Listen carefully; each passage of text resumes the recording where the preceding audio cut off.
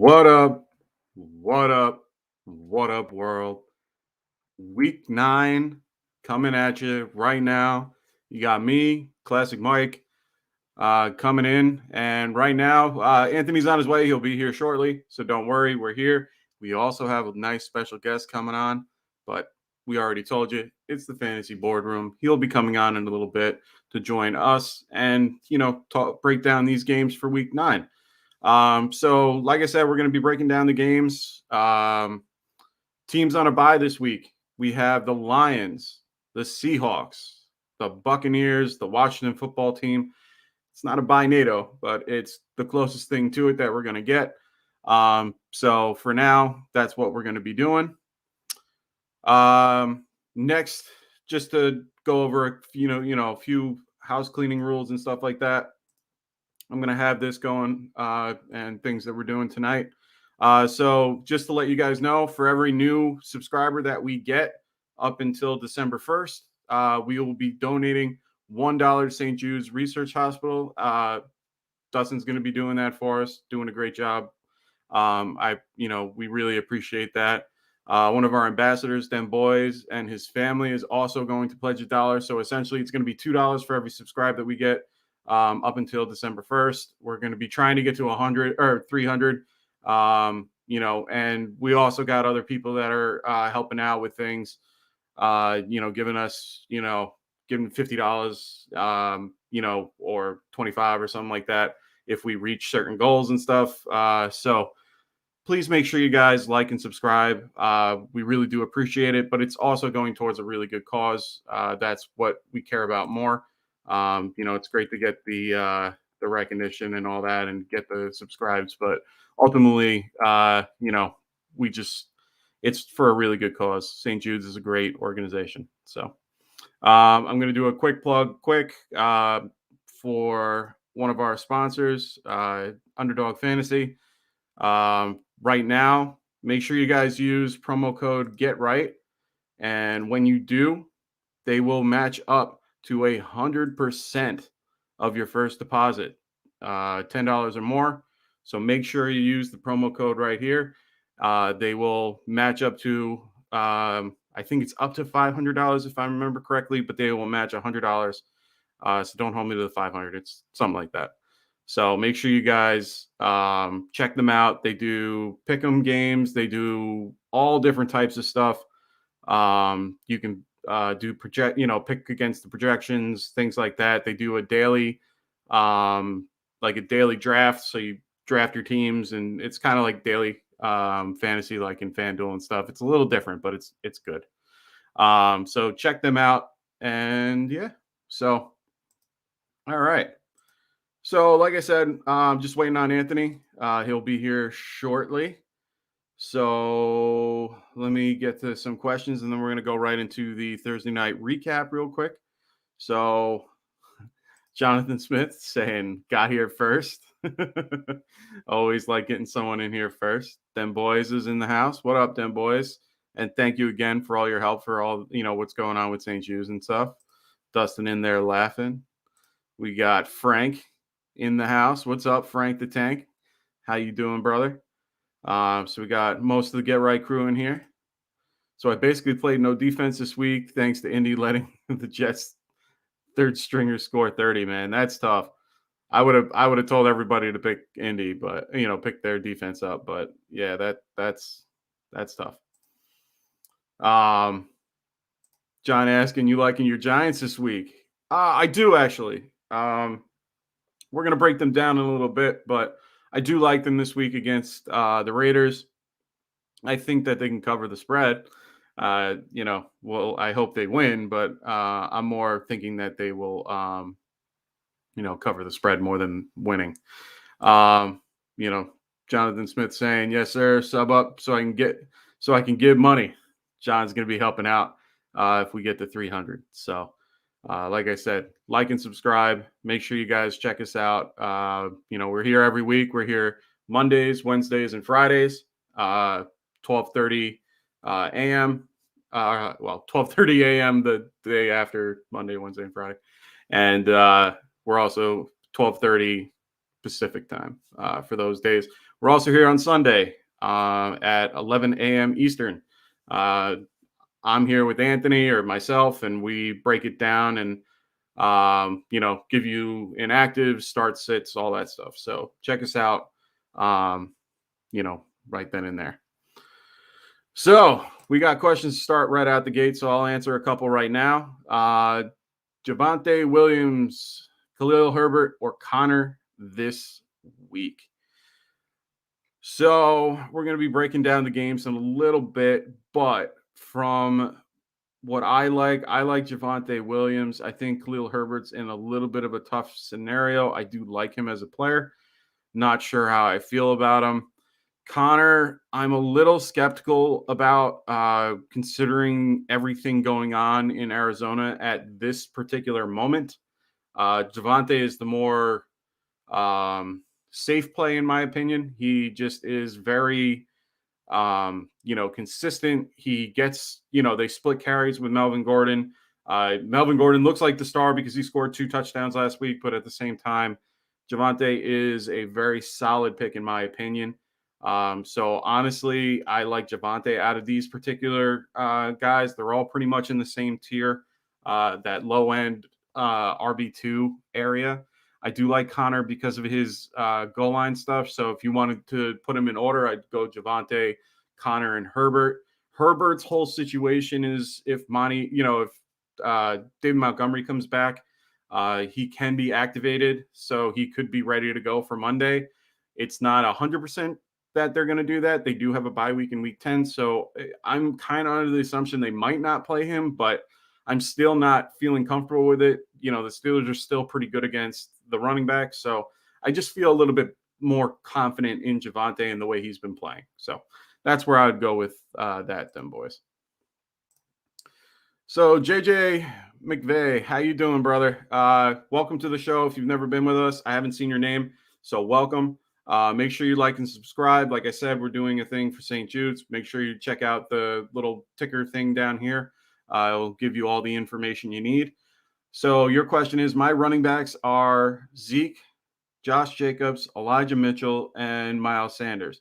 Wide receivers, Devontae Adams, Justin Jefferson, DJ Moore, God offered, Eckler, and CD for Jefferson and Jacobs. Oh, wait, sorry.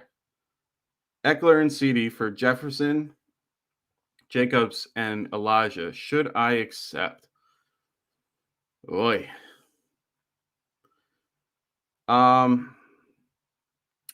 We do know that CD just got hurt on Wednesday, but like I said, we'll break that down later. For this, I would right now, running back depth is something that is very important. The thing with Elijah Mitchell that scares me a tad is the concept that Jeff Wilson could be coming back this week or next week. So getting him, getting what you're getting with Eckler, I don't mind that at all. But I think Josh Jacobs is looking to be kind of going in a good direction. Miles Sanders is hurt. Honestly, I wouldn't do it. And the only reason why I wouldn't actually is because you're losing a ton of depth at running back. So right now, no, I would not do that. You actually have a pretty good wide receiver core as well. Um, you know, Adding CD to it is great and all, but I think you're fine with Justin Jefferson and Devontae Adams. I don't be scared about the whole thing with Rodgers. We'll talk about that in a little bit. But even with Eckler, I still think that Josh Jacobs and Zeke with Elijah Mitchell are a good combination until Sanders gets back. But even with Sanders back, it doesn't do much. So I'm not really. You shouldn't take away so much of your depth to get less. Like you're getting a lot less out of that. So hope that was helpful. Like I said, if you have any other questions, me and Ann are going to be here all night. If you haven't watched the show before, we're pretty much here. I'm here until about 4 a.m. We don't have a time limit on this show. So if there's anything you guys want to ask away. We're here for you. Dustin, do it like Mike. That's what I try. That should be my nickname, right? Do it like Mike. So Dylan Cassidy, what's up, man? He's asking, is Kyler likely to play this week? And even so, should I start him? Honestly, if he does start, I don't like the scenario. It's a afternoon game, so the 4 o'clock window. He's a game time decision. Cliff Kingsbury's been fine with him. Not practicing this week. A lot of people said that it was optimistic for him to play for the next 2 weeks, like the fact that he wouldn't play in the next 2 weeks. So honestly, I don't see him having a lot of production, and he's going to be a little bit hobbled. I mean, you don't have better options available to you, is my guess. A lot of people don't. So for me, I would probably not want to do that. I probably wouldn't want to start him, but it's hard to say to not start him. It's you don't I don't one, I don't know your backup options. So if you have someone that's in a decent tier that you want to play, I just don't feel safe playing him, honestly. So I would play somebody different if you have the opportunity to do that. I just think it will work out better for you in the long term. So that's just my opinion. Hold on one sec. All right. Wanted to change something up so I can see so you can all see my beautiful face. There we go. So I just traded Michael Carter and Hollywood Brown for Stephon Diggs and Julio. Who do you think? What do you think of the trade? So you traded Michael Carter and Hollywood for Stephon. I don't hate that. I'm a big fan of Stephon Diggs. Julio's getting healthy. They're going to be throwing it more. I like the trade. I don't hate it. Like I said, I don't know the rest of your team makeup. Excuse me. So um, for me, that's not bad at all. Yeah, I like it. So John asked. So I asked everyone else this, but I wanted to know where you had these two ranked. Well, I don't have my rankings completely perfect yet, but DJ Moore or Deontay Johnson. I probably have, if it's for this particular week, let me see, just double checking my math here. For me, I would probably have Deontay just a smidge higher than DJ Moore. And I mean, both Ben's hobbled, and it could be PJ Walker. We don't know yet. We're still waiting. Right now, Sam Darnold's questionable. So I would probably have Deontay just a smidge higher, probably mid, like upper 20s, lower teens, something like that. So Ryan goes, if Kyler plays, Niners defense will eat him alive. I agree. That's where it's tough. So Den Boys ask, pick 2 to start this week: Renfro, McNichols, Kirk, Ertz, or Callaway. So right off the bat, there's one that I would play automatically out of this, and we'll be talking about this later, much later, because it's one of the later games, and that is Christian Kirk. With AJ Green on the COVID list and DeAndre Hopkins currently hobbled and only playing limited steps if he is to play. I just like Kirk. He'll be the number one option regardless. Even if Colt McCoy's in there, it'll be fine. So I'm a little bit more on Ertz. I would also go with Renfro. I do like Renfro a lot. McNichols is nice and all, but we don't know a lot about what's going to happen in there in Tennessee with everything going on. They are going against the Rams. So for a situation like that, I would rather wait a week. It's one of those scenarios where I rather have him on my team and see how it goes compared. Ertz I like too, but it's hard to trust a tight end to start everything off. Especially for a flex spot, I rather play someone like Kirk and Renfro and Callaway. I just don't trust. Even with Trevor Siemian throwing the ball, I don't really trust it. So that's what I have to say about that. Ian, what's going on, brother? How's everything going? He's asking, offered Daryl Henderson, CeeDee Lamb, and Higgins for Kamara and Mike Evans. I was looking to move Kamara and Mike as a selling high, but is this enough value?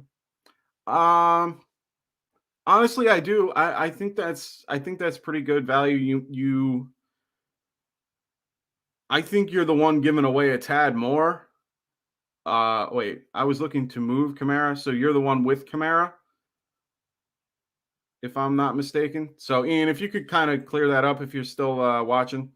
So you're the one with Kamara and Mike Evans. Um, from the way I'm reading it, you were offered. Oh, you were offered that for. Okay, so if you're looking to get, I like the Henderson, Lamb, Higgins side more than I do the Kamara and Evans side. So I think that you should definitely. I think that's a good option. Um, but that's my opinion. I like Lamb and Higgins a lot more than I just like Evans on his own with Kamara. I know that they're going to lean on him a lot, but I like Henderson in the offense he's in. I do like Lamb too, so I'm pretty good with that one. So if that's the offer you're getting for those two, I think you're getting enough value. Jonathan goes, just as a heads up to everybody in the chat, Simeon got named the starter over Taysom. So of course, yes, we're gonna get into all of this. Don't you worry. Don't you worry. Dylan, I have Big Ben, Baker, etc. as options in ad drop. Who should I look for at quarterback? Lily. All right. So you had Kyler, and would I play Kyler over? Would you play Big Ben over Kyler, Baker? Baker's Baker's a tough option with everything going on there. It wouldn't be those two. And it's based on the size of your league. If it's a 12, you probably don't have much on the waivers or on free agency or anything like that. That's a tough one, man. Kyler's a tough cookie to figure out right now. But I don't know if I'd play Ben. Maybe Ben. He's just really banged up, man. I'm playing him in a points league, and it's only because I lost Rodgers and I didn't feel comfortable doing it. Like I have a waiver claim in for Kirk Cousins, so I'm waiting for that to go through. I'd rather play him just, healthy. So we'll see. But oof. Like I said, you got to give me more options than that. If Tua's there, I'd play Tua. I don't know. Yeah, I can't even tell you. I would have told you to do Wentz if he was available, but Ryan goes, I also traded Dalton Schultz for Kyle Pitts. Feeling good about my tight end spot now. You should. The thing about that trade for me is that Dalton Schultz is very consistent. I think he'll stay, he'll get his 6 touches, 6 catches for, 70 yards and a touchdown here and there. So I like Dalton Schultz. Kyle Pitts now is in a tough spot because he doesn't have Calvin Ridley to kind of take the pressure away from him a little bit. So I've never been high on Pitts. If you can see it through the articles on our website, you can see it just through conversations here. I have not been a big fan of Pitts. He's always been somebody that I've been very low on. This season, I'm not, everyone thinks he's going to be a tight end, 4 by the end of the season.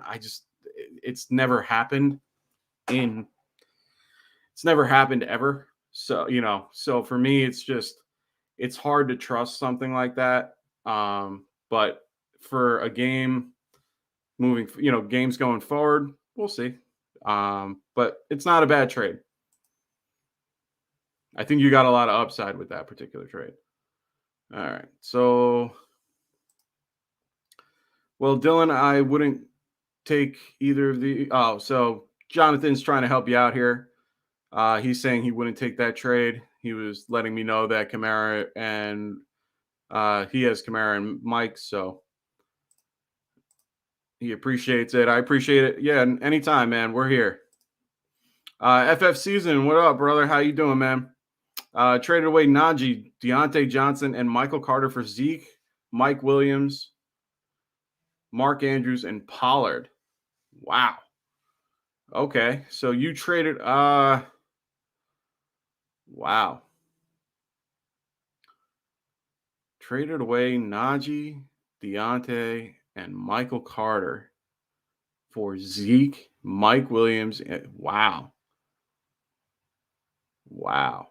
You must really like Zeke and the Cowboys offense. I can understand that. I think you won the trade ultimately, but I think you gave away a good. Najee is a freaking crazy good running back this year.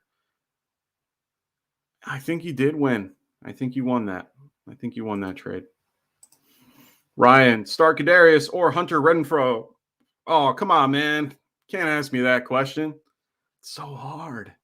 I'm a Giants fan. Starkadarius, Tony, or Hunter Renfro? Jeez. It's like, ugh. It's like picking Skittles or Spree. It's the same thing to me. I like Tony. I think Galladay might play. If he plays, it'll take some pressure off him a little bit. They don't have the corners out in Las Vegas aren't that great. Hunter's a great player. I love Hunter. If it's PPR, they're both good. I'm gonna go Tony and buy a hair, like a literal hair, a hair that I cannot speak of. 14 or so it's a 10 team PPR. I'll check who I have available in a sec. Okay, I appreciate that. Big Ben the Predator. Come on, he's well past that point. My bold take is Baker will be a top 5 QB this week. Oh, probably. Just because he lost Odell and he's trying to prove that he's, good without him, and he has been good without him. So it's all good.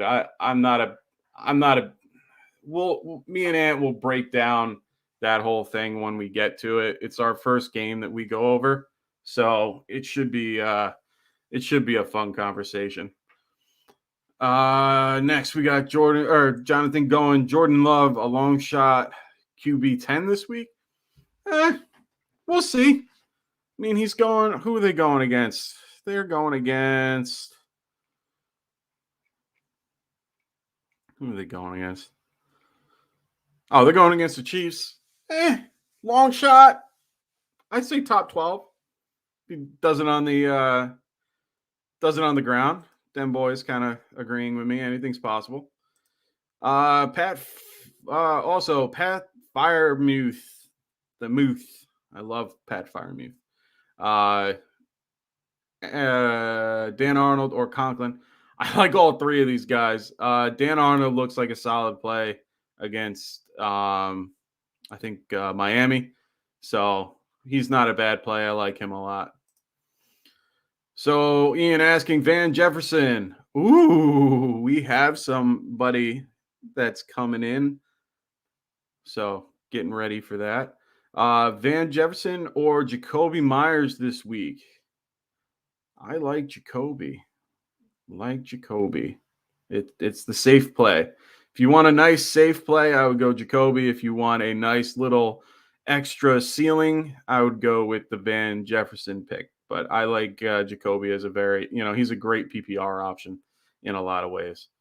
So come on in, my wonderful guest. Come on. Oh, do I have to add you? Let me add you in there. What up? What up? What up? How's it going, Mike?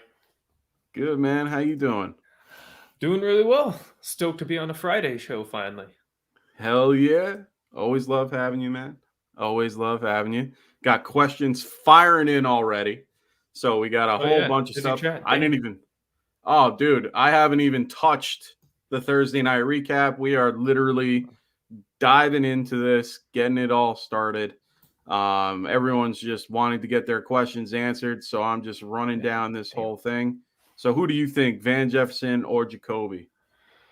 I would go Jacoby, but Jefferson I think is a good choice if if you need a little more of a ceiling play than a floor play. I love the matchup against Tennessee. Likewise, yeah, that's a great matchup. Great matchup. Then boys goes Arnold, answering Jonathan's question from above with the tight ends. If you want to floor up, everyone enjoying that question. Everyone agrees. Jacoby. Always Jacoby. The 1 week you don't start him will be the week he finally scores. I'm not gonna lie, there's been a couple of weeks where I forced him in just because I feel the exact same way. Yeah. I swear the week that I don't start him where I have been is gonna be the week when it happens, and I just can't have that. So here's the funny thing. I actually have that scenario right now where I have a choice in my flex to play either Jacoby Myers or Carlos Hyde or James Robinson, whoever, is the starter that day. So for me, it's like, do I just like, don't worry about James Robinson and go with, or, Carlos Hyde and just go with Jacoby Myers and see what happens? It'd be hard to Yeah, convince right. J-Rob, but if it is Hyde as the starters, yeah, screw that. No, Jacoby all the way. Yeah, yeah. That's kind of the hard thing for me. I also have Marvin Jones who I'm benching this week because I think that I have Christian Kirk, so he just fits in that good spot for me right now. We'll talk about him a lot later, but he's definitely somebody that I'm liking this week. FF Season says I have 3 options and need 1 flex and 1 super flex. All right. So we got Fields, Mike Williams, and Keenan Allen. It's 0.5 point, 6-point passing touchdown. All right. So you have one of the 2 Chargers and Fields. Woof. Would you ever in a superflex play Mike Williams and Keenan Allen? I was actually going to say I think I would this week. Fields Right. against Pittsburgh is not something I'm looking forward to when Chicago's on offense. Let's just put it that Okay. way. I think it's going to be a rough day. So you're okay with like Darius Slay going against, Keenan Allen or Mike Williams and I going do about because it I for mean that? I typically expect at least one of them to have a big day, so you at least assure yourself of that. Okay. No, it's fair. And even with Fields like in the bright lights, we're still no. I just no, I just don't trust Fields, and I don't believe you always need to play a second QB in your super flex spot. I mean, if you don't have a proper second QB that week, you shouldn't necessarily hesitate. I mean, it is a bummer that it's both uh, Los Angeles Yeah. receivers that Yeah. are your 2 best options there, but yeah, if Okay. you don't have anybody else besides those 2, I mean, they're both 2 pretty good options, so I could see why those would be your best 2 beyond Fields. But yeah, I mean, Okay. I wouldn't play Fields this week. Yeah, no, honestly, I honestly agree with you. Mike Williams and Keenan Allen are not a bad choice. So definitely I would go with something like that. You don't just get past those kind of things. Oh, the What is he he's referring talking to? he's talking about Jacoby. Yeah, I think we're all in No, that yeah, boat. 100%. Also, do you think Taysom Hill gets the start next week, or does Simeon have to stink it up? Yeah, he's gonna have to play really, really, really bad to lose this job to Taysom. I It's hard for me to say. I really was on the Taysom Hill boat for a while. I really, really liked Taysom. It's so hard when you hear that Simeon's going to be the starter. It hurts like deep in my I soul. Yeah, that was a shock to me, to be honest. I did Oh, not me too. see that coming. I know Simeon played well in relief, but I mean, not Yeah, even just because I'm actually all that pro Taysom, so to speak. I mean, from a fantasy perspective, I certainly am. But we know Peyton loves Taysom, so I mean, I yeah. fully expected him to get this job. Oh, me too, That's his man. boy right there. but I guess Dude, Simeon also is. I was on the Bell Parkway, and I just dropped my girl off at the airport. Hi, hey, hon. Hi. She's in Texas, having fun. Renaissance Fair. She's having a good time. Those are fun. Oh yeah, she's having a blast. So yeah, I'm driving back on the Bell Parkway, and I hear that. And for any of you guys from New York, it's not a fun. Bell Parkway is like this, and it's like narrow. Oh my God. I almost like jerked the wheel a little bit. I was like, no, like it was frustrating, man. It was tough. So hopefully it works itself out. I advise someone, excuse me, privately to spend a lot of their fab budget on that player. And that was the problem. And actually, I still think it could work out. So don't drop Taysom if you did pick him up, is what I would say in a super flex league. Anyways, absolutely do not do that. Yeah. Oh, for sure. I definitely do not recommend dropping him. He will be used. You can't like use him in any shape, way, or form, but he can be used once he comes back and is the starting quarterback. So we'll see how that goes. That's still happening. I don't think Simeon will stick it up this week against Atlanta, but I mean, from what we've seen of Trevor Simeon, it's hard for me to imagine he's going to put together a strong string of games here. And Peyton will have an itchy trigger finger. Their defense is so good that anyone could actually play well in this offense. So they don't have any receivers. I'm sorry. You don't have a receiving. That's why I don't understand it. Rely on Taysom to run and make it just a run game. Like I don't get it. I agree. I just don't get it. So it is what it is. All right. So next we got no, never mind. So first we got Browns went on a run last year when he went out. This is about Odell not being there, of course. Jonathan saying Simeon won't stink it up. I agree. It's the Falcons. Yeah, I agree. But even if he does, Peyton wants to keep Hill as the do-it-all guy. I don't agree with that. I don't think he'll use him as much. Well, he just came back from being out for 2 weeks with a concussion. I don't think he's going to try to like ease him in, but we'll see. Dustin giving you crap. Wait, no suit. It's Friday night. It's hell yeah, semi-casual Friday. Tycoon. But you're allowed to wear the polo on Friday. Yeah. That was my rule in my job. I was allowed to wear the polo. I didn't have to wear the button down. Like my job, it's very relaxed. So you're good. Well, I mean, in the boardroom, I'm in charge too. So I make the. There you go. You want to wear a tie on Friday night. I'm not going to wear a tie on Friday night. That's just how it goes. I love it. He's the boss. Uh-oh. Look who it is. Speaking of the boss, what's up, guys? Yo. How's it Breaking going, man? in. What up? Sorry, Tycoon. I had to send you to the bottom there. No, but what's up, Tycoon? Fantasy Collective, Fantasy Boardroom in the House, a.k.a. What's up, man? It. The Fantasy CEO. That's my favorite. I think that's my favorite. Once I thought of that, I couldn't not use it. Yeah, no, that's too good. But what's up, guys? I didn't mean to derail the show.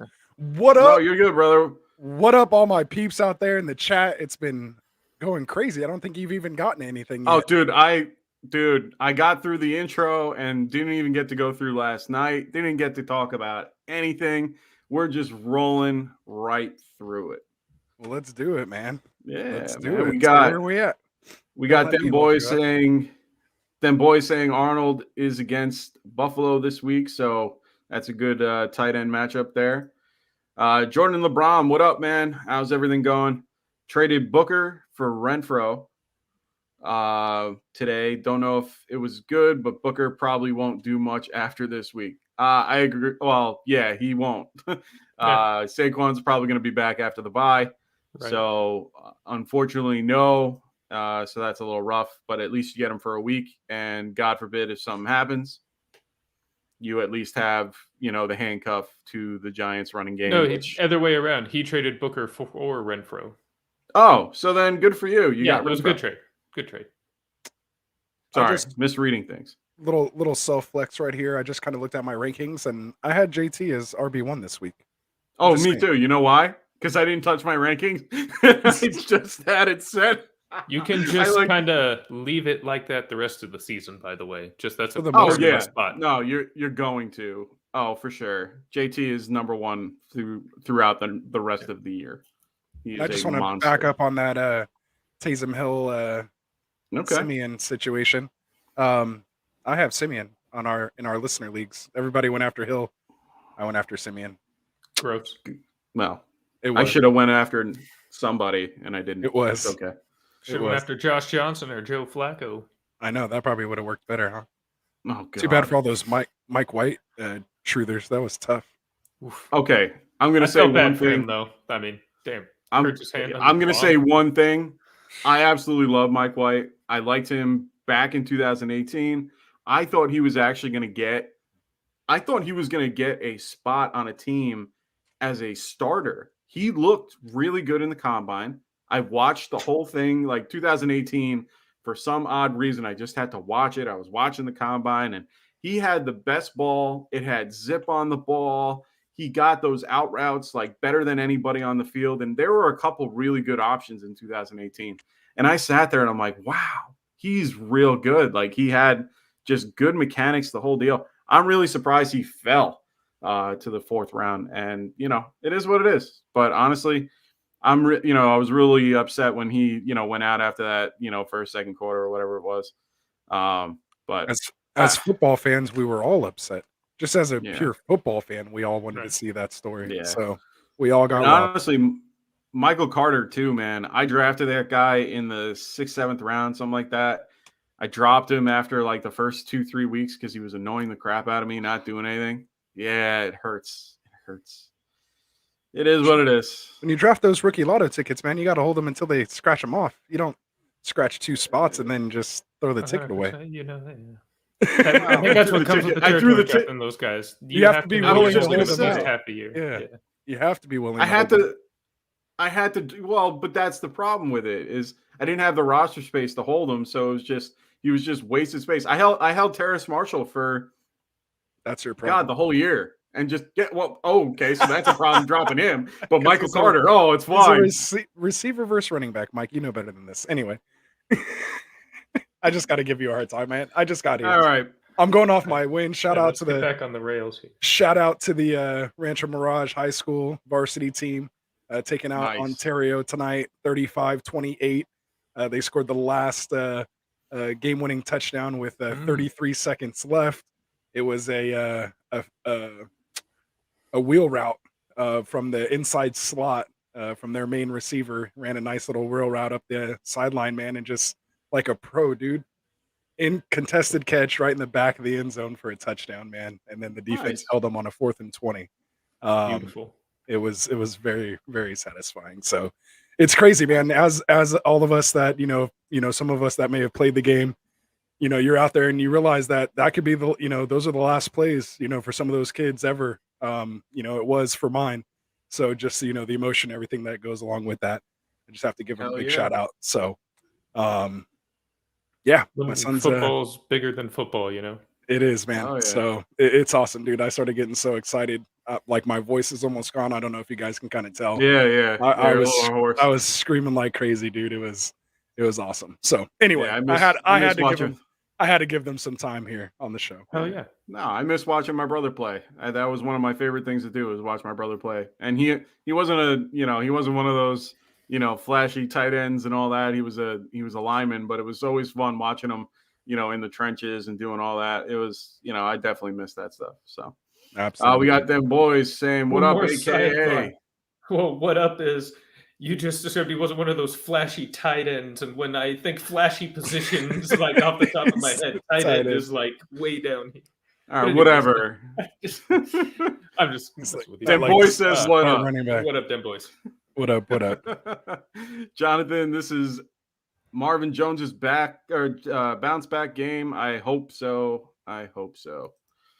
Dustin, no one was talking about Big Ben being past this. Yeah, careful. You need to read the comments before you put them up. Come on. You're a rookie, Mike. Don't let Dustin get you like that. Whatever. Also, I don't know if you guys saw last show, but someone posted out that Pointed Josh out. Allen has. Oh, pointed out that Josh Allen has Knox on his fantasy team. Okay. Yes. Yeah. Well, guess what? He He's shouldn't out be this week. available in Yeah. your leagues anyways. I'd be surprised. Yeah, I so have him I and think he's Higbee. saying maybe trade for him if you can. So Yeah. that's why I I would guess agree he's with that. going crazy. That's amazing. Yeah. And for those of you guys who don't know, if you're part of the sleeper community, he posted the link where he found that source. He gave it up. So Yeah. all of you guys can have access to that. So make sure you check it out in there. So For sorry, sure. Tycoon. I'm gonna have to. No, do your thing. No, I'm just saying. I wish I could switch boxes with Tycoon, so he's not, down there. But it won't let me. It like threw him down there instead of me. Anyway, Yeah. we'll figure it out. So we got one here from Drew. What's up, Drew? Pick one. Tycoon, Judy, Waddle, Claypool, half PPR. Put them in order for me, so you don't have to pick one. Put them in. I always like doing it. Trying and to then remember seeing who if the Denver plays. rankings- Oh, Yeah. Waddle, Judy, Claypool. Same exact thing. I have Claypool, Judy, Waddle, Ugh. but they're all at the Yeah, same. they're all tier. in the same tier. Yeah, I got 20 Claypool at 23, Judy at 25, and Waddle at 27. So I like they're all- Waddle's they're all matchup right better. there. By far. And Devontae Parker being out on IR. Worth it. There it is. Yep. See? Yeah. He doesn't want Hill starting. Yeah. As a Saints fan, I do not want Hill starting. LeBron's brain, what's up, man? All right, What up, he's asking LeBron? the chat. He's not asking us. So, what do you think about Goddard and Hawkinson for Pitts and Cooks? Why would you trade 2 tight ends for 2 tight ends? That's And one of they're the most all interesting trades tight I've ever ends. seen in my life. Yeah. It is what it is. I mean, Goddard and Hawkinson, though, probably. yeah, I'm on the Hawkinson and Goddard side of that trade. So Then, boys, I'm gonna have to put you in a 5-minute timeout here, man. We don't need any of this blasphemy going on here. Well, Blasphemy. I'll at least get a different. It's not a 9 set, but I'll get a different hat going on. For the moment. So we still have a hat. See, there we go. We gotta have somebody repping a hat Nice. all day. All day. Is that an Adrian Peterson? Oh, we're hat? gonna. I was No, just it's gonna say. That's a perfect segue. Well, Just- kind of. It's just a hustle hat every day. Oh, all okay. day. Every day, all day. It don't matter. like that. Still, I love it. call you all day. So you can pull off that flat brim. I can't do that. I'm like a curved Yeah. hat kind of guy. I Yeah, only wear weird. flat I can't brim. I can't do flat brim either, bro. Can't do it. You I've guys, tried. It don't work. you guys get to this one. CD Lamb, you think he plays? Rolled that ankle on Wednesday. Oh yeah. No, he's playing. Don't worry Yeah. about that. He's playing. He's questionable, but McCarthy basically said, yeah, he's fine. So don't stress. Interesting. Jonathan Smith says, "Ooh, that's like a little tongue twister." Also, Yeah. weird question. My friends thought of a last place punishment where whoever Mhm. scores the least points in a week has to drop a random player, not including the can't drop options. Thoughts on that? That's a what? It's a What pretty isn't that a cool little guillotine thing. league? No, Isn't that the like a guillotine, you guillotine? cut the lowest scoring team as a whole. This is kind of a twist Oh, on so that, then- though, and I kind of like it. Yeah, And it's like isn't it a vampire? Don't it's kind of like a leagues do this? vampire. I think it's close guillotine to a type thing. vampire. Yeah, there's some kind of hybrid of those. And then Yeah, that player it's would just go on like a crazy Oh. fab bid. But Yeah, I really kind of like that. That's a That's creative I've awesome, kinda- dude. yeah. I really like that. That's not a bad idea. yeah, that would be fun. I love it. Hey, Set your Jonathan lineups. Smith, great job. That's an awesome way. Interesting. All right. So what do you think of CMC, Gibson, Goddard for Mixon, Patterson, and Godwin? Ooh, I like that. I like that a lot. Do that. Do that trade now. I like that trade. I think Mike likes the trade. Tycoon. Man, you're really eager to trade McCaffrey. And Gibson, Are you- both very hurt players. I don't know if McCaffrey is still very hurt, and I mean Gibson is still playing, although he probably shouldn't be, so that way he can come back and be Antonio Gibson, but No, my goodness. no, I get that. I But that's why still I'd rather have have. optimism about McCaffrey's return, and he is as difference making as any single player can be in a fantasy lineup. So that is one I would consider. I'll admit that's a hard one. How many games has he played in the last 2 years? I don't really care. I care about how many games is he going to play the rest of this year. Yeah, you didn't. No, That's invest all that matters to me. First round pick on him, especially if you're trading for him. Yeah. To me, I think if this is week 1, you couldn't even trade Mixon, Patterson, and Godwin for McCaffrey. Like, I don't know. So, Oh wait. He To me, it's just changed insane.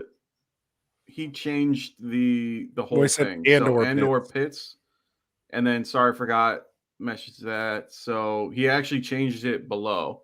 oh, So if you keep looking down, I went too far down now. So So Patterson, good. Eckler, Pitts for CMC, Goddard, and Gibson. yeah, there we go. okay, yes, I would do that. I'm still okay with that. Yeah, with Eckler's a whole different story. I think that's a better. That's yeah, better. it's Well, definitely a I don't know if better. it's better. I like Mixon. Mixon's I love- RB7 right now. I mean, if you're going from Christian McCaffrey to you're going down to RB2, RB3. Eckler's not that's bad. fantastic. And then Yeah, Patterson's an upgrade over Gibson, and then Pitts is a downgrade from Goddard. But Goddard, I mean, or that's just in Godwin, my yeah. eyes. But anyway, all right. Well, that's good. At least we put some time I into like that. We appreciate it. Thanks for getting that squared away. Jonathan here says, so I'm kind of 50-50 whether I should start Pittman this week. Got me 17, so I don't know if I should have over Moore, Hendo, or Chase. I'm not sure exactly what he's saying there. There's no chance I would have ever started Pittman over any of those three, so I don't think you made the wrong choice. Really? Yeah. I would have played Pittman over Moore. Not a chance. DJ Moore? Nah, Tycoon loves no. DJ Moore. No. I would Not play a Pitt chance. against that Jets defense. Come on now. I can't justify playing anyone else. Like The only argument he has there I is mean- PJ Walker being the starter, but I would play that was Chase my or point. Henderson though. If I had to choose only one of those four, somehow it would probably be Chase followed by Henderson. yeah. Yeah, I mean, no, I'm going Henderson, Chase, and Pittman. Pittman's the last option, but Moore, I wasn't thinking of. Like, you can play Moore, but you're playing with either Walker or half broken Sam Darnold. So that's just my opinion. That's fair. Tell him, Mike. Yeah. FFC's in full here. I'm less PPR. concerned.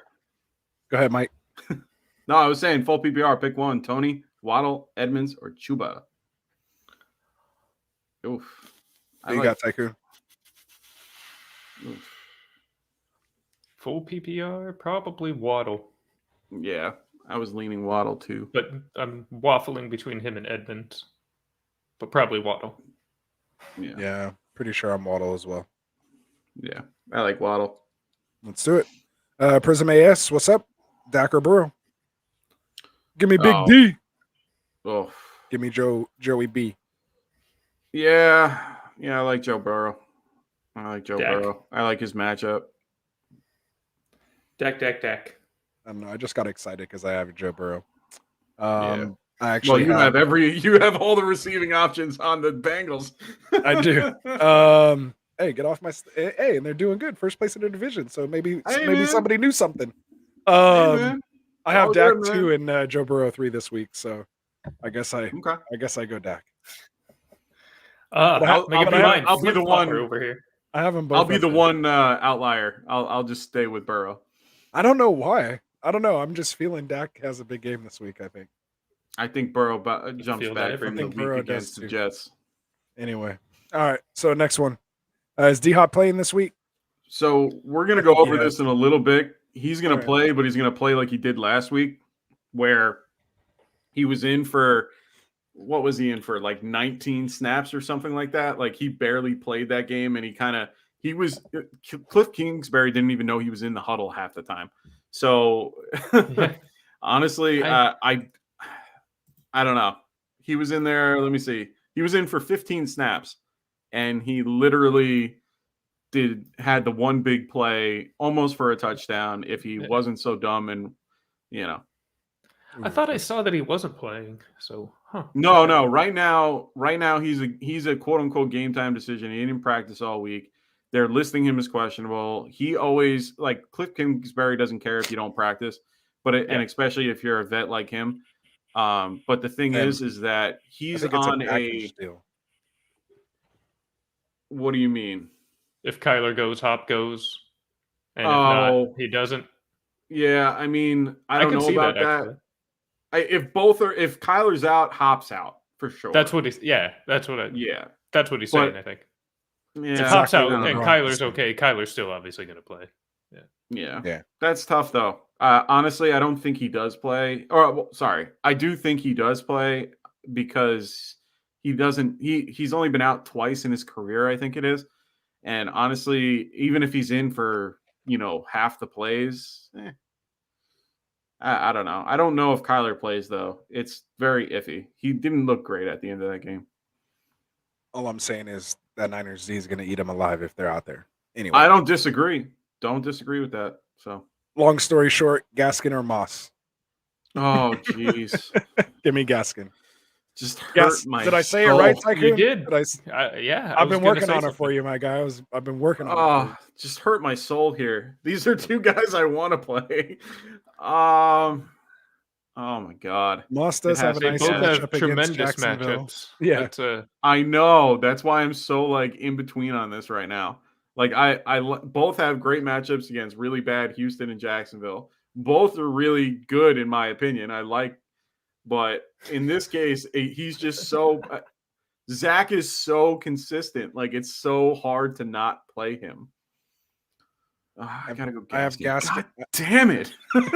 I probably have to go Gaskin as well. I keep wanting to say Moss because I'm looking at him more in DFS because he's cheaper on DraftKings. So I mean, he's DFS. Feels like a slam dunk. Moss is everywhere for me, but as far as I don't know. I think Josh Allen has a get right game. He's gonna throw 5 touchdowns if anything. I don't think they're gonna run the ball. He had that last week. He had 30 some odd points last week doing all that. Yeah, he'll do it again. I have Gaskin sure. at 15 and Moss at 19. I think he might do that, and Zach Moss might still run for a touchdown or two. That could happen. Oh, for sure. I mean, he's a goal line guy. Yeah, I see 45 plus for the Bills, so there's plenty of for Moss to go around. Hey, wait, it's 40. You think 45 plus for that game for the Bills? Hell yeah, against Jacksonville. Oh wow. Sure. So are you taking the over on that game, or are you taking the under? Probably the over, because I assume they're going to give a few points to Jacksonville. Yeah, then yes. Oh, it's 48. That's why I'm wow. You really think it's going to be 40-3? Okay, I mean, I'm probably a little hyperbole, but I mean, no, it's all good. 38, 40 plus. Yeah, I like it. Jonathan's given us props for saying no Gaskins. Said you guys are doing better. I'm here with the two guys who actually say it right. I don't know, Mike. I don't know if you say it right or not. I say Gaskin. What up, Brooks? What up, Brooks? What up, Seven? I love that How guy. you doing, brother? What up, Seven Rings? He says McNichols or Agnew half PPR. Loving that Agnew question there. Someone who had the audacity to go pick him up off the wire. Love it, man. That's reaching deep. 12 targets last week. You think he does it again? We were just talking about it being. I like Agnew, man. 35-8 or whatever in that game. Honestly, I like Agnew a lot, and we don't know what's going on with McNichols. I think I might go Agnew, but he's a dart throw though. If James Robinson doesn't play, obviously, right? It doesn't matter. Yeah, no, it doesn't matter. Really? Oh, okay. Oh yeah. So because back to the. Go for it. Maybe I need to move him up my rankings. Go ahead, Mike. Back Tell to me. my thought on the game script as far as Jonathan Smith, Buffalo 48-3 exactly. So in the soft game script, garbage time could be a chance for Agnew to really eat up. That would be the type of way I expect him to get his production, and I definitely expect Buffalo's defense to soften up towards the end, especially when they'll pull a starter or two. Well, also to kind of throw this in there, if you look at the snap counts, Marvin Jones, 69. Guess who was number 2? Agnew with 55. I mean, Chenault was out there 52 times, but I mean, that's 3 wide receiver sets and all that stuff. But I'm telling you, this kid Agnew looks good. He looks like a good little possession guy, in the slot. He looks pretty good. There it is. Just need to get him in a little space. That's what they keep trying to do. Sorry for the tease. Them boys will get there. He was. Prism AS says, now I want to get your guys' opinion on this. Field Yates on ESPN went over this a little bit, but what are your thoughts on if Saquon will ever be a set him and forget him again this season? Set and forget? Does he get there again? Oh, okay. Being the Giants fan I am, this is a hard question. I do think that after this week, he should be fine. He's going to have to get his legs underneath him again from coming back from injury, coming back from the ACL and all that. This wasn't his fault in the context of, like the coming back from the ACL tear. It takes a minute to kind of get your legs under you. He had, it took him 2-3 games to kind of get into the groove. And then all of a sudden, he does this. So it's a little tough. It's not like he's like an actively injured player. He definitely is a elite talent. Can he be a set? Yeah, I actually think he can. I think it will be after probably week 12, unfortunately. But it's going to take him a minute. What say you, Tycoon? You said it and forget it for me as soon as he comes back from the bye, honestly. Yeah.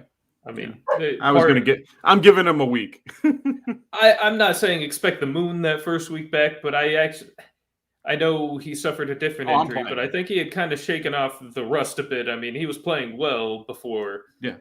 Those horrible Cowboys ruined everything. Oh my God.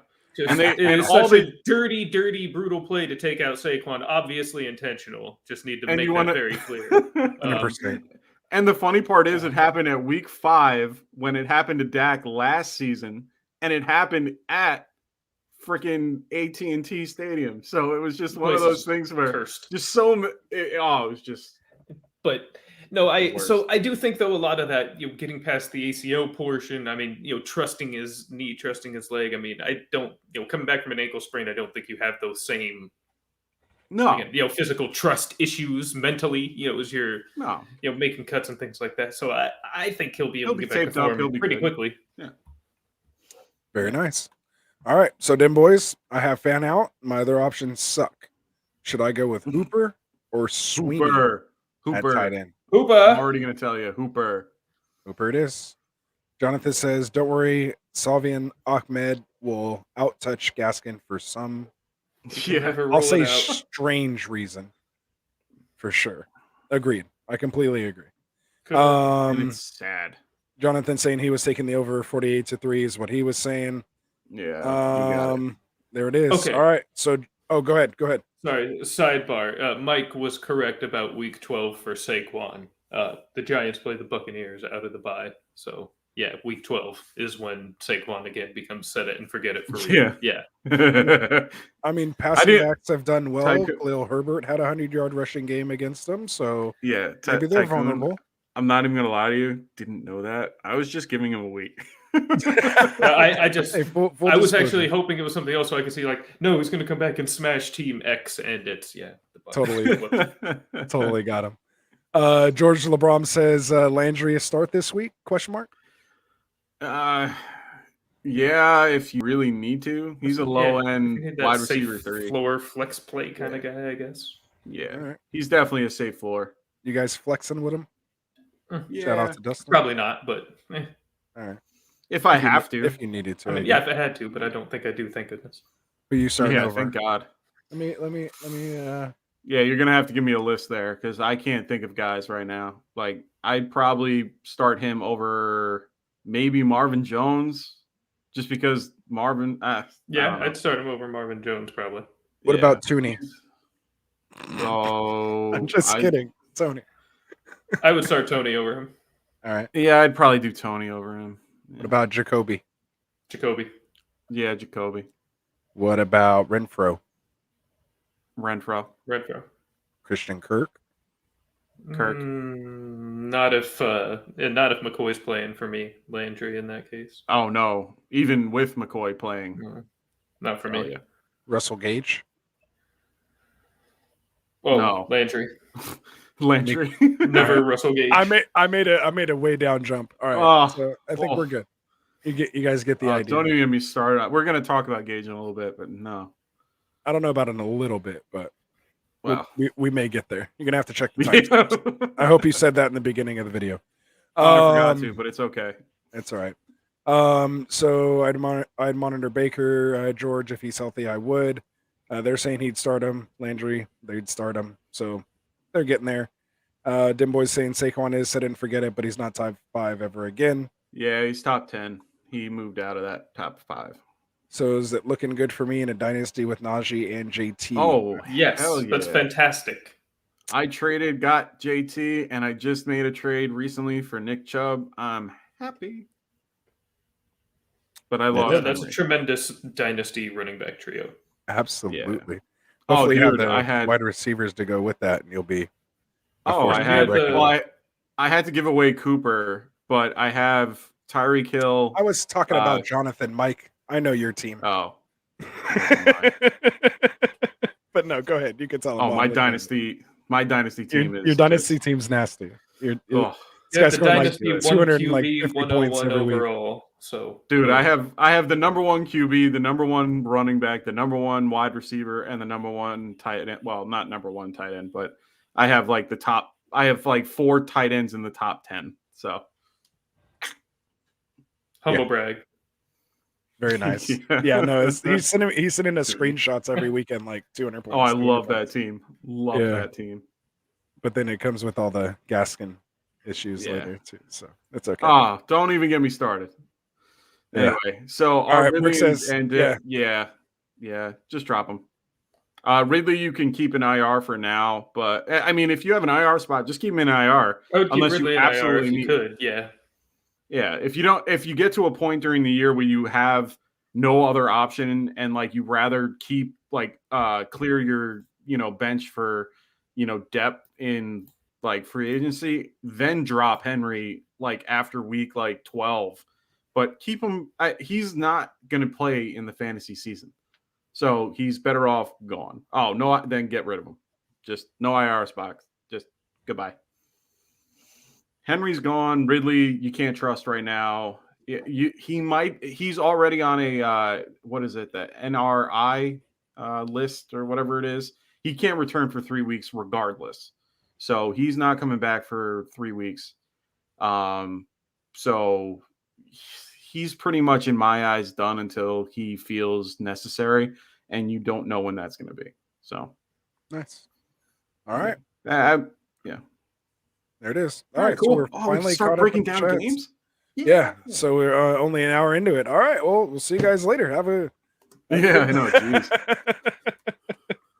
Nice little Q&A show there. All right. So you want to get into a Thursday night recap, or what do you want to do? Well, we kind of broke down. You guys got that already? I mean, let's just break it down real quick. JT, really good. Michael Pittman, really good. Elijah Moore, heading up there. Michael Carter, a good low-end flex. Leave it at that. There's not much to talk about in that game. Anything else you want to add on to that? I would just add, as far as Elijah goes, I mean, I really liked him in the Dynasty rookie drafts this offseason, so it was nice to finally get a big game out of him, especially with injuries and buys, again, forcing him into a couple of lineups. I played against him too. I'm. The guy left him on the bench. It's nice to see this. It happened, but it's nice to see him start to break out a bit. Hopefully, it continues. I really, really liked his profile as a prospect. So me too. I'm looking forward to that. Obviously, I'm just going to hit the elephant in the room. Is Zach Wilson the issue with the Jets, or do you think it's just weird matchup? I mean, do you think Wilson, if he didn't get hurt, would be doing the same thing? He needed a year. He needed a year behind a really solid, vet. They needed to get somebody that was I wouldn't say like a Ryan Fitzpatrick, but something that is similar to him. Someone that is a bridge quarterback to give him a year to kind of get used to everything. That's just me. He looks okay, but the thing is that you can see that the offense dramatically changed with 2 backup quarterbacks that were clearly better than he was. So, okay. So like John said, like Flacco. So hopefully that can work itself out where someone like Flacco can come in and kind of take over for a minute, or, Mike White can continue the way he's doing. But I think they should wait a minute. All right, there it is.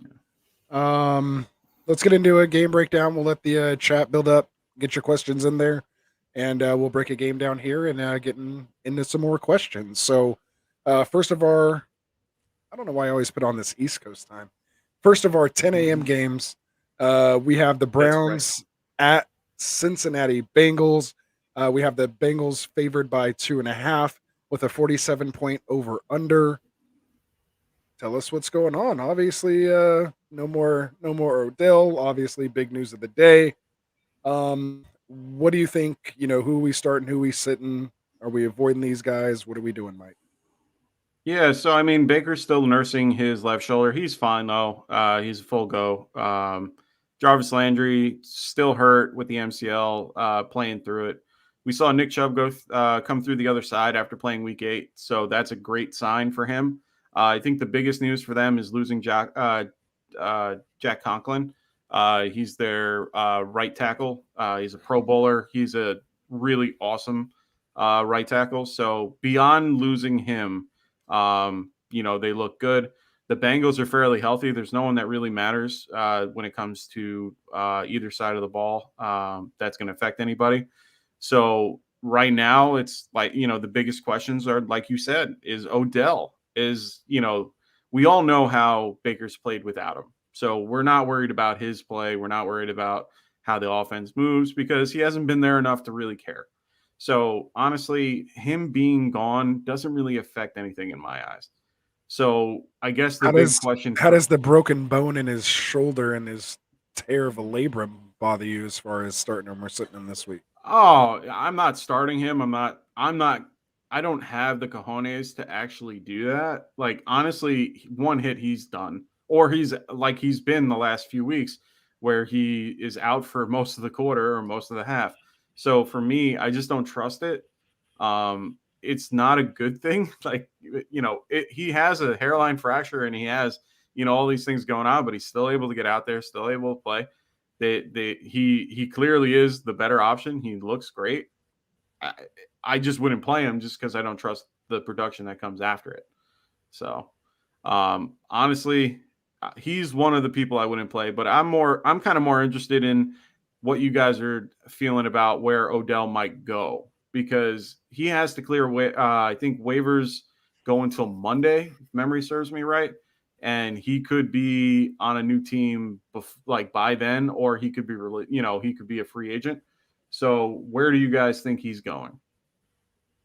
Go ahead, Tycoon. Raiders is where I think he's going, to be honest. I don't think he's gonna get claimed. I think that $7 million price tag is gonna just be not interesting for most of the teams that have cap space that are really not contenders, and not really a need for other. I don't see anybody taking him on at that price currently, especially given the situation with him on the way out of Cleveland. So I do think he'll be as perfect a fit as there is in terms of his needs of a particular team and the team's need of him. Oh, no. No, I was going to say, you think that they're going to take him on after the whole thing with Ruggs? Yeah. I mean, any of Odell's character issues, nothing has ever been, it's never been like legal issues, dangerous things. It's just him kind of, in some people's eyes, just kind of like being a clown. It's not really real problems, so to speak. I mean, not in my opinion. So, yeah, I mean, they need somebody to replace Ruggs. They need an explosive player to add to that offense. He is going to want to go to a team where he is the top receiver, to a team that has a good quarterback that can get him the ball, to a team that has legitimate playoff aspirations. But why wouldn't he want to go to a city like Vegas? And the Raiders, on the other hand, not only need him for on-the-field purposes, but they're feeling the pressure to win. It's year 2 in Vegas, all that money spent on the stadium, using a lot of public money. They need to make the playoffs, so they need to add him. It's Vegas. They need to make the gamble, get Odell. Yeah. There it is. You have some people agreeing, disagreeing. We all know Neanderthal. Big shout out to Neanderthal, him yeah. jumping on the show on Wednesday. That was a lot of fun. Yeah, it was fun, man. He and I were talking about this morning. He texted me and said, "I do not want Odell on his Raiders," and he said he's too much of a cancer, and he does not want that in their locker room right now. So, as a Raiders fan, seeing it from his eyes, that's kind of one of his point of views. So, again, it's going to be interesting to see where this all Cancer. happens. Yeah, exactly. Right. See, but that's where the hard part for me is I don't think I think he's going to get claimed because like we saw, and I think where Tycoon was going was the concept that they cleared a couple like cap space issues to make sure that he's around and all that.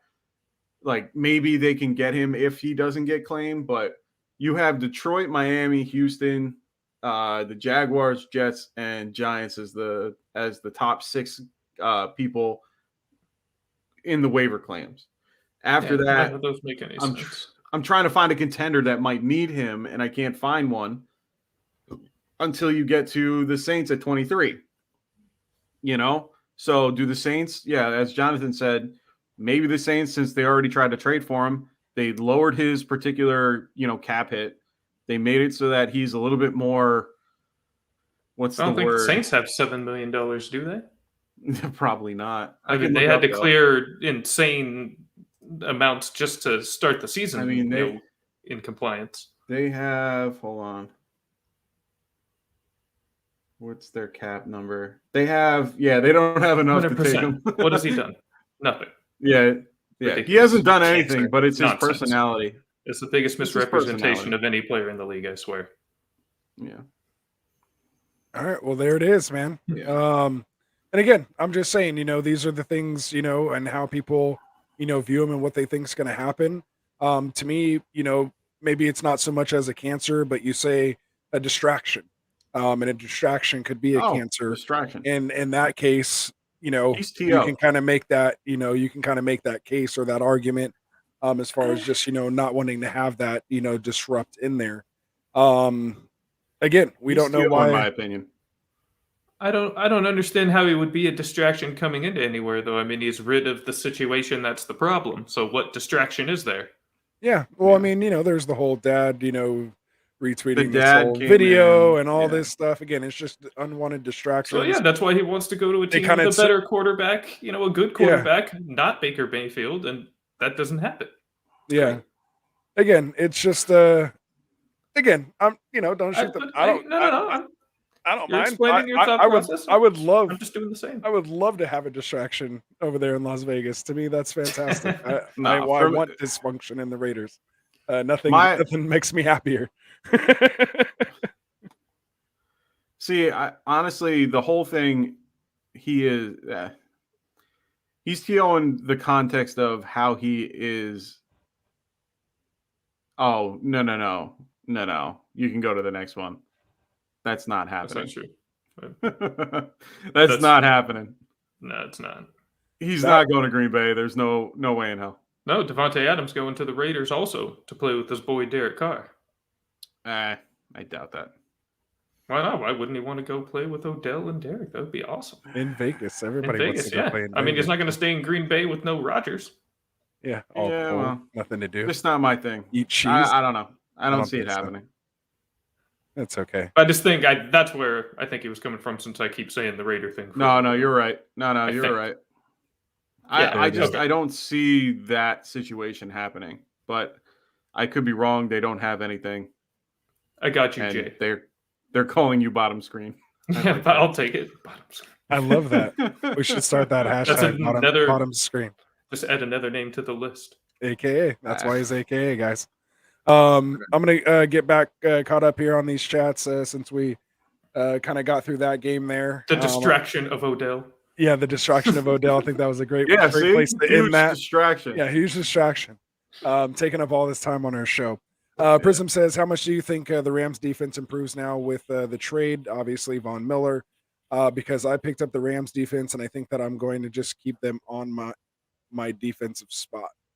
they're pretty much just set it and forget it, defense. I wouldn't pretty much worry about it. Obviously still, yeah, I mean, if you have other, places you could go, but for the most part, go ahead and start him. Where are you? Peterson, flex. Neanderthal's playing Dustin this week. So does he flex Peterson? No. He had Henry go down. Not yet. It's hard. Unless your team's really so destitute. Hard. Yeah. I can't do it yet. If your options were Peterson or Gibby, who do you go with? Gibby. Still, injured Gibson. Yeah. Okay. I do Richard Gibson over old Adrian Peterson. There it is. Jonathan saying White would carry. Who do you guys have finishing as RB1 real quick? Jonathan Taylor. JT. All right. Yeah, I'm going to say Aaron Jones, baby. Let's go. Oh, come on. Enough. I don't know. Not having the next 2 games with Jordan Love. I was going to say actually, that might help him. Never mind. I was going to say, yeah, actually, that's what's that might help him. Yeah. That's what's going to put him over. Start Hyde if Robinson is out or Connor. So Hyde or Connor if Robinson is out. Andrew, we were talking about this. We were talking about this before. No, I know it's the quick. I would probably go Connor, just because the matchup. I mean, it is. We'll break it down when we actually get into the matchup. We just got to answer the questions quick. And then I'm going Connor. Dim Boys agrees. Dim Boys is saying Eckler. So Eckler or JT. You're close. 2. Eckler's 2. Okay, there it is. Okay, I can agree with that. Fair move for Kittle this week. Kittle. Dim Boys don't agrees. even have to talk about that one. Dim Boys agrees. I think I agree there too. Then we get into all this bunch of stuff about Odell. You go to Dylan. Dylan wanted all that. Yeah, just jumped on me. All right, so hey, just to follow up to his question, he has Kyler, but he doesn't want to start him. His available QBs are Love, Big Ben, Baker, Matty Hill, Bridgewater, Mac Jones, Lawrence, Tyrod, Fields. Honestly, the only name that really jumps off this screen to me would be either Tyrod or Mac Jones for some reason. I might want to try that. Boom. Tyrod, baby. I was just going to say Tyrod as an option. Yeah. Boom. Yes. I'll take it. Going against the Dolphins, it's just going to be a nasty shootout over there. Yeah. Might be able to fire up Brandon Cooks here this week again, too. So, there it is. Wait, what? Yeah, you might be able to fire him up now. I'm not. You? No, not me. Okay. I'm not starting him. I don't have any shares of him. I'm just saying, we got to answer this for all the other people there. So, there it is. Thank you to the bottom screen. That's our fantasy tycoon, aka the fantasy CEO. I have to get that double. I got to make sure I hit that T when I say it. Yeah, it's pretty good. I really like that one, aka. So, he's not falling that far in waivers. I still, honestly, I kind of agree with. I don't think anyone's going to want to pay that much for him. I think they want to make it low risk, so I think it's going to kind of be a little collusion. I think they've all agreed not to claim him, and NFL's dirty. It happens. Yeah, and they're just going to let him go where he wants to go. I think that's the best chance you have is to sit down with him and make sure you can get it. But again, see, look, he's a distraction. He had a 12 million guaranteed. Ugh. There it is. He said, "Oh, okay." So he's just telling you that I'm definitely going to go to Vegas next year. So you have some. It's possible. It's there. He deserves it. Yes. Dylan saying his name's Tycoon. He has good looking out, Dylan. I appreciate it. Absolutely. Dim Boys agrees with Tyrod over here. Good to see him get the respect. Exactly. Loving it. J Media, what's up, man? He says his teams are all below 500. I was about to say, oh, look at this little flex on everybody, but it's an anti-flex. So Jay hasn't been listening to Get Right. I know, man. No. He's been here every week. Come on, guys. Yeah, Mike, you're not supposed to. I needed to mute you there before you said that. On. No, we'll help you get it back, man. Things happen, dude. There's a lot of injuries. There's a lot of football still. I'm below 500. I'm 1-8 in one league. Come on, and I'm 8-0 in another. It's the world. It's just how it goes, bro. Yeah, sometimes it's just the way the cookie crumbles. Jay Reed says, I made a trade this week. He traded Travis Kelce. Ooh, I don't like the sound of this already. I traded Travis Kelce and Chase Edmonds for Fournette, Bobby Trees. That's it? Oh, no, but he has I was- Waller as a tight end 1. Yeah, I that's don't- fine. Yeah, I don't care. I was expecting to like read off like 3 or 4 more names. Did you hear me? I like took a breath, and then that was just the end of it. Fournette and Bobby don't Trees. like it at all. Yeah, not at I'm all. Not gonna lie, I'm Like, sorry. it's a little- sorry, Jay. It's a little. I'm light, sorry, man. but- Yeah, you could have got a lot more for Kelce. Like even Honestly, I would have all the rather way- traded Waller. Yeah, Like maybe If Waller. you and did Edmonds. Waller, it would have made sense. Yeah. but I don't really have Fournette that far above Edmonds' rest of season, to be frank, and the gap between In a Kelsey PPR, and yeah. Bobby is pretty significant. Yeah. You're kind of selling Chase a little high, but you're selling extremely low on Kelce. Like no way in the Yeah. beginning of the season you would have took Fournette and Bobby Trees for Well, the last just 2 Travis weeks, Kelce. last 2 weeks he's been that way. That's Yeah, why. but he's still like And tight he's end still the 3 10 and 1 overall. overall. 10 and Oh, 1 is it overall. 1 still? Yeah, He's I'm like still I the haven't even best looked. I was like, overall. I thought like if anything, he was like maybe Yeah. slipped down to 3. Everybody's But talking he has about to Andy do well Kelsey, and this he's the week. best. But he still has to do and well he's this still week, one. otherwise he'll lose it. Yeah, that's okay. I like his chances. Yeah, that's what I'm saying. I'll take my chances.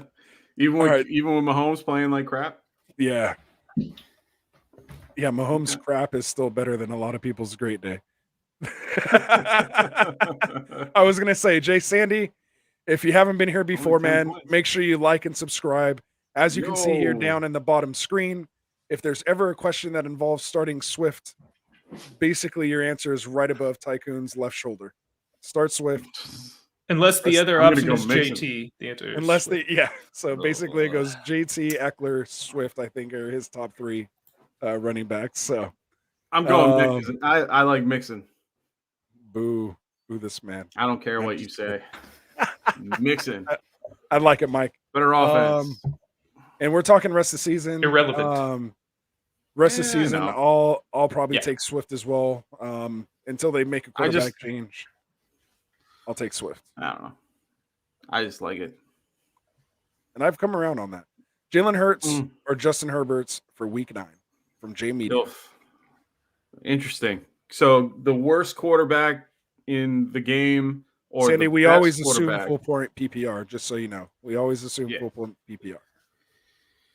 Oh, Quickly, uh, Mike. I tried to buy you some I time there. can't. So I you can can't think. answer this quickly because I had You to got a look- rapid fire. Oh, they're We're gonna facing be here each till other. 7 in the morning. They are. Come on, I mean- man. I'm so used to it by now. The people So- want to see what your initial gut instinct reaction is. It's all about that Gut instinct. Well, that's the instinct problem. reaction. That's what we need to see. Hertz just makes me want to puke every time I hear his name because he's QB freaking 4 on the year. Hey, he's fantasy I'm- gold. What about I you, know. Tycho? I have to go Hertz. It Yeah. Oh, you're hurts. terrible. I have No, I Herbert. have to do the same because I feel the same way. I don't like don't him at like all it. as an actual quarterback. No, But I I don't. mean, you can't deny. I mean, shoot, this last week was literally the only His time worst he week. hasn't finished as a QB1. The only and time. I think it's because the games that he has to actually throw the ball, he saw the games that he has a good matchup, he does really poor in because he actually throws the ball for a little bit, and then they go, "Oh, you don't need to throw anymore. Let's just hand it off to the run back because hey, you don't need to." In the games that he's going against really good defenses, he has to run for his life. And that's what ends up happening is he ends up going for so many yards on the ground that he doesn't throw the ball at all. So he ends up being a running back, and that's why he's QB4 right now. It's so bad. It really is. J Media. I'm going to tell you to go Herbert. I have Herbert at 7, but I have Hurts at 9. So I'm not drinking the Kool-Aid as much, but I do respect him. So I'm just drinking it because he's so high and it's. But it again, sucks so that bad. could change because I have Kyler smack dab right in the middle there at 8. Oh, ew. So we'll see if he ends up playing or not. So yeah, I'm in that boat. that's too. as I'm far gonna as have I him could up. really drop Murray. I couldn't really drop him too much farther than that because I go. You can't drop him out of Murray top 10. Hurts. Yeah, I go Murray Hurts, Cousins, Tannehill, Carr. Like Yeah. even a one-legged Murray, I'll take over this. Yeah. over those. I gotta look over everything tomorrow and get a better idea once I get all the Monday injury reports and stuff. Once I get all that, and I can kind of figure out what I want to do. There it is. Yeah, Sandy, you do Mixon. have someone with you and Mike over there for the Mixon gang. Mixon punches it in and doesn't give it up to say Jamal Williams, but Swift got that Neither crazy does pass Swift. catching value. Runs like 40 routes a game. Exactly. So Yeah, that's it's so hard, man. that's what we're saying. Great man. question though. Them Yeah, boys says mhm. Swift, comma Sandy. He's just But telling he you just he listens. pretty a matter of fact. I like the way you say that, Dim boys, Swift, comma Sandy. That just shows you the level of people we have here in the chat. You know, it's no BS here. We're telling you straight up. Can't deny the RB4, baby. Exactly. Who should I drop for Tyrod? Whoa, we're dropping Tyrod. LOL. I have Dropping Brady. Well, no. He's picking dropping up. He's for trying to Tyrod. pick Okay. up Tyrod. Yeah, he's trying to I pick up appreciate it. Tyrod. I got you guys to pick me up when I'm going down. See, that's why I love it. I love it. I got you guys here. Ooh, So who should I drop? I have. Let me read it out while you already- think. You could think, Mike. I Think it already out, did. and Yeah. you think it out, and give me your nice, concise answer. I'm going to read it for the people who are just listening only. Who should I drop for Tyrod? I have Brady, Collins, Mike Davis, Madison, Van Jefferson, and Fairmouth. Might be able to drop Fairmouth and pick him back up. So who do you say, Mike? Fairmouth. Fairmouth, Tycoon? Same thing for the same reason. All right. And I would probably have to agree if you didn't want to drop him for whatever reason, tight end premium, yada, yada. My second guess would be Van Jefferson. Oh, I couldn't even do that. I'm just saying. Yeah, I know that's tough. I'm just saying if you had to. We're here to help them make the hard decisions, Mike. Sometimes you just got to rip off the Band-Aid. No, I Just get rip it. it off. That's what I'm trying to do. I just hate ripping off the Band-Aid, you know? I know, man. I love it, man. I love it. I'm the dentist. I love pulling teeth. Thanks. So that's what he's thinking. Sell high off the last game against the Jets. So Sandy's coming in. Sandy said you got robbed for Kelsey. Complete robbery. So yeah, we were kind of agreeing on that. Jay Media says, pick me a flex, fellas. Cortland Sutton, Darrell Williams, or Miles Gaskin without an S, ladies and gentlemen. Do I really have to pick this? Absolutely. That's why you're on the show. Darrell If not, Williams. I'm going to bring Jay Darrell Media on the Williams. show to answer questions. Could not No. agree more, Mike. No, What did you say? I'm only, and I'm For really, sure. and I'm saying that just because this is such a tough like situation to pick from.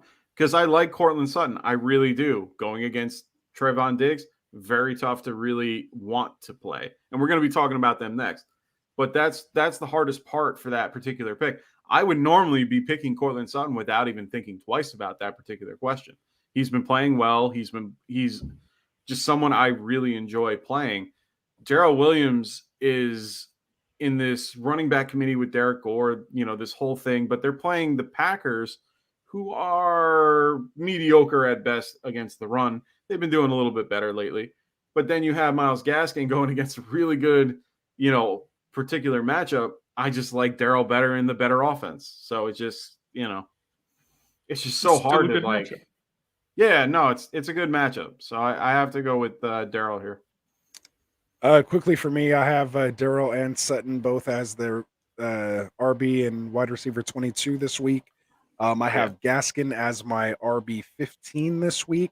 So Ooh. considering that, You're I'm going going to take me Gaskin. some Gaskin. I'm kind of liking this breakout game against Houston. I think they got to use him. Malcolm Brown on the IR. It's all kind of lining up for me. Hopefully there. So we'll see. Okay. Nope, I'm not another against butter. that. I'm All right. hoping that he does well. Anything man. from you on that, Tycoon? Anything? No? Not even a disagree? Sure. All right. We're good.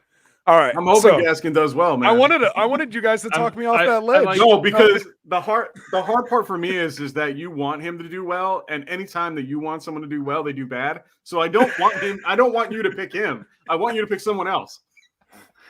Ross the Goddamn Reaper. Reaper in effect, Fucking baby. Reaper. You guys Come will know. on, I like the man. logic, Mike. Yeah, right. Come on.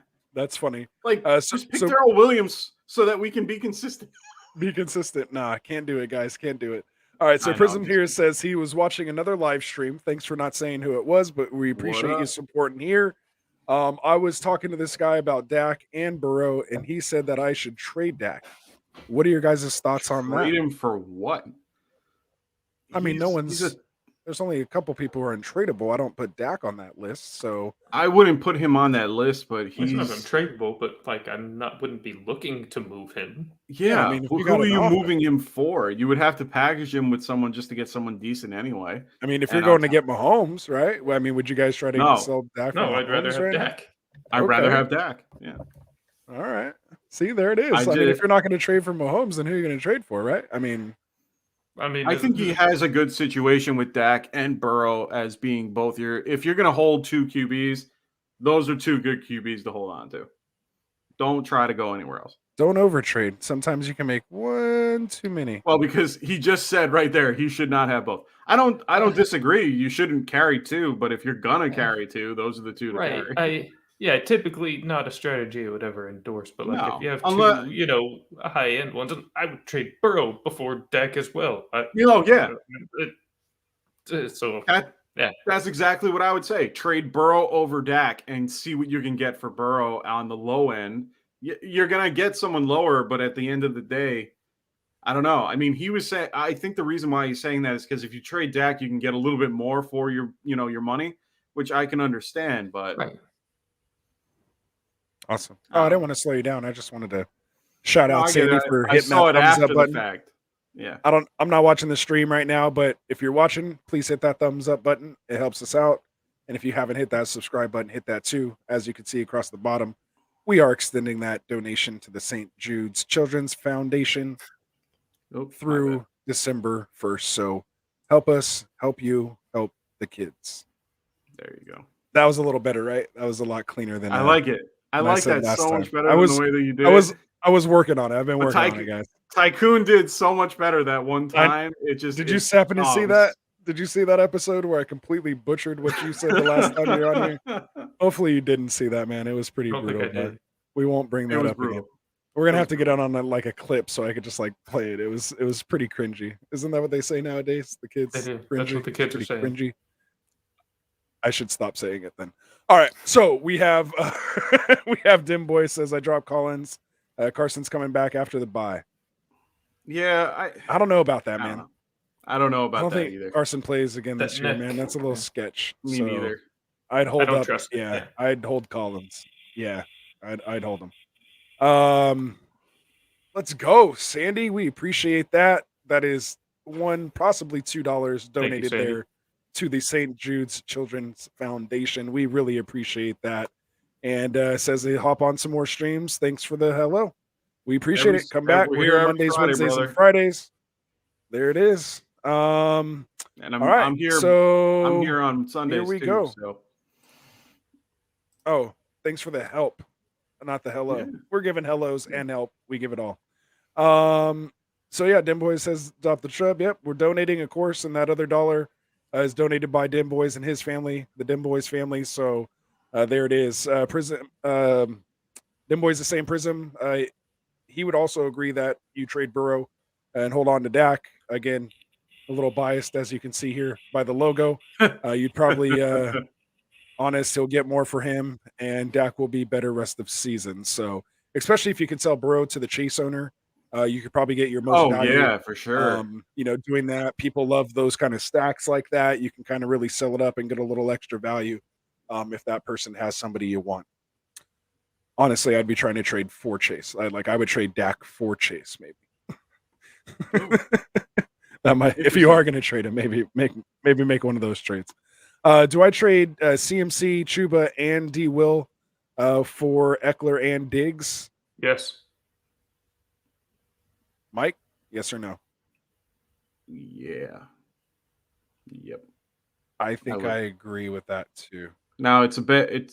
I don't think it matters which D. Williams it is, but I was kind of curious which one it was. If it's Daryl, for sure. Damian, but I'm still good with the Eckler Diggs side of it. Yeah, good call on that. I was assuming Daryl. I was assuming Daryl. I was too.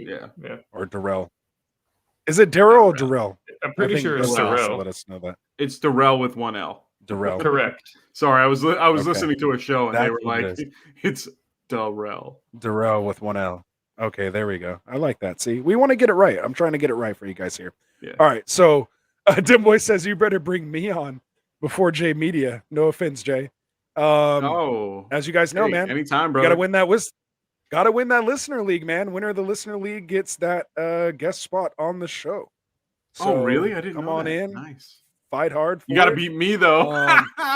Mike is in first place. There was a little bit of collusion going on in a different chat. What? Little bit of collusion. I have to call it How? out. I have to call out Dustin on this. Why? They're trying to Because take you you gave down me- they're trying to take you out of first place. No, they're Everyone's not. going to start trying really hard now to beat you, apparently. So They better not.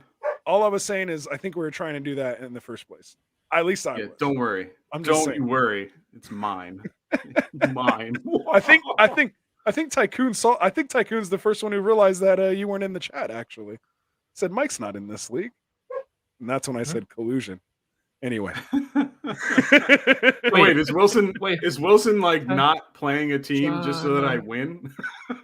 no, it's the other way around. Like, do you mean the St. Jude's logo, Jonathan? Because I don't think I have any authority to give permission to use the St. Jude's logo or any sick kids logo. They want to put your saying. Do you like sick kids? They just want to put that on.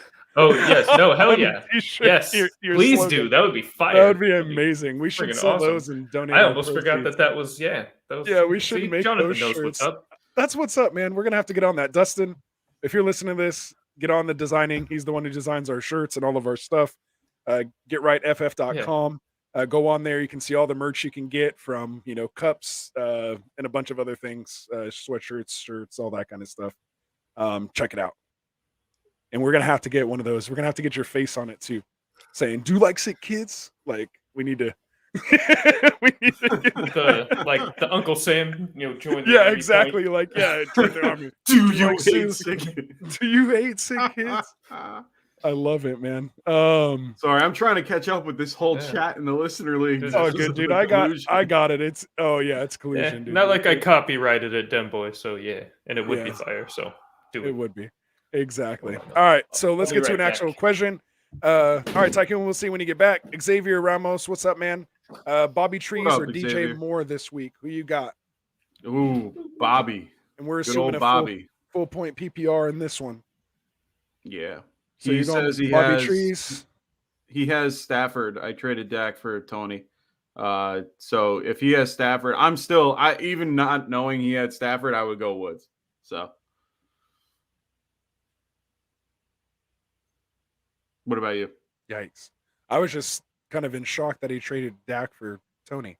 Yeah, that's a huge. I was dump. kind of reading Like, to make sure I wow. see if there's anything else, but interesting. It's all good.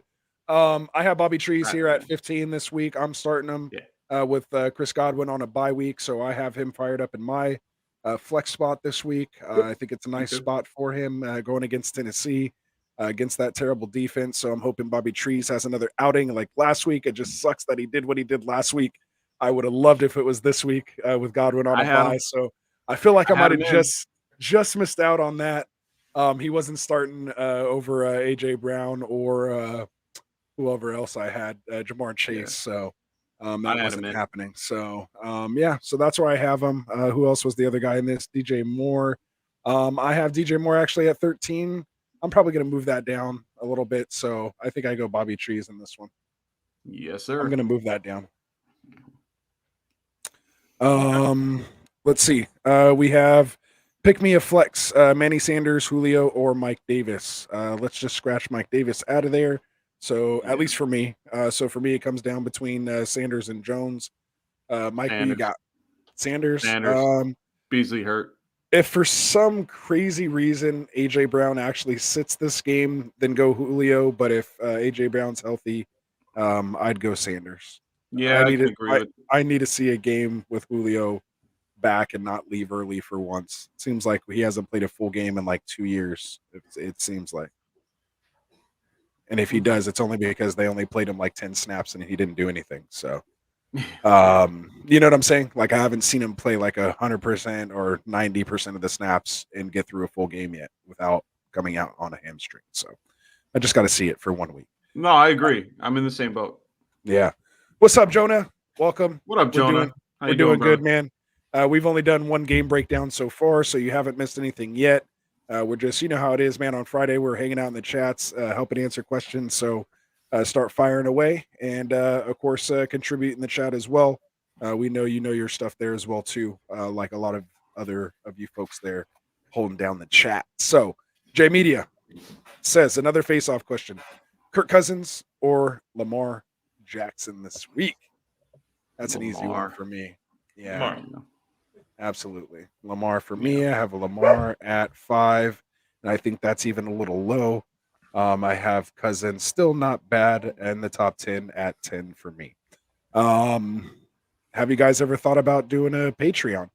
Dylan, we have, but for now, we want the Get Right community just to grow. You know, we know growing is the best way for us to try to help out with that. One of the things that we kind of do a little different here is you have access to us for free. Join that sleeper community.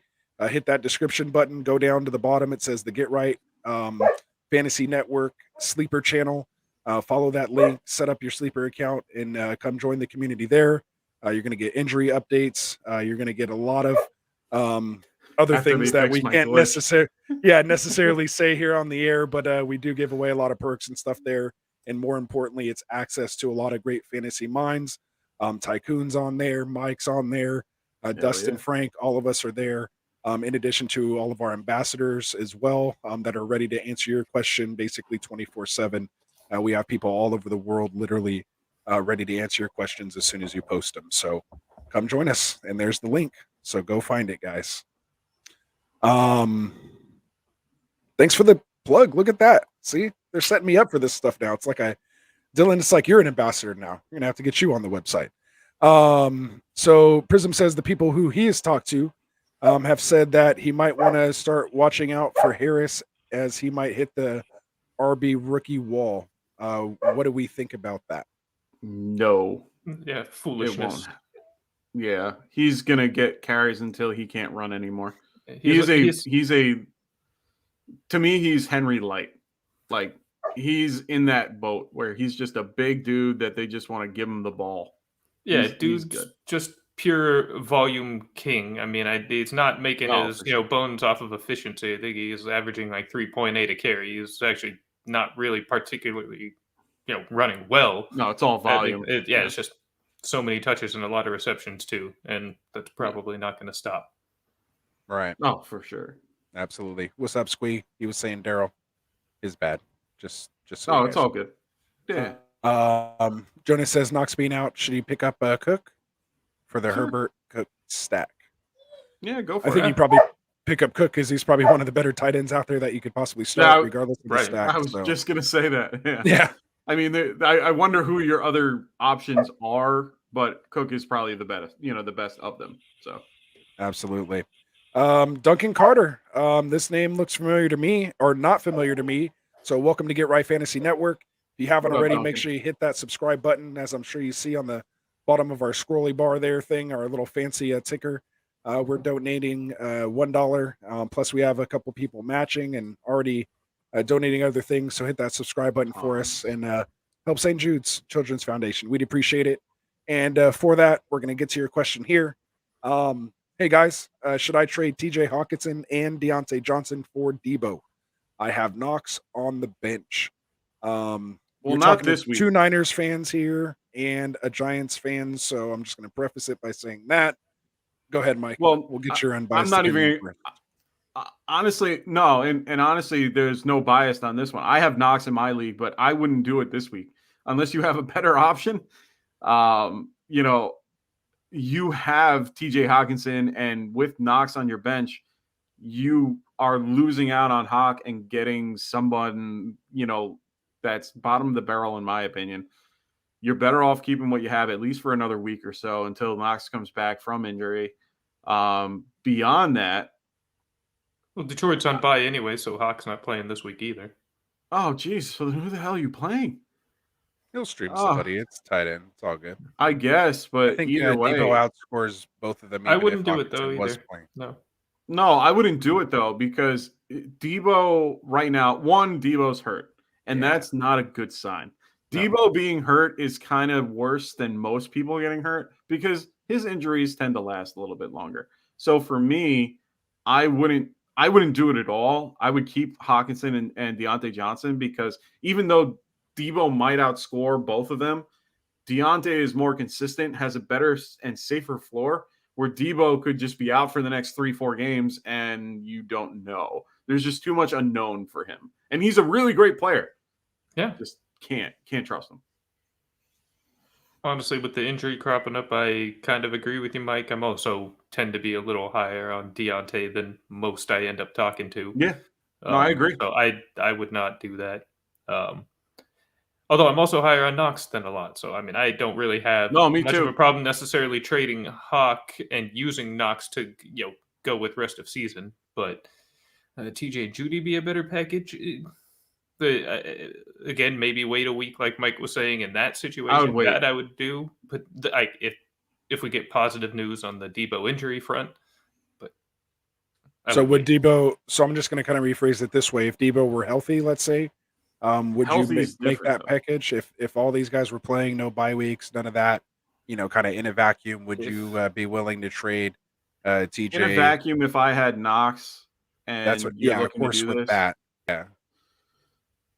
then I would. But when it comes to the variables involved, I can't. What about The variables are there. That's the problem. right? What about Like, you, Tycoon? If Debo was healthy right now, with and got Deontay, it. still no. With Judy, yes. Okay, fair enough. There it okay, is. We'll leave I it can at that. actually agree with that. I would be a little bit more on board. I Yeah. would And you definitely guys, do it with Judy with health. I mean, for sure. and I think I agree Yeah. more with you. I love Deontay. To me, Oh, I kind of love Deontay. upgrading to me, kind of to Samuel. To me, it's like not necessarily needed.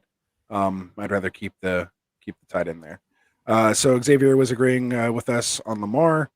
Tycoon, sick San Jose Sharks gear. Hashtag Sharks. Hashtag Niners. Yes. So Wait, that's who's what's up, that? J I Media. didn't see that. Who was that? Oh, this was Nick Bosa, just since you can't really see any of the Oh, Niners nice. stuff in the camera right now.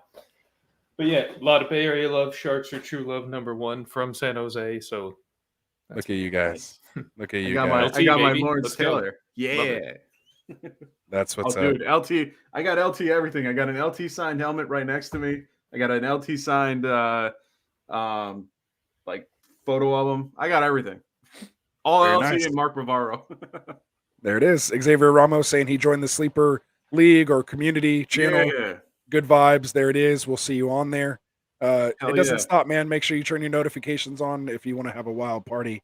You may Oh have my to God. snooze them from time to time, or if you're at work or something like Yeah. that. But make sure. Yeah. Otherwise, it's a lot of fun, man. I have all my And what- notifications on. I see everything that happens in that channel, and it's a lot of fun. Yeah. And I'll be a little bit better next month or next week. I had a software issue, for those who don't know. Upgrading to Android 12 did not help my particular source that I use, so it made things a little bit more difficult than normal. So Anthony, I try to hold it thank down for you. holding I me tried. down for a couple hours. I was also on a nice couple hour trip out to JFK, like I said before. So for me, that's a little bit of a trek, and it's a long drive. So I wasn't able to do what I normally do. I was hearing all these updates on the Sirius XM radio, and I'm like, God damn, I can't even do it. Can't even respond. So it was good to have Ant on there today. So really happy. I tried to get about you guys that. the important ones. We left out all the ones Oh, we didn't need yeah. to hear about, but I try to get you guys Well, the important ones. Make your moves early for. Everything's important, Anthony. Everything is They all, important. I mean, they all are, but you know what I'm saying. You know what I mean. If Kinda. Josh Jacobs is out, like that's not. Nobody has Josh Jacobs. It's all good. What? Enough. Move on. I just had to get my little Raiders shot in there. All right, so Dylan Cassidy says super down, been wanting to get more involved with fantasy lately. Spending way too much time Nice. reading about it. So welcome to the community. Yeah, you're gonna love it in here. That's why I'm doing this. Absolutely, that's why we do Yeah, this. that's why I'm doing this too, brother. That's all we do, man. And again, as you can tell, we're almost 2 hours in, and we've only broken down one game because we love just interacting with you guys here. So once the chat dies down and it gets to be 2-3 in the morning on our time here, about 5 in the morning for Mike. Once you guys all go to bed, we do our breakdowns, and then you guys can hit it up in the morning, hit those timestamps, and get the breakdowns if we didn't get to your specific questions. We go into detail there. So there it is. Ooh, sorry, I didn't even get to the question. Yeah. Easily best out there. Dropped Oh, talking about Higby Cook. finally. Yeah. Oh, Yeah. Okay. I can't do it yet. I can't do it yet. I'm Dropped one of those Higby that for hold Cook. on. Higby I'm holding stinks. on to You can Higby. drop him. I agree with know, but Tycoon. it's so hard. He's That's not a a good coup- player. That's a That's cup. really my It's a biggest cup show problem. over there. Yeah, and he's just not that I just good. don't know agree. who to. I don't know who to like. Right now, I have Knox, but then who do I replace with Higby? That's my issue. Only have one. You know, tight end. like Go ahead. no, and yeah, but that's my point. Oh, yeah, what? Good. I love it. well, I have Knox on IR, so it's kind of one of those Even better. things. You have zero I tight can- ends. It's the way it should be played. It's how fantasy should be played. God Zero damn tight end. you. I hate Tight tight end ends, should bro. be everywhere. I used to skip Everywhere. when we first got started. We didn't really have that many viewers. I would literally just kind of go take my break, and when they started talking about tight ends, so. I love tight end. I used to literally walk out. See on the what tight I end did segments. there? That was You fun. did. That was good. All right, so we got one here from J Media. DJ or DJ? Dearness Johnson. Can you say neither? Those are tough. No, I want Dearness Dearness Johnson. is. I mean, I'll take him. In that hunt No. role, but that's gross. Dearness Johnson, and I'm gonna tell you why in a He'll little tell bit. you why in a while from now. He'll tell And you it, when we all go no, to bed. well, probably, yeah. But for the fact, there's a little fact coming up about David Johnson that I'm going to bring up in a little bit. But Dearness Johnson, hands down, with just load him up. You're good. Yeah, Prism. So all day was just dropped in my league. Is there any reason that I should pick him up right now with an open bench spot? Oh yeah, no, Sure, if you definitely have an pick him open up. bench spot for sure. Yeah, don't play him, but Not keep yet. him on your bench. Yeah, sure. I mean, that's what I did with OBJ, so I can't knock it. And we'll get to that later. Oh. I can't wait to argue with Mike about that. He's going to Well, tell we me. just talked about Odell. When we talk about our breakdown, though, I'm going to tell you. Oh, no, we already You did that already one. did. I'm going We to didn't argue really with it get a into little the more fantasy later. side. We just talked Yeah, about where he we were should just go. literally talking about where he went. I meant like Oh, fair, as far as fair. yeah, like is he fantasy relevant? We'll get into that. No. We may have to just take that off air. We'll have that conversation off air. That'll be fun. I want you to change my mind, honestly. I want but to I'm go to gonna- sleep. For the record, I'm going to use that. I'm using this Adrian Peterson against you in that argument, just so you know. If you think that's an No. okay pickup, to me, OBJ is 10 times better than having Adrian Peterson. I'm not saying he's not a good pickup, but you can't start him until you know where. Oh, he you're is. not starting Not him. starting him yet. No, not at all. Yeah, You can Anyway. bench him. Yeah. there it is. All right, Treat him like Watson. Never start. Oh, yeah, that Herbert trade. All right, we'll get into that. I just remind me, put it in here. I don't remember that one. Yeah. I I took don't a lot of blame you, trades here, Jay. dude. Want to know? Punching air at Dylan Cassidy. Because he has to choose between Dearness and David. Yeah, that's really tough. I'm telling you, Dearness. Duncan, what's up, man? Woohoo! Hit that thank you. Thanks, Dunk. Appreciate that. There it is. We really appreciate it, man. Did we get into this already? How do we feel about CD with that rolled ankle? No, we didn't. I think we did. Kind of he's talk fine. about that. I'm having a Yeah, little don't deja worry vu about on CD that. Lamb. Yeah, All right, we're good. FF season always with the trade question. This guy trades more tons than of me. trades. I love it. How dude. many He's leagues playing is he daily. in? It's the same team that he's usually trading. Like Yeah, I was gonna he's say. making a super team. I love it. Trade away Gibson and Devonta Smith for AB and Chuba. He has CMC. Ooh, No. I mean, AB will be good after the bye. I say Chuba's yes. only going to be Really? good for another week. I He mean, should be okay. There is a chance AB doesn't play for like a month. So all things considered, What? I thought he was coming back. Like yeah, end Bruce of was saying bye this or the could week be after. going on for a while. Although, I heard mean, the same Bruce is thing the I heard, biggest but- liar in the league. But right? still. But you heard the same thing I heard, right? And whenever I hear Yeah. something like that, I'm kind of just like, So then I might not. It sounds like this could linger, and I worry about that big time. right. And it's a heel, which is very strange and weird. It's not like it Yeah, could just be it's- taped up and like, you know what I Right. mean? It's not something that could just be like supported and then Yeah. you're okay. So, Yeah, I agree. again, So then no, I would not. all right. Let's see. Dim Boys dropped Higby 3 weeks ago, Mike. I know you're classic, but get with the times. Get off my lawn. He hit him with the get off my lawn. I love Hey, it, who's Dim Boys. first? and playing. Oh, he just flexed on you, them boys. Tell him what's up. Sorry, brother. Tell him what's up. Hey, man, if y'all ever wanted some help And with the get hold right, on, let me side know. We note. would love to lend a Oh. hand. Go ahead. This man's about to send me into another plug, so I'll let you go. You knew what was going to happen. Go ahead. Oh yeah, for sure. But I was gonna say, I'm winning that without Henry and without Cooper Cup, like Or the flex. two top guys. He Just said, saying. come at me, dim boys. He said, come at me. Dylan, my man, if you want to get involved with Get Right, bro, we're always looking for ambassadors Always. here. GetRightFF.com. Check the About Us. We have a little tab there for ambassadors. If you get involved with the show, especially during off season with our Friday night mocks, we have people running mock draft lobbies and things like that. We know it's going to blow up next year, so we're going to want all the ambassadors we can. Hopefully, we could be running mock drafts every week, which is going to lead up to our ultimate Which we did. draft of champions next year again, which I'm looking forward to. We'll make sure we don't shut down get the whole channel shut down like we did last time. Oh my god! So that was a little scary, but we will great, come though. back at it, man. So definitely hit me up on the DMs, and we will get you absolutely involved and get you elevated to ambassador status. And for anybody else that's out there that wants to be involved, man, let me know. Hit me up, and we'll do it. Jonah, if Hidby couldn't even break double digits in PPR against the Lions, why should I even consider him? He's just in such a good offense. It's just so hard. Like you have one supporter there with you. Prism supports you there with that, Mike. He's there with you. All of you will see. It's just tight end, it's 18 so hard. points per game. I know. It's so hard to not want to play him because he's out there so much. He plays 100% of the snaps. He's in a one tight end system. It's not like he has, other guys in there with him. He's the only guy, but it just sucks how much Stafford loves Cooper Kupp that it makes it so difficult. Not for the Cup owners. Well, no. Really? But the Robert Woods owners agree. Yeah, I agree. Yeah, we do. We do agree. I wish I knew Cup was eating lunch with Stafford every day.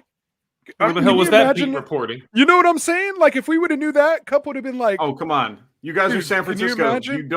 You guys are San Francisco. You guys don't know anything about good beat reporting." So I'm sorry. It was terrible. I cannot believe that. Our beat reporters are horrible. Actually. Oh yeah, they are. Yeah, they are pretty bad. They are horrible. I mean, but again, who's feeding him information? Shanahan? I mean, come on, you can't matter. You can't believe any of that. Doesn't matter. Virtually all coverage of our team is pretty horrible. Matter. Yeah, it doesn't anyway, it's all good.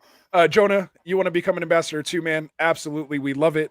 Hit us up, get on there, get in contact with me. All of my contact information is in the description below. Follow it, do it. You know how to, we've talked before. Hit me up. Yeah, we'll get you in there. For sure. All right. So who would you guys start this week? Claypool, Judy, Damian Harris, or the bait man? I don't know. Ooh. Who are we flexing with, guys? Who are we flexing with here? Damian Harris. We're assuming full point PPR in this one.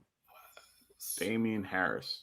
So badly I want to say Bateman, but I know you do, Kai. I know you guys both want to say it. It's not. I'm going to resist the urge. Well, he's going to have a good game, and I mean, all three options. In a lot of leagues, you should start him, but Damian Harris.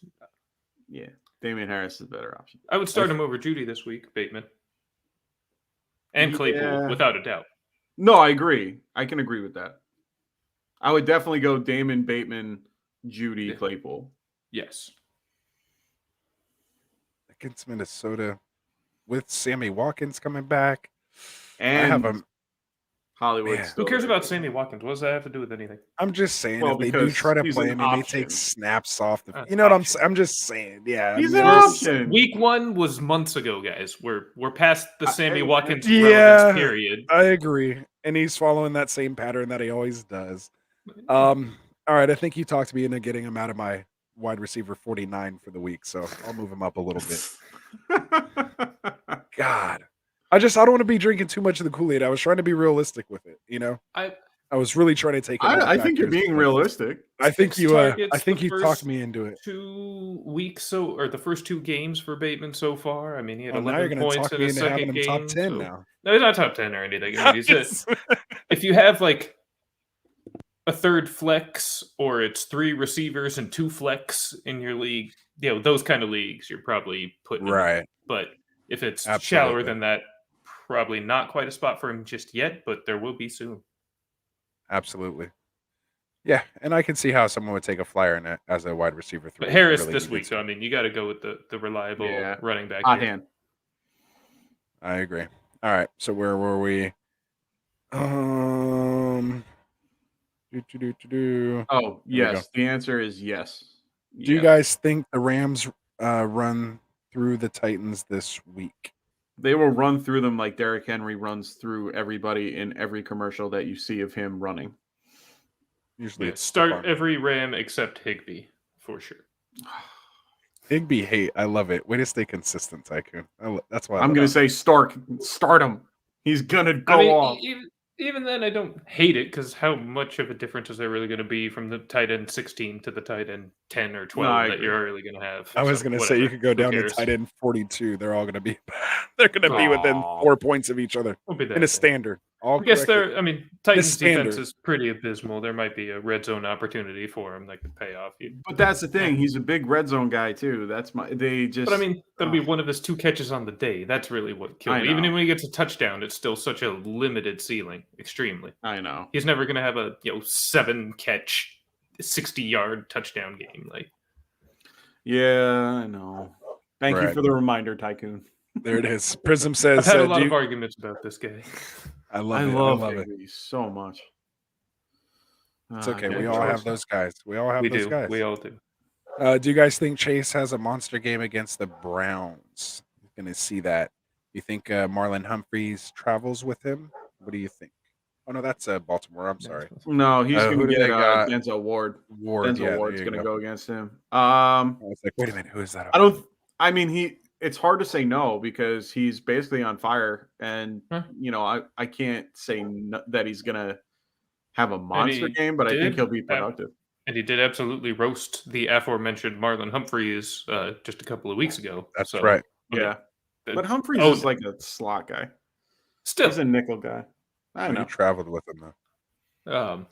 Yeah, I mean, it's hard. I'm not betting against Chase. I mean, at this point, you kind of have to, right? Yeah, and even if not a monster game, I feel like 100 yards in a touchdown game just almost feels like a given, and that's not. I wouldn't call that a monster game, but you would be very happy with 5 catches for 100 and a touchdown. Absolutely, I'll take that all day, any day. Duncan says, "I get what you guys are saying, but I feel like Damian Harris is so TD dependent, and they are versus Carolina, and they're second among running backs." I'd have to look at that DVOA because I don't think they really played too many great running backs yet. Carolina, let me see. So they played the Jets. They played against the Saints. Then they played the Texans. Then they played the Cowboys. Then the Eagles. And then the Vikings. They're actually number 1. And then the Falcons in DVOA. They're number 1, letting up only 7 yards. Are they more pass funnel? Is that what's going on? Because I know their defense hasn't done well of late. I know they started off pretty hot. Yeah. But that's because they had the Jets and Houston 2 out of their first 3 games. Yeah, they were very, but they've been only giving up 12 points to the running back. I understand what he's saying, but honestly, right now, I think you'll be okay. I mean, we didn't get to that game yet.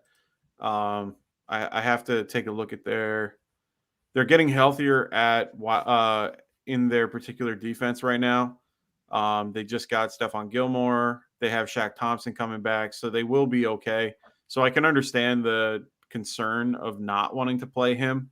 But like we said before, I mean, we have Damian Harris, or, I would go Bateman as your next option if you don't feel comfortable with Harris. It's definitely a good option. I mean, they're facing what? They're facing the Vikings. Yeah. Vikings are, what are they? They are Vikings are. I think they're like middle of the pack against the pass, if I recall correctly.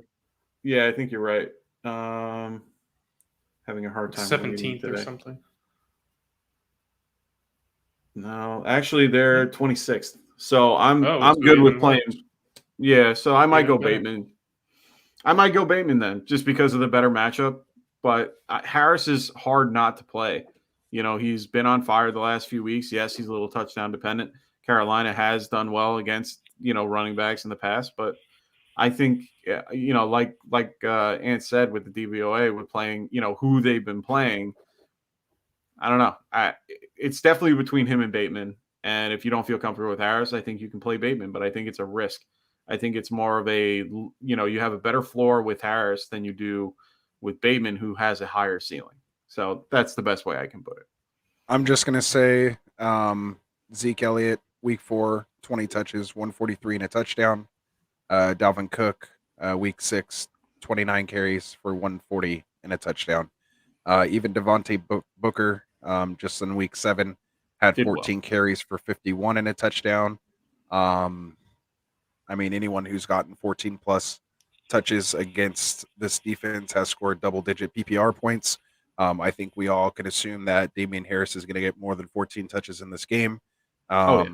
So I think he has a good chance to score Yeah. and get you in those double-digit points. So again, just want to throw that out there. The DVOA adjustment is really important. You got to take a look at who they've I played, agree. and we know Harris is that RB1. He's going to be up around those 20 touches a game if they can keep it close. Oh, yeah, for sure. And with their quarterback situation going on, Belichick's going to shut that down. So anyway, probably spent way too much time on that than we need, but there it is. I don't care. I love diving into that stuff like Diving that. in? Oh, no. Yeah. That's good. Dylan's asking you. Oh, they calling me out directly. I love it. Anthony. Yeah. Debo is at number 3 in your weekly rankings. Do you think he'll play well even with the injury? Shout out to Dylan for getting on GetRightFF.com, checking out our weekly rankings, throwing them, using them against us. I hate when people use them against us in trades. They're like, well, you have this person ranked here, so all that stuff you just told me is a bunch of baloney. So I have to go change my rankings before we get out these trades. Yeah, that's obviously assuming he's healthy. I think if he is, I think he has a chance this week to score big. I'm kind of coming around, drinking the Debo Kool-Aid. I was also assuming that Kyler and D-Hop were going to be playing as well. So again, these will be adjusted Saturday morning once we have our active inactives. But to me, I just thought it was going to be a nice, Sunday. What did I say? Saturday? Ooh, I'm losing it. Yep. But yeah, so I'm just basically saying I was expecting a nice shootout in that game. I think it was going to go to the air, and I thought Debo had a chance to break another one. He's there. He's been proving it every week that he has this, has these opportunities, and he's been doing things with them. So with the injury, it's tough, man. Get at me on Sunday. Come see us then, and I'll let you know.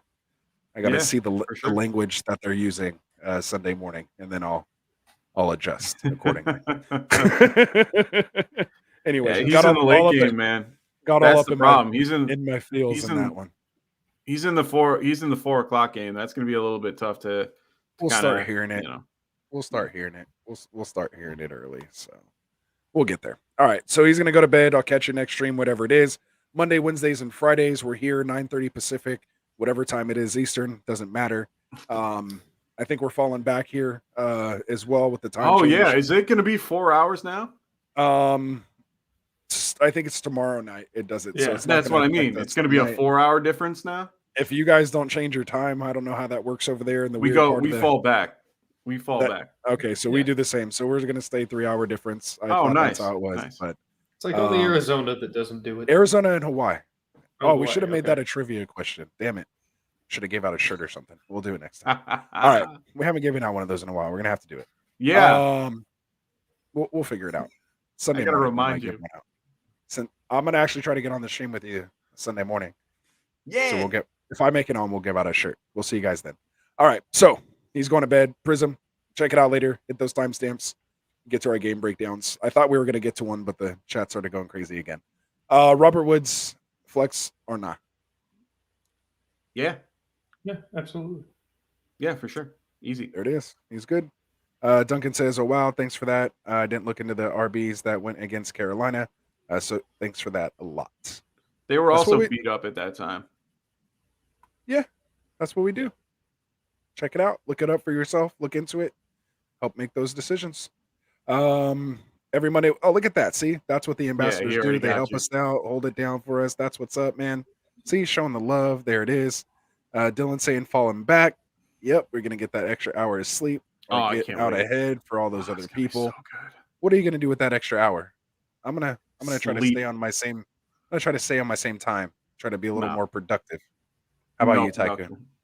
I'm sleeping. Yeah, probably still. I'm gonna stay awake that extra hour and waste it like a fool There it is. doing There it fantasy is. related things, setting gonna DFS lineups, sleep. making prize picks, prop picks. In your 62 Nice. leagues that you're in. Man, doing waivers takes like 2 hours. It sucks. I know, man. You got to like literally set time aside, pour yourself a Ugh. drink, I and can't have do at it. And have at it. So them boys, Indiana doesn't do it either. So shout out. That wasn't even on the Google. I remember that. Yeah. There it is, man. They're anti fall back. I like it. That was a is- Parks and Rec thing, I think. I like that. Is Debo a sell high or keep rest of the season? You can sell him high, I think. I think he's someone that you should sell. That's my opinion. His injury history, he's so good, but his injury history scares the living shit out of me. So Yeah, I like him. I'm gonna ride him till the wheels fall off. I got him with my 8th round pick. that means sell him. Sell him now. I've gotten more out of him than I could imagine. I'm just telling Dylan, sell him now just because. Oh, Ross the Reaper we told you effect. to ride him. Oh yeah, just sell There him. it is. Get Do rid the of him. opposite. You'll catch on, Dylan. You'll catch on what's going on here. All right. So are we officially labeling Allen Robinson a Yeah. bust? I don't think you could say. I mean, I guess bust this year in redraft. I He's was a like bust for the not so much season. in a career, Yeah. but absolutely at this point he's not returning on your investment. Absolutely. No. He is droppable at this point. I would have told you not to draft him in the first place if you're watching me from the beginning of the year. But again, that's only one out of many things that I've gotten right and wrong, more wrong than right. But who knows? It's Get Right Fantasy Network, so we're here trying to make the right calls. But no, as you guys know, I've never been a big Allen Robinson fan. I wasn't a big fan coming into the year. I was a fan of him in Jacksonville, but once he went to Chicago, there's a couple good games, but I kind of thought that was the end of him there. So, Tycoon is going to spend that extra hour doing fantasy research while y'all are sleeping on it. See, he already knows. Dylan knows. Drunk Squidward, what's do up, that man? in my sleep though. I know. He says I traded Brandon Cooks. I already like the sound of it for Lenny.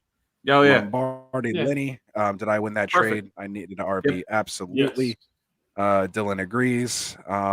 Jonah's in here saying the trade I did for Justin Herbert was Carr and Edmonds. That's right. That was a great trade. I like that trade. Oh, good it for wasn't him. too bad, but I do like No. that trade. Sorry.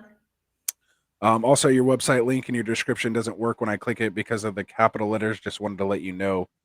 Might just be me. Man, we might be losing a lot of website traffic to that. So we appreciate that. Duncan, we will take a look at that on the flip side. We appreciate that. See, that's what ambassadors do. They let us know what's going on so that we have all of the things firing on all cylinders for everybody out there. I'm trying to catch up, man. We're almost here. Pickle Rick, what's up, man? I think you're new here to Get Right. If you are, Yeah, what's up? smash Pickle that Rick? subscribe button. We're getting to your question here. Mike Davis, or I assume Adrian Peterson this week. That's a pretty nasty situation to be in, my guy. I'm going to flip this one to you, Tycoon. Mike Davis or Adrian Peterson, gun to your head. Fantasy Ew. win on the line. Who are you going with? Neither. Or are you rocking a spot so you don't get a negative 1.4 Yeah, on a fumble?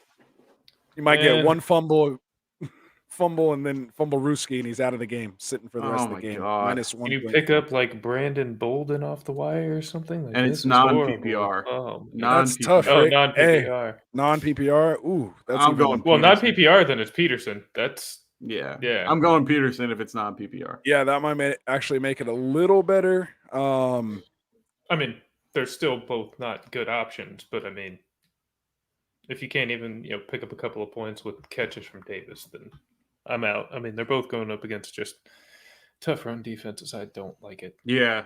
Let us Neither know, one is nice. Pickle Rick. Let us know who you have on the wire, because there might be Yeah. somebody out there that we can help you get. What would you? Oh, I was gonna say if it was PPR, I was like literally Jamal Agnew might be a better start over those two Yeah. guys. Is it Jamal or am I having a little too? It's it's Jay Agnew. Yeah, Jamal Right? Agnew. It is Yeah, Jamal, Jamal. right? Agnew. Okay, had a little brain fart there. But yeah, so is what it is. Let's see. Okay. Do you want to give us a little shout out for the people that are here with us, Tycoon? And if you can hop back on with us later. So Yeah, the floor is yours real quick. So we're gonna No. flip it over to you. Go ahead. Oh, well, appreciate that. Just brief break that I got to take. So if the boys are still going, I'll be back on here very soon.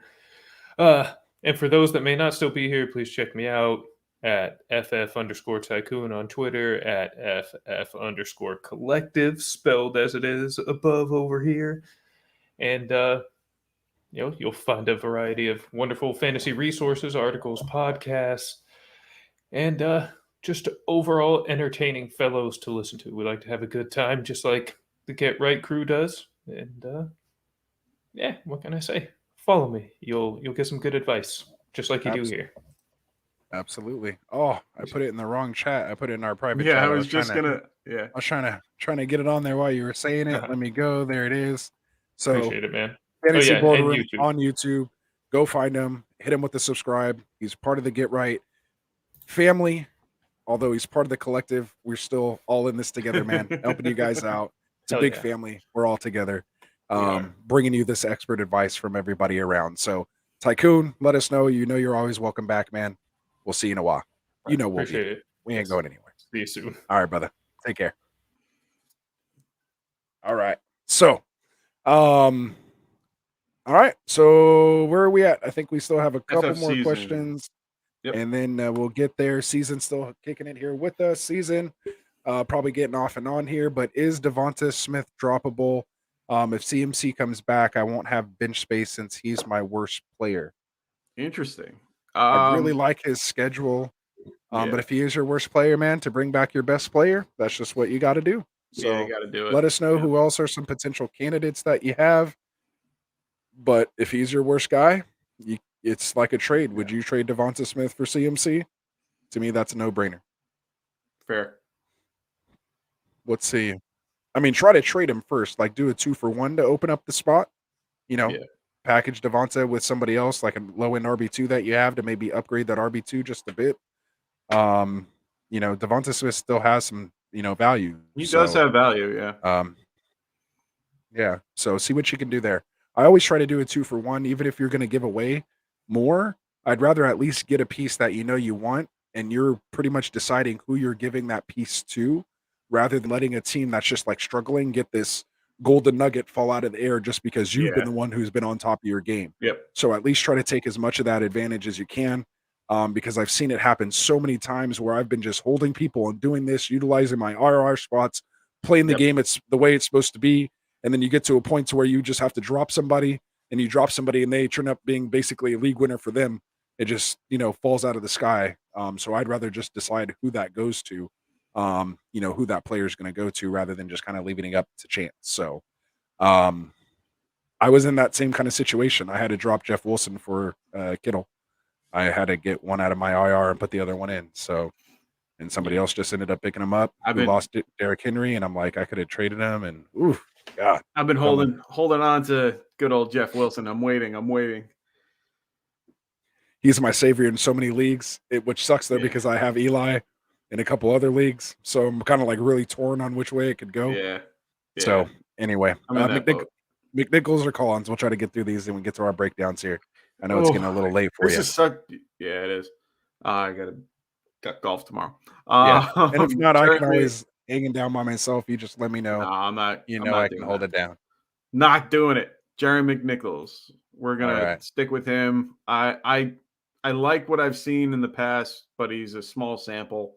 It's hard to pick him over a guy like Collins who's actually done it, but I think McNichols can hold his own for now. Yeah. And again, I don't think these are guys that are like, oh, you're going to hold him rest of the season. And it's like, No. you're not dropping anybody else. To me, these are guys that if they, kind of wear out their welcome, or McNichols ends up, being something, that he's not, or what we think he could potentially be, if it does for whatever reason turn into an Adrian Peterson show, or they just end up airing it out. And, we know he is the passing back, but still, these guys are going to be replaced on the wire later. So I don't think you really need to hammer yourself down with these guys. But if you had to choose between the two in a PPR, I would take my chances with McNichols. Yeah. Let's see. Where were we at here? Pickle Rick was saying he has Swift on a bye this week, so that's why he's in that Yeah, no situation. worries. That makes that's sense. tough, dude. Yeah. Running backs early and often, man, because you don't want to be in those situations. Dim Boy says he's all in on McNichols, Drew. So there you go. Tyler Sperry, what's up?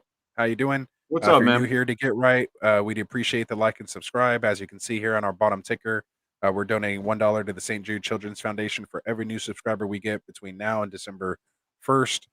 That started when we were at 241 subscribers. So it's gonna, only go up from there. Our target is to get to 300 by the end of the month, or hopefully more. Help us give away our money, man. So And we'll it's get going to to your be question. $2. Remember, Yeah. $2. And we have Dim Boys and his family matching for another $1, so it'll be $2. Up to their amount. I think it's $150, and we're at 150 or 125, something like that. Either way, it don't matter. He's got if a it's lot of more, help behind him. Yeah. If it's more, Dustin has deep pockets. We'll spend his money. We'll put it on the Get Right card. It's all good. So anyway, Tyler, Judy, Bateman, or Beasley. For this week, I'm going to say, ooh, God, I'm gonna have to go to my rankings on this one. Yeah, these all three of these guys are pretty much in the same tier, so I understand where you're having the issue. Beasley's coming off a rib injury, so he might have an issue. You're telling me. He didn't practice all week. I think he was limited today, if memory serves me right. When we go through his game, I'll be able to look. But he was limited today, I think. So he's a game time decision. Thankfully, their game's early, so you can at least. Oh wait, is it? I have to double check. Yeah, they're early, so at least you get an opportunity to know if he's going to be available. If he's out, I would go Bateman. But if he's playing, I would probably be more inclined to go Beasley. Yeah, I think the way I have it ranked here, I'm literally have them back to back. I have Judy at 25 and Cole at Beasley at 26. As you guys know from the previous question, I had Bateman down at like 49, which I am going to bring him up, but I don't think I can bring him up 20 spots. So in this case, literally flip a coin between Judy and Beasley. Beasley obviously has the quote unquote better matchup, but does it just, get out of hand? Do they not need to really throw to their third wide receiver? Whereas Jerry Judy's going against Dallas, it is a better defense. Who knows who they're going to actually put, Diggs on? Will it be Judy? Will it be Sutton? But again, it could be a potential shootout there. But how effective, will he be? So again, literally flip a coin between those two. I have them back to back. Projections are, within a couple points, if that, of each other. So probably a point. So there we go. Okay. Season saying Trey Lance, Taysom Hill, but it's super flex. Yeah, you can't start either one of them. QB2. You can start Hill, but you're not going to get the same production as him being a starter. Yeah. I mean, if you only can start one of these two in a 2 QB, then I would start Hill. But if it's super flex, I'm sure you have a receiver out there. You might be able to start maybe a Rondell Moore, maybe a Christian Kirk this week if Hopkins doesn't play. I would probably feel a little comfortable starting those guys over one of those quarterbacks this week, just based on opportunities alone. This is from Dylan. FF season 1, could you swing a 2-man deal to free up space? And that's basically what I was saying as well. Instead of having to drop Devonta. Would you trade away Keenan Allen? There you go, trying to trade away Keenan Allen again, man. We've been telling you. Stop doing My that. question is always hold Keenan Allen. Like, I don't know why you're in such a hurry to trade this guy away. But anyway, for the sake of it, I can only talk to him like that because we talk a lot on. No, I get it. We talk a lot on Twitter, man. Would you trade away Keenan Allen and Devonta Smith for Deontay Johnson? Now you have my attention. He has Mike Williams, so something I've considered, but not much of an upgrade. I think you're giving away. Like I would You're trade giving away a Devonta. lot. Yeah, you're kind of giving away too much. I understand you're trying to do the 2-for-1 to free it up. But I would shoot higher than Devonta if I'm giving away Allen and Smith. I think this is the league you do already have Diggs in, if I'm not mistaken. But I would try to shoot for someone like that, more so than a Deontay. To me, just Deontay's a high-end wide receiver too. That's a borderline, wide receiver one that you can get at like low-end wide receiver two value. That's why I like him. Especially with Big banged up right now. We got to see how that kind of plays out. I don't like that. Shoot higher. Jonah saying he's out. I hope you find Herbert trade Hill. Again, it was Edmonds and Carr for Justin Herbert. So Not bad. he's letting you know that. And boy, it was 150. Okay. It's not unfortunately, man. That's amazing. Don't shortchange that at all, bro. Way that's more. super amazing. More than we ever even would have thought. It's not anything we even expected from anyone in the community. It was just something that, Dustin came up with. Of course, I supported him through a little more than what, he was originally thinking to do, just because I thought it was a great idea. I was completely shocked with you. I think it was McGoats, Yeah, McGoats, Jonathan. Jonathan, you guys all making your individual, pledges and donations. I'll be putting some money in there too if we can get up there. It's just it's more than I even thought. Can't thank you guys enough for doing that. So definitely don't say unfortunately, man. It's very fortunate that you and the family are willing to do something like that, man. It just shows the kind of stand-up people you guys are, and again, just shows the kind of community we have, man. We're here to give and not take, and that's what I love about this community the most. So, Xavier, thoughts on Javonte and Melvin Gordon? Love Javonte. Just quick on this, yeah. I mean, we all like Javonte. You have to like Gordon too if you like Javonte. They're basically the same guy. You could start both of them if you need to. Just understanding what you're going to get. They're not RB1s. They're low end RB2s. They're guys you can just kind of throw in there any week and kind of just feel comfortable with what you get. Obviously, you hope one of them scores. Lately, they both have been.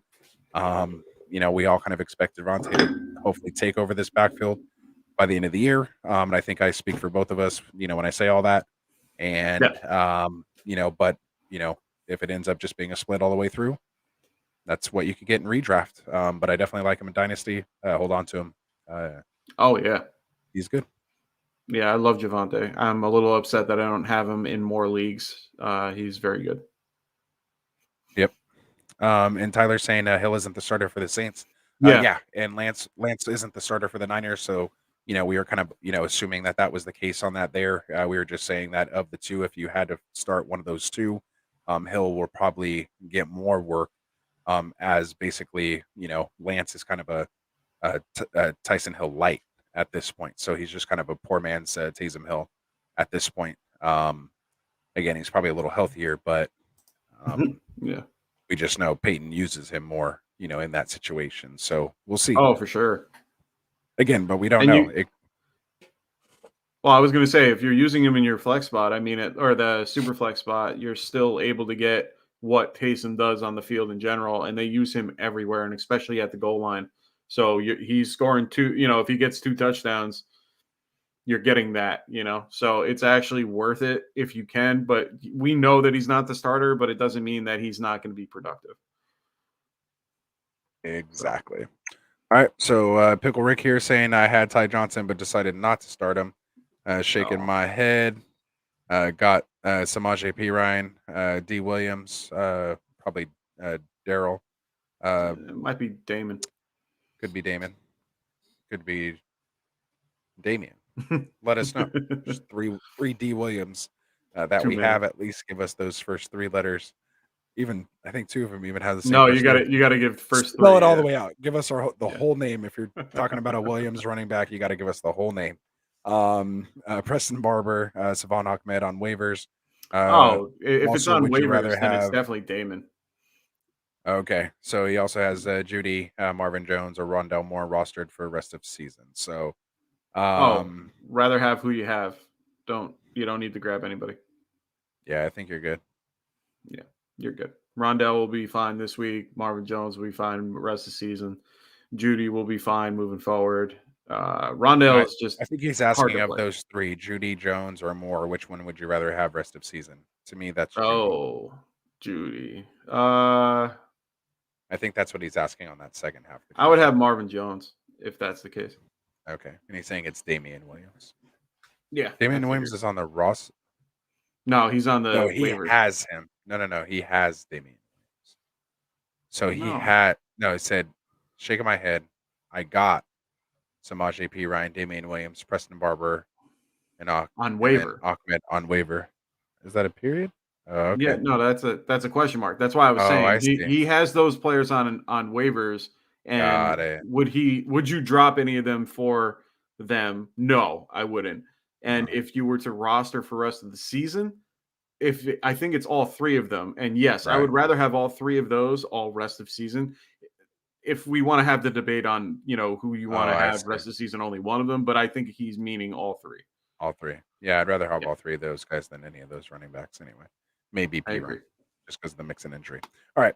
Yeah. Sometimes the questions are, how they come across. Sorry, we probably seem like idiots sometimes. I'll speak for myself. And I it's seem like 3:15 idiots in the sometimes. morning. It is late. My drink's almost to the bottom of the cup. Oh, my so you know drinks what have that been means. done for a while. Okay, see, we got to get you a refill. All right, well, I think No, we you finally don't. hit that part of the show where we can get to our breakdowns here. Maybe the chat will slow down. Not that we're saying it has to, but we'll start No. to get to those breakdowns here. We'll sneak them in until the chat builds up again. We'll probably have Tycoon join us here soon. So we'll go from there. All right. So, actually, hold on. I think there's one more question here.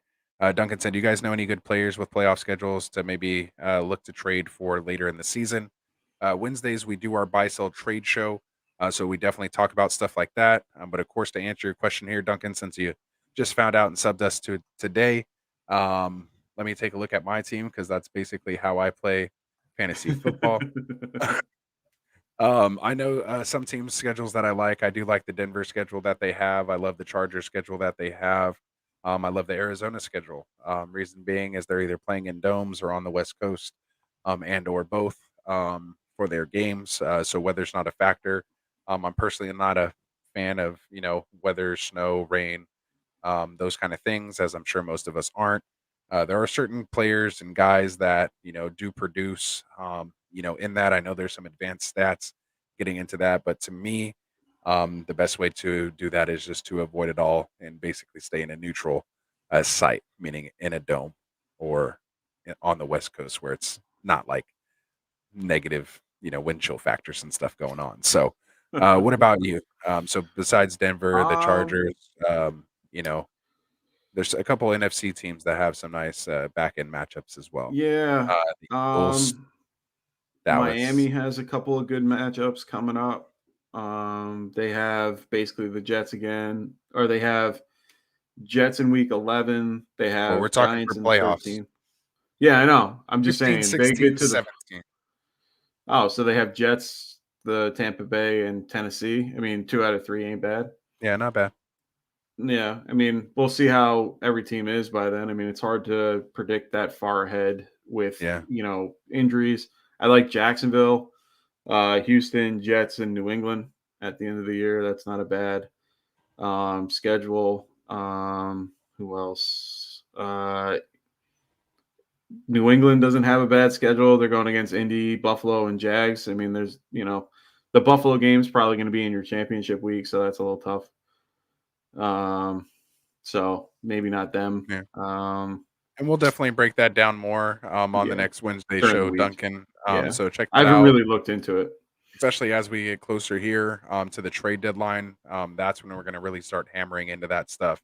Because like Mike said, a lot of things are going to change between now and then. If we say, oh, go target this guy, if you're not getting the right matchups, you may not even make it into the playoffs, especially when it comes to a lot of these people trading, 2-for-1s and things like that. I heard a couple questions before I actually got on the air where people are trading away, running back depth.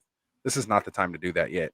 This is the time where, if anything, you're trying to get the 2-for-1 side of the trade to get the depth right now. and then you load up as you're heading into the playoffs as you get closer to that trade deadline. That's when you kind of start to put all your eggs in your baskets and shore up that starting lineup. Bye weeks are pretty much done at that point. So you're just basically trying to set your team up for the playoffs. So it's all about timing when you can do that stuff as well. Yeah, you got to stay water. You got to wait and see how everything kind of flows. It's good to kind of plan for it, but it doesn't mean that Thanks, it's always Den going to be Boys. good. So yeah, thanks, Den Boys. Have a good night, brother. But like I said, you got to kind of roll with it. It's kind of hard to plan for the future. You can't really look that far ahead, but you can definitely have an idea of what you're looking to do. But it's definitely, like in the beginning of the season, a lot of these guys, we would have said, yeah, they have a really good playoff schedule, but then, all the, teams change their defenses and how good they are. So everything's different now. So you can't really rely on that. Absolutely. Do I make any moves? Cool. And he's kind of agreeing with us on that too. Yeah. So You just gotta wait. it's all timing, wait. dude. It's all timing. It all happens. Don't rush it. Don't rush the process. Go through the process. Yeah. Absolutely. And Anytime, Rick says, Rick. thanks for that advice. Absolutely. That's what we're here for, man. That's what the whole channel is Make built sure for. you like and subscribe. We're just a couple, crazy guys that are just way too into fantasy football, man. Just way too into it. And we just love sharing it with you guys. We really do. Hell yeah. All right. So Xavier Ramos, and this is the kind of stuff I really love too, man. Should I make any moves? It's in team full PPR. Lists off his team here. I love the little Bobby trees in here. Yeah, I saw that. Yeah. Love the Bobby trees, man. Jeez. Xavier, don't do a damn thing. I'm going to tell you this. I'm not even going to get into all this. These are the type of questions we say. Get into that sleeper channel. Post a picture of your team in there. Not only us, you're going to get a ton of other people from the Get Right community that will take a look at your team. You're going to get a ton of different sets of eyeballs on it, looking at it at different ways, from different parts of the country. So they have different players, different guys. So you're going to get some really good insight and good input. And we can go into a little more detail than we can here on the show. So get in that sleeper channel, post a picture of your team, say, what do you guys think? And it'll start blowing up and you'll have some great conversations about it. We're going to want to see the other teams, who you're going against. We'll help you try to put trades together and all that kind of stuff. So again, join that sleeper community, hit that description. It's down there. Find that link. Come join the Get Right Fantasy Network on Sleeper. Basically like a free Patreon, if you guys know what that is. So get in there. All right. So same thing here, Pickle Rick. I know you're new as well. Make sure you hit that subscribe button for us if you like what we have here for you. We'll definitely get into this more. As far as breakdowns, potential trades, things like that. We mainly like to save those kind of things for our Wednesday show. Tonight, we're trying to do start sits and things like that. We still have a ton of game breakdowns to get to. So again, if you have any people that you're looking to start or sit, let us know. But for this kind of stuff, just like I told, Xavier here, post it on the Sleeper channel. As soon as we get done with this, we'll start responding to you.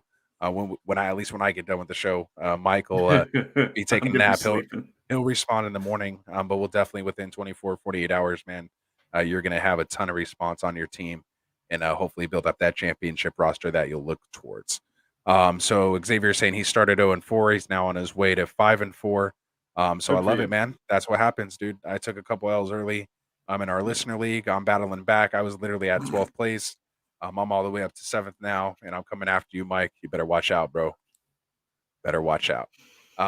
Where would be the best place to go about becoming an ambassador? DM him. Yeah, send me a direct message, man. Either through Sleeper, through Twitter. It's all on there. You can even go to our website, hit us up on the little chat thing that we have built into the website there. Send us an email, however it is. Get a hold of us, and we'll let you know. How you can help out. We'll talk to you, find out a little more about you, and we'll do it. So there it is. Xavier says he's on it, man. Upload those pictures, man. Get it going. Your phone's going to start blowing up. Again, welcome to Get Right community. Be careful what you wish for. Especially come Wednesday, Thursday, and Friday when I blow up your phone for like 8 hours. You're gonna be on it, dude. We're gonna have all that injury. You're gonna be able to make moves before everybody else in your league. Oh yeah. It sucks. It's kind of counterproductive. We say tell people about us, but we've literally had people tell us they don't want to give out their source to their Yeah. certain leagues. So shout out to all you guys out there that are keeping us to yourselves. I really appreciate that. Let us know too. That's the best way to If put it. if you haven't showed us to anybody in your league because you're keeping us as your resource, let us know, man. We want to know that kind of stuff. Let us know in the chat. So Duncan Carter says Xavier Ramos. That's nice, man. So there it is.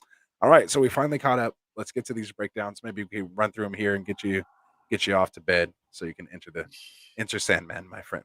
Enter Sandman. Oh my god. Over the weekend, just a little, since we're 2 hours and 40 minutes into the show, and you know we're getting to that time at this point.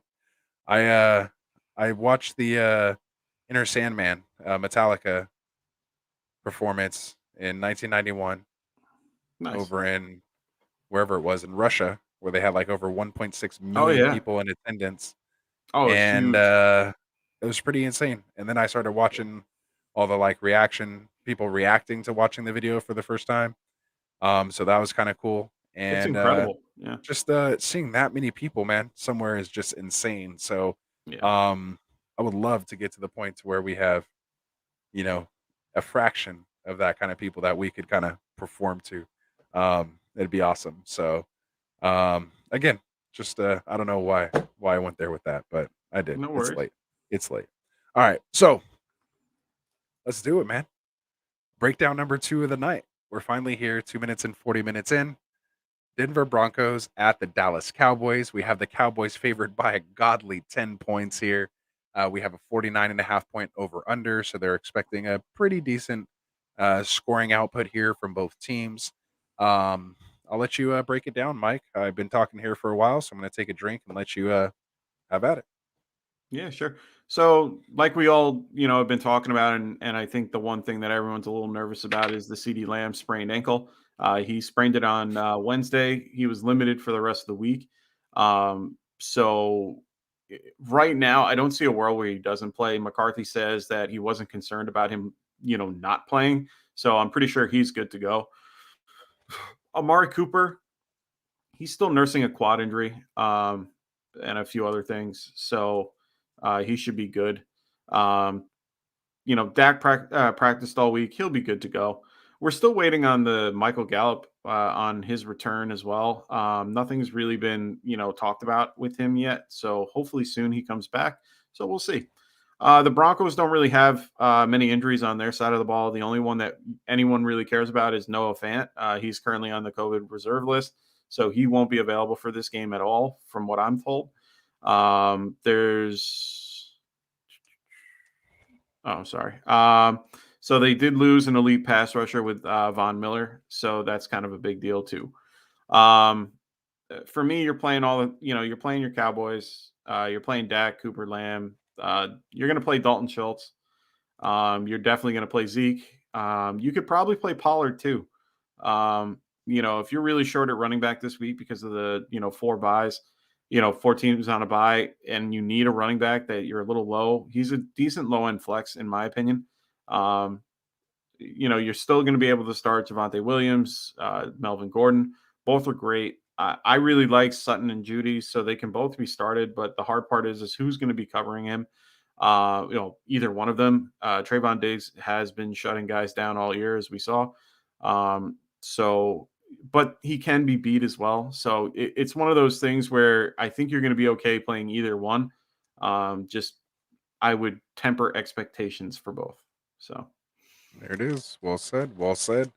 I just want to say we got a nice LMAO from Dylan here. Says he and Drew are the only ones that know about us here. Says we're gatekeeping hardcore with our Good. friends. So that's awesome to know, man. I just think that's I geek out on stuff like that. If you guys can't tell already that I'm a geek. But with that said, I really appreciate that, man. Again, like I said, it's a weird catch-22 because I understand what you're doing.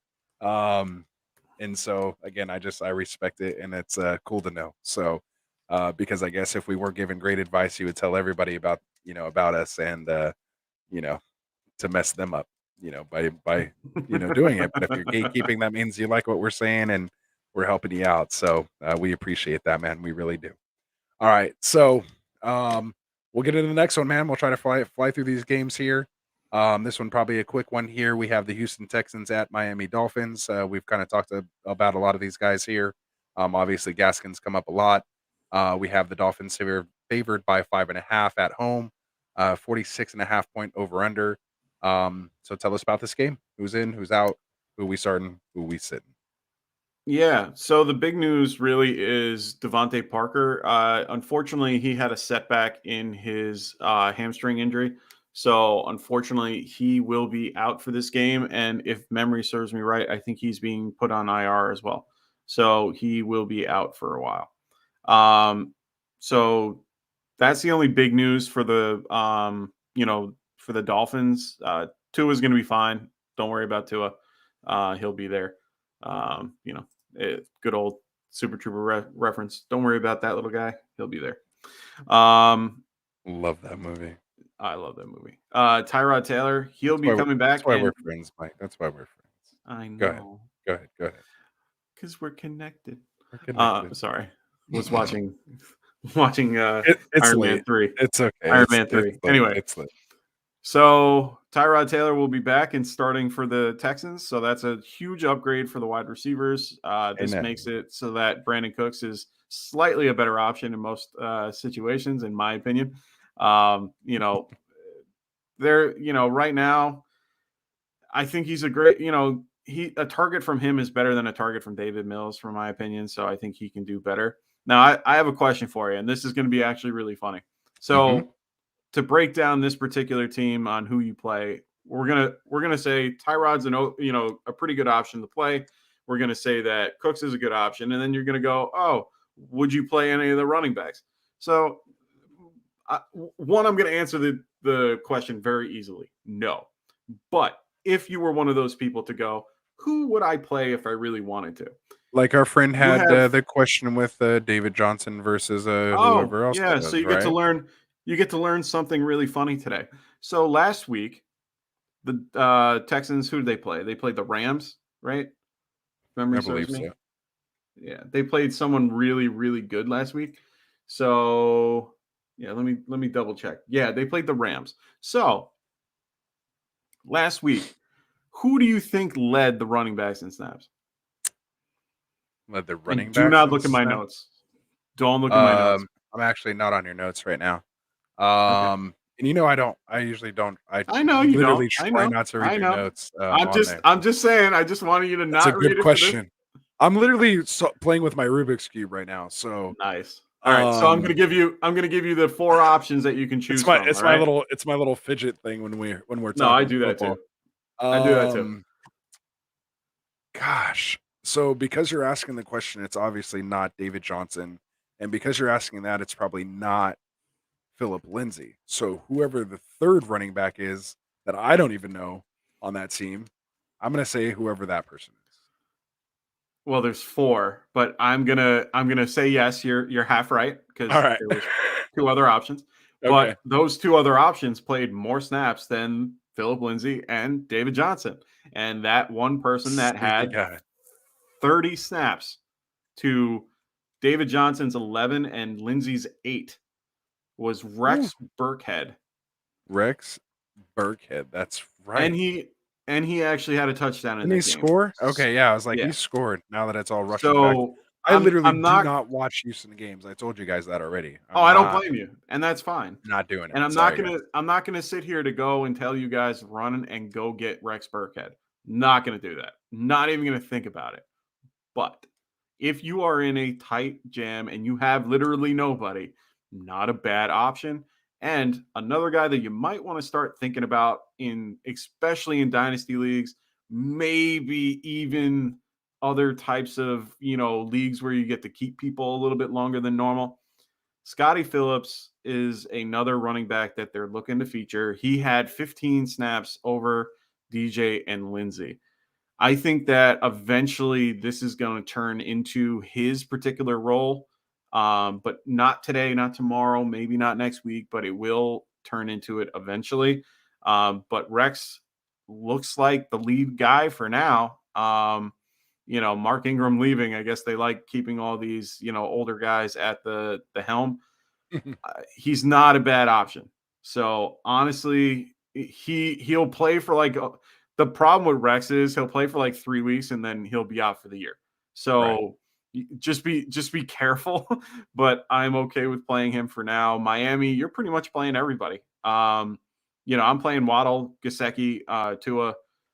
I'm even thinking about playing Gaskin. I mean, honestly, he's definitely up there. This matchup is too juicy to not play. And honestly, I like Gesicki a lot more knowing that Devontae Parker is out. He plays better when he gets more targets when Parker is out. So, And I've been telling you guys, I don't know why Gesicki was even dropped for a while. I mean, no, he's a stud. Ooh, that's And that's a half of one. I for me. almost It's it was been late. half one. That's a half. Them boys, he went to bed, but when he gets in the morning, I know, we'll put it in the count notebook. Anyway, Put it in the notebook. He is All right. a stud, and he is someone that people should be keeping an eye on and keeping dynasty everything. He is going to be something. Waddle, same thing. Tua's doing fine. They're not getting Deshaun Watson. So honestly, I'm fine with this whole group right now, and especially in this particular matchup. So I think we're all good to go. There it is. All right, you heard it there first. And just for the record, they do show Scotty Phillips as the RB3 over Rex Burkhead as the RB4 on the unofficial depth chart on the website that I'm looking at. So, and Dylan wanted to say, coming from a Patriots fan, Rex Burkhead's only existence on this planet is to ruin starting running back. As he did with David Johnson. He did that for years. Well done. Well, he's been doing that for years in New England. I played James White so many times, and then Rex would just destroy it. Absolutely. Well, we couldn't have said it better ourselves. You're already being an ambassador to the community, so we love it. Keep having takes like that. Keep it coming. Bring that fire. That's what we need from our ambassadors. All right, so we'll get into the next game here. Try to get this thing going. We have the Atlanta Falcons at the New Orleans Saints. We have the Saints favored by 6.5 with a 42-point over under. As we've talked about here, we've talked about a lot of these guys here. They're involved, because a lot of these borderline, players. What do we do with them? Obviously, Trevor Siemian getting the nod over recovering Taysom Hill. Tell me, where are we at here? Some receivers here. Is Harris a thing on the New England side? Is Tajay Sharp a thing on this Atlanta side? Where are we at, man? Let me know. See, I'm bringing out a new name we haven't mentioned all in 2 hours and 52 minutes. Tajay Sharp. I love Tajay Sharp. Yeah, I like Tajay Sharp. Tell me where we're at. Yeah. Go ahead. Well, I'm gonna start by saying, like we said a couple times, Trevor Siemian will be starting for the Saints over Taysom Hill. So, that was kind of the big news today, and we were all a little shocked about it. Falcons will be without Calvin Ridley until further notice. He's on the the NFI list, which is he can't return for at least 3 weeks now. So it's kind of like the IR for non-IR players, if that makes sense. Non-football injury related. There we go. So he's going to be out for a little bit. He's dealing with mental health issues. I first want to say I want to wish him luck. It's great noticing, the team noticing and himself noticing that there's an issue and to help, fix that particular scenario. So I wish him luck on this journey. Honestly, I'm a big proprietor towards mental health in general. So that's always been something that I've supported. I've worked with mentally disabled adults my whole life. So for me, it's just, it always hits home. I know he doesn't have that particular situation, but mental health is always important. So make sure, good luck on your journey. Hopefully you're able to come back and, kill it. You've been doing great. So we miss having you here, but make sure you get well.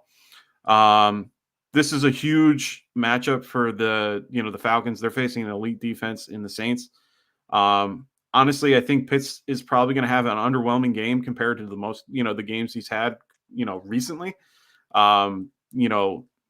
This team can shut you down in many different ways. They use Marcus Lattimore.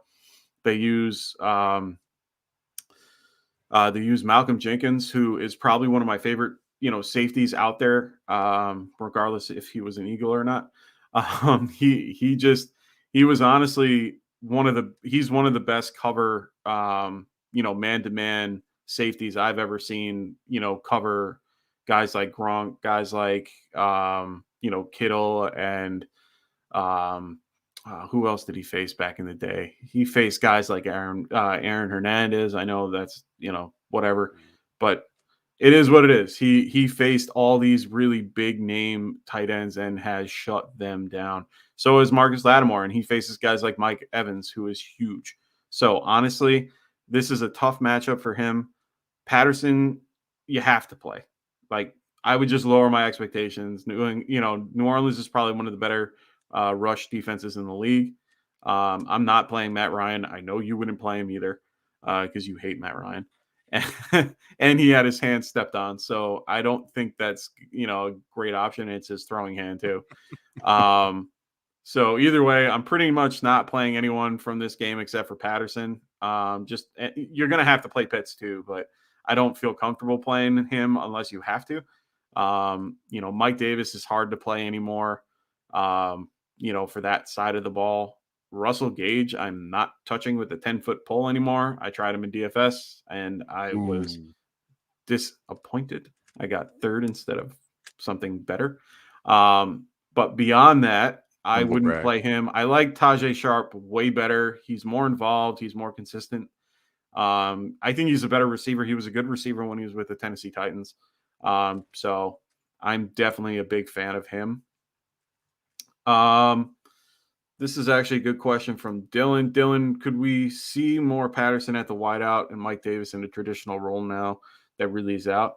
Honestly, maybe, but I don't think so. I think what they're going to try to do is move Pitts more out to the outside and make him more of a wide receiver compared to, what they have. I mean, Tajay is not a bad receiver. He could have been a one a few years ago before they did some moves to get AJ Brown and so on and so forth.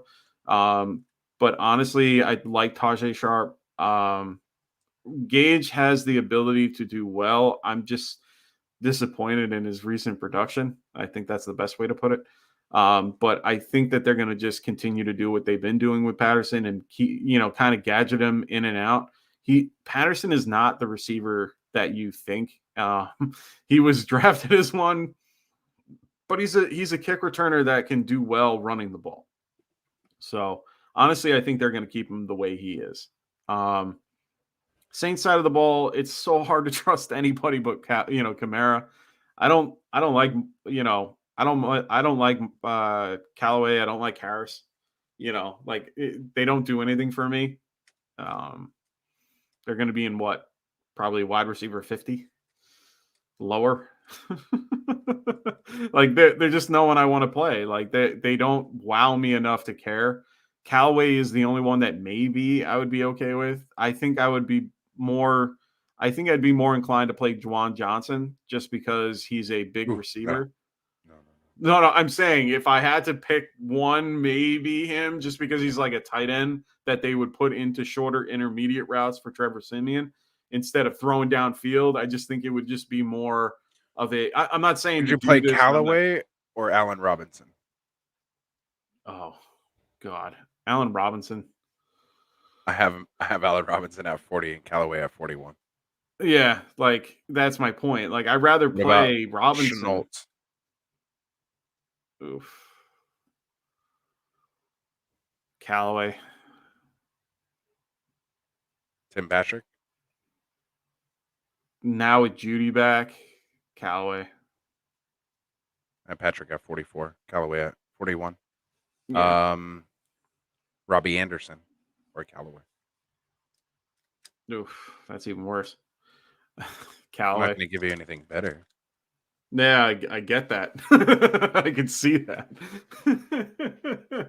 After that, it gets absolutely more in favor it just of gets Callaway, dirty. but yeah. But those were the ones that were close. I mean, you definitely have, I'm sure, Crowder, Kirk, Renfro, Van Jefferson, Tony. Renfro should be way higher.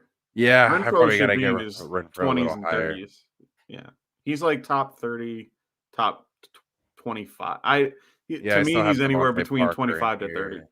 I got to make Yeah. some adjustments still, but Oh, I haven't made any adjustments. This is just my initial thought process. Like he's a guy that's been consistent. He gets targets. He's anywhere between. He's to me, he's Sterling Shepard for the Giants. Same concept.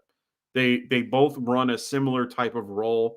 They get at least anywhere between 7 to 10 targets a game, and they average about 80 yards a game, where they could go a little higher or lower, and then they get a touchdown here and there. So for me, makes they're sense. just they're just mid-range. They're like high end 3, low end 2, area. So that's why I like them, around that area. Waller coming back healthy kind of puts a damper on him a little bit, but either way, Speaking of we'll get into Renfro, that. Oh, speaking we're of going to be Waller, going right into that, aren't we? Speaking, I was like, I hope he didn't go too far. I was trying to use the Renfro Ooh, segue there, but then love it. you tossed me up a Waller segue, so that was almost better. So, speaking of Renfro, speaking of Waller, we have the Las Vegas Raiders at the New York Raiders. Giants. Your New York Giants. We have the Ravers. Ravers. They should be the Las Vegas Ravers. That would make more sense. Las Vegas Raiders favored by 3. We have a 46.5-point over under. Ooh, traveling too. Ugh. Yeah, we've obviously talked about the whole Henry Ugh. Ruggs situation. Obviously, sad. our condolences go out to the family of the young girl who was affected by this and her family. Yes. Obviously, this is a huge situation. I have a 15-year-old who's getting ready to start driver's training here coming up. And it scares the living daylights out of me. A couple of his Yeah. friends have got their license. And it's just this is the time where you really become a parent, and you really just hope you put your trust into your kids, because you're basically sending them out into the world with a loaded gun. To me, a car's more dangerous than a gun. Getting behind that wheel, a lot of people just take it for granted. The things you can do, let alone when you start talking DUI, these kind of things. 150 miles an hour. These things 156. you can literally Did you go see rent. the video? No, I haven't, man. You can literally go rent out you can go on a closed course. You can, you have enough money to go do Oh, those things. yeah. You want to take Dude, your cars I went to and Vegas. drive that I- fast. They have Dude, speedways, you can go do that, but not on a don't do Monday, it on a Tuesday night. I mean, come on, dude, putting other people at risk. It's silly. It shouldn't happen. Obviously he's going to be serving jail time, things like that. But again, it's Up not to about 20 him. years. It's about the family, man. It's about these Yeah. people who, now, it doesn't matter. He walked away from it. And it usually happens, in that way. Usually the person that was Exactly. driving drunk is the one who ends up surviving. And it's usually the victim that ends up getting the short end of the stick. So for all of you guys out there, man, don't get behind the wheel when you've been drinking. Please don't. We should know this by now. In this day and age, there's so many Ubers and Lyft and all these things that we have access to nowadays. Just please don't do it. So again, with that said, from a fantasy standpoint, too. unless there's anything you want to add on that, The only go thing ahead and break it down. Yeah, I mean, for one, I watched the video of him going by in the Corvette. Like they have video of him driving and like the girl's car ahead of him, and like how they saw the car go by, and then you see him like 2 seconds later, like a bullet. You can't even see the car, and I can't understand the need to do that. I understand it's 3 a.m. I get it, but there's no need for that. Like you shouldn't be driving that fast. And I'm surprised he survived. You're driving a Corvette that has no front end. Like this isn't a car made to like survive a huge crash like that. Like it just blows my mind. My prayers go out to the family of the deceased woman. I mean, it's just so tragic, and I'm really sorry. For that family. We'll see what happens with Ruggs, but for now, we all know that he's released. So there's nothing we can talk about other than the fact that how it affects the Raiders. So, right now, Raiders look good. They look healthy. They don't really have anybody on. They don't have anybody on the injury report right now, so they're good to go. Unfortunately, the Giants are on the other end of that particular thing. So let me break down the Giants a little bit. Saquon, he's out. He had COVID, didn't have COVID, but now he is good to go. I was kind of anticipating him not playing this week, just because they have the bye week next week. They'll come back. He'll be fine. We'll go from there. They're also missing Sterling Shepard, which we already knew, and Dante Pettis, which we already knew. Surprised. They'll both be out. Kenny Galladay is actually listed as questionable, so he has an opportunity to play. This is an early game, so we'll be able to know a little bit more towards game time what's going to happen. Kadarius Toney, he's good to go. He's not even on the injury report, so it looks like he's the healthiest of the group. So I'm okay with playing Toney. I'm good with playing Daniel Jones and Booker. Booker, it's kind of a revenge game, so for him, he's good to go for me. I don't think I would play Galladay yet, just because I just don't trust him. Even if he starts, I just don't feel like I feel like he'll just re-aggravate it. Like every Giants player that's gone in just seems to re-aggravate everything until So I just don't trust it yet. Raiders side, I'm definitely playing Josh Jacobs and Darren Waller without even thinking twice. Renfro is also another person, like I said, I have no problem playing. It's after Renfro that we have to kind of figure out, and it's either Zay Jones or Brian Edwards. Now, I like Brian Edwards way more. I just love his talent, love who he is. Zay Jones is not a bad option either. This game, maybe, but like he's just getting he's a very low flex option in any like he's in a 14 team league, flex option. Like 12 team leagues, you're probably not picking him up. Brian Edwards, though, is someone that you should keep your eye on. I would keep him on your bench regardless. He is somebody, he's only been putting up fourth quarter stats basically. But he is somebody that I think he has a bright future. And especially this season, now that he has a little bit more opportunity in front of him. So I would stick with him for the time being. Yeah, that's all I have to say. Yeah. No, that's good, man. Not gonna lie, dude. I started looking up this video when you said that, and I'm watching it right now. Literally watching the car on fire right now, man. And as I'm sure. Oh, not even just that. No, I know. I'm just saying, the other stuff too, man. I'm just kind of taking it all in. I didn't really want to look into this, man, because I didn't either, and it just popped up, and I could not. Yeah, and he's sitting there rocking, man, all pissed off. Like I don't blame him for being upset. Anyone would be, but at the same time, you did something so dumb. Like, why couldn't you just understand that you were being dumb? Stop. And you had your girlfriend in the car. Like, what? Yeah. That's what the other part that like just angers me. Like, she couldn't just go stop. Like, come on. Like, we all have that person in our life. Like, my girlfriend would tell me right away if I'm going over 80 miles an hour, stop. And I'm like, okay, my girlfriend wouldn't even have to tell me because she ain't even. Oh, my wife. I mean, she ain't even get in the car with me if I am drinking. Number one, and number two, I wouldn't put myself behind the wheel. Saying just regular driving. Yeah, I mean, it's crazy, dude. So anyway, I don't want to keep going on that, but like I said, from a fantasy standpoint, I pretty much agree with most of the stuff you were saying there. Again, for the most part, like you said, I do like Booker. In this one here, it is a question on Zay Jones. I saw him picked up by a lot of people this week. I don't think you could start him this week. I would feel kind of comfortable if you needed to start Brian Edwards. But for the most part, Renfro is the only one that I would, feel, comfortable starting. Of course, besides Waller at this point. So from the Raiders side, and then you hit it, on the head with the Giants side. Booker, Daniel Jones is, okay, and 2 QB. 1 QB, there's better options out there. For sure. So it is what it is. So moving on. Just crazy stuff, man. That's crazy.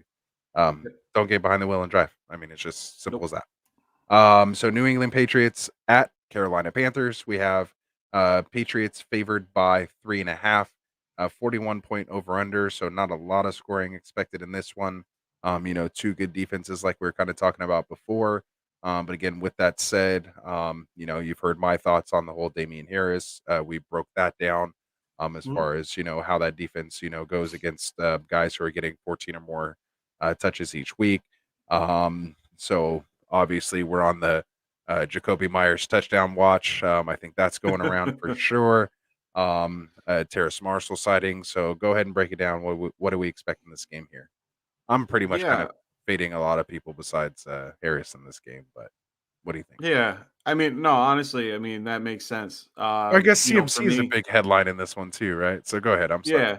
No, I was gonna say CMC is hopeful that he's back, but they said that he might be on a on a pitch count, just to lead them into. I think they have their bye this week. I want to say they do, but I could be wrong. Um, they have their. I think they have their bye week in week 10, if memory serves me. No, they What don't. are you looking for? No, their bye week. Didn't they already have their bye week? What are you talking about? Carolina. I'll find out for you, but go ahead. Yeah, but I know that they're trying to, make sure he's fully healthy coming in. Sam Darnold's beat up too. He's playing with coming off a concussion and a right shoulder injury. So we'll see what happens. Honestly, I don't feel comfortable playing him or CMC right now. Chuba's okay. There's everyone is questionable on the Patriots, and if you ever read their injury report, it's literally everybody questionable. So right now, that's going to be a tough one. So 1 second. Yeah, week 13. Oh, okay. Week 13. Okay, so I don't know if they're going to try to push him to the 13, but they're definitely trying to ease him back in. Terrence Marshall is coming back from Terrace. concussion There's no N in I there. said Terrace. Okay, I just wanted to make sure for all the other people. I out said there. Terrace. I knew it. All right, Terrace go ahead, Marshall. go ahead. It just sounds like an It's N for when I me. say it. I was No, just you're good. I was just trying to do it for myself, but go ahead.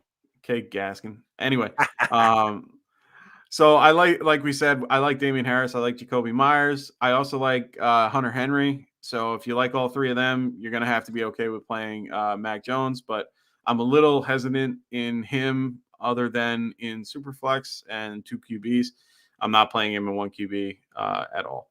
Chuba I'm playing, DJ Moore I'm playing, but that's about it. You're going to play them just because they're the best options for their own team. So you can't go wrong there. Nice. I don't. Hunter Henry's the only tight end out of this group. Tremble's nice. I like Tommy Tremble, but till we see more, there's not much we can do. Agreed. Obviously we're sitting Robbie Anderson at this point, right? I mean, he's borderline droppable, Mr. Droppy Anderson, as Neanderthal Unfortunately. deemed him. No, I'm pretty much there with you on those. And so I guess we can move on. Before we move on here, I want to get to let's get into a couple things here. What's up, Ryan? We have a Ryan sighting. Welcome back, my friend. Do we think Steph Diggs will have his best games against the Jags? I hope so. I think we're all there, man. Looked like we had a sighting with him last week. Caught that, I think, 30-something yard touchdown. We just need to see him build on it, man. For whatever reason, I was just kind of listening to one of our old podcasts from last year, and we had, Steph Diggs. I think it was, midway in the season. We were kind of saying, oh, he's borderline, top 10 kind of, wide receiver, and then, had a huge second half and just really took off when they made that playoff push.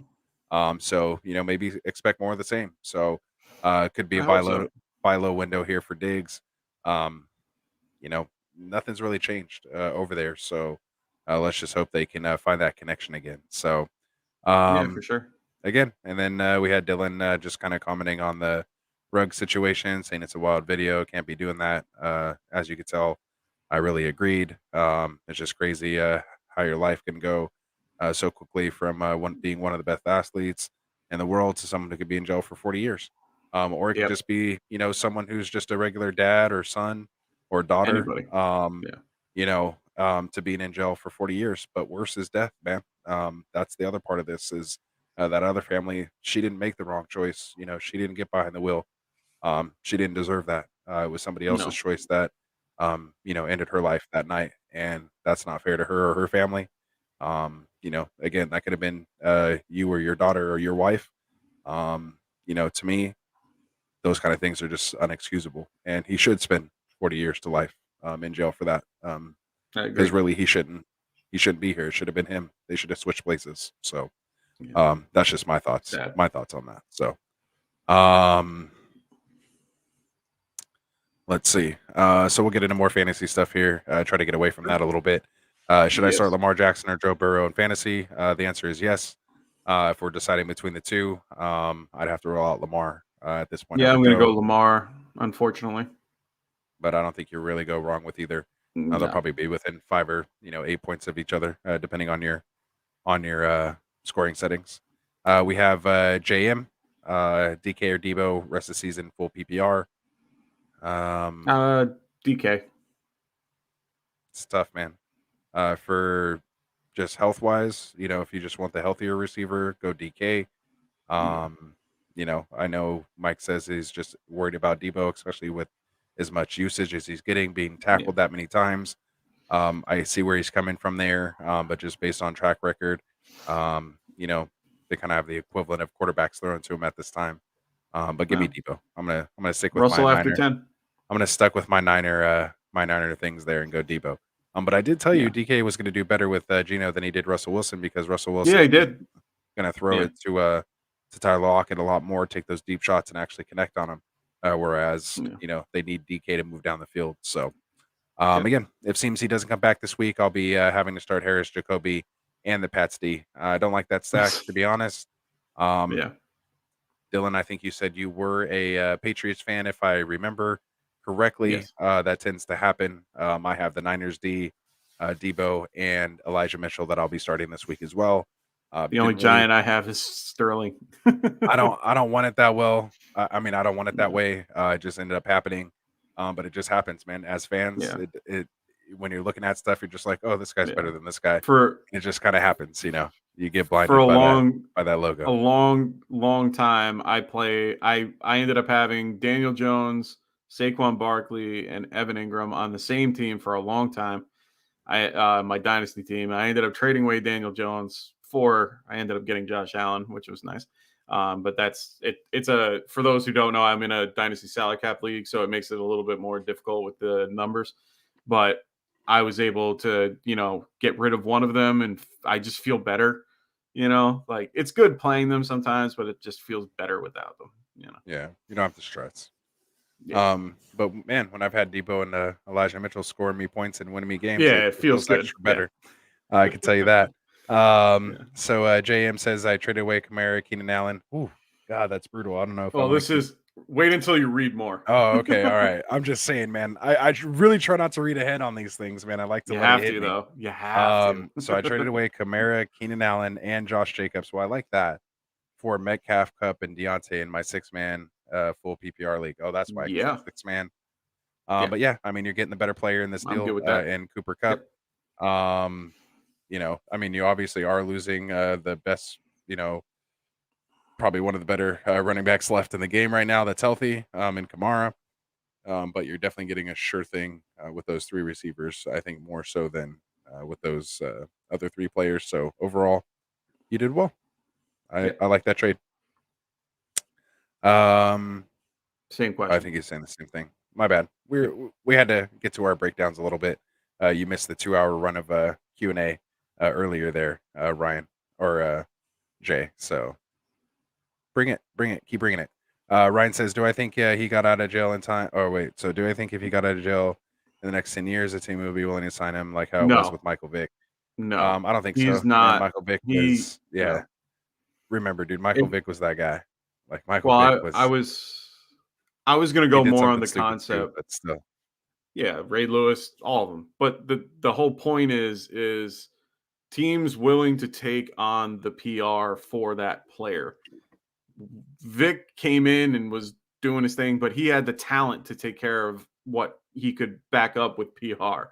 So it's like any other situation that's out there. Ray Rice couldn't come back. He was a stud, and his whole situation was way worse than most situations. And all I'm saying is that yeah. Oh, for sure. Well, I don't think he was. He was the guinea I think pig. others were. Well, I think He unfortunately fell under that. Yeah, he fell under that. the Kaepernick, unfortunately, I think is the poster child for this particular thing, unfortunately. True. But my Well, point is, no, it's a way different situation, but that's for a different day. well, But go no, ahead. I'm saying his particular. I know his is more political, but the whole point is his talent doesn't outweigh his crap. Like you're Right. bringing in baggage, and your baggage is not one of those things that people care about. Deshaun Watson, okay, is another option. He is a guy that had all these cases. Now, let's just say tomorrow they get all dropped and they all get settled. Everything's handled. He's done everything. He's acquitted. The whole thing. He does some, community service. He's done. Let's just say that happens. He's still any team is willing to pick him up and spend all this capital on him. But why would they do that? Because he's a top 5 talent at the position. Henry Ruggs isn't even close to that. He will never be in this league again. He's done. Yeah, he's done. He's done with life, man. His life's over that night as soon as he made that Yep. decision, man. Yep. And he probably got away with it so many other times and just got Yeah. lucky. Oh, And, yeah, for sure. This time, this isn't just the first time it happened to him. So we know he was doing So this. look- You don't look- just go 156 for the first time. You work your way up to that kind of speed. We all been there, but not like that. Anyway, moving on. let's Let's get see. off of Ryan said he does. Yeah, exactly. It's tough, man. I like to put it out there to let people know. So, I did Yeah, I trade get Michael that. Carter and Hollywood Brown for Steph Diggs and Julio Jones. I do like that Yeah, trade. we've talked about more that so for the before. Diggs Yeah. side of things. So that's good. Should I be concerned about starting Debo this week? I read that his injury is still bothering him. So should I play Deontay over him? I think Not Deontay's a quite yet. safer floor. Come back to us. Yeah, I mean Deontay's. I don't know, man. Not with Big Ben's injury as well. So you're kind of dealing with a similar, type situation. All things considered. As long as Debo plays, I would play him over Deontay. They're both if late they say games, so Debo's you can good get to go. away with that. Yeah. Yeah. So there you go. Any defenses you're looking to stream this week? He currently has Miami. We know Miami's going against Houston, but that is Houston with Tyrod Taylor back. And as we saw in the first couple Saints. weeks, that's a different situation. Saints, if you can get him, but they've been a top D. I don't know if they're Chiefs. necessarily streamable. One of the defenses I'm looking at, of course, is the Niners defense. They were dropped in a lot of my leagues. Playing against Yeah. Arizona, I do have them if Kyler Murray and D Hop sit. I think they're a nice sneaky little play. Also Green Bay, or I'm sorry, who's going against Green Bay? The Chiefs. Chiefs defense is probably available. We know the Chiefs defenses usually get eaten up, but going against Jordan Love, Devontae Adams coming back after his COVID stint, maybe he's not all the way 100% as far as conditioning. I think that might be a good defense to stream as well. That's out there. Possibly Las Panthers. Vegas. Possibly the Panthers. Hopefully that's enough for you. Yeah. So there's some good options. So if you need more than that, let us know. Look at me jumping in on some defensive questions. I know, weird. Let's see. Oh, you handled that in the chat, so that's good. Yes, sir. All right. So let's see. Dylan says it's always nice having your favorite players do well on your team. However, not having them definitely makes Sunday a lot more calm. So yeah, that happens. Cap had some different circumstances where it's good out for him. Yeah. And he bagged yeah. So we're good there. No, it makes sense. I'm just trying to, Yeah, we're moving on that. I got Chubb as well in the Kamara trade. And are you concerned with him? You got Chubb in that whole deal as well too, so I like it even more than because you actually got a nice running back in return, not too far of a step down. Maybe 2 or 3, running backs down. So that's awesome. Let's see, and Xavier saying that was a huge help. So yeah, that's what we're here for. Awesome, man. Like that you like that. So there we go. And usually I'm not even the defensive guy, but I had to throw my little 2 cents in that. That's usually me. But did I do good on that? I mean, you did. You broke it down pretty well. I was in that situation, man. I needed some defenses this week, so I had to roll my sleeves up and, get into it. I actually had the Saints available in my league, and I got Lucky them. guy. I got them off waivers. See, I'm a weirdo that does it in like I do it with waivers because I'm so far behind. I'm already, there's no way I'm winning and there's no way I'm going to get anybody. So I just pretty much just wasted on a defense.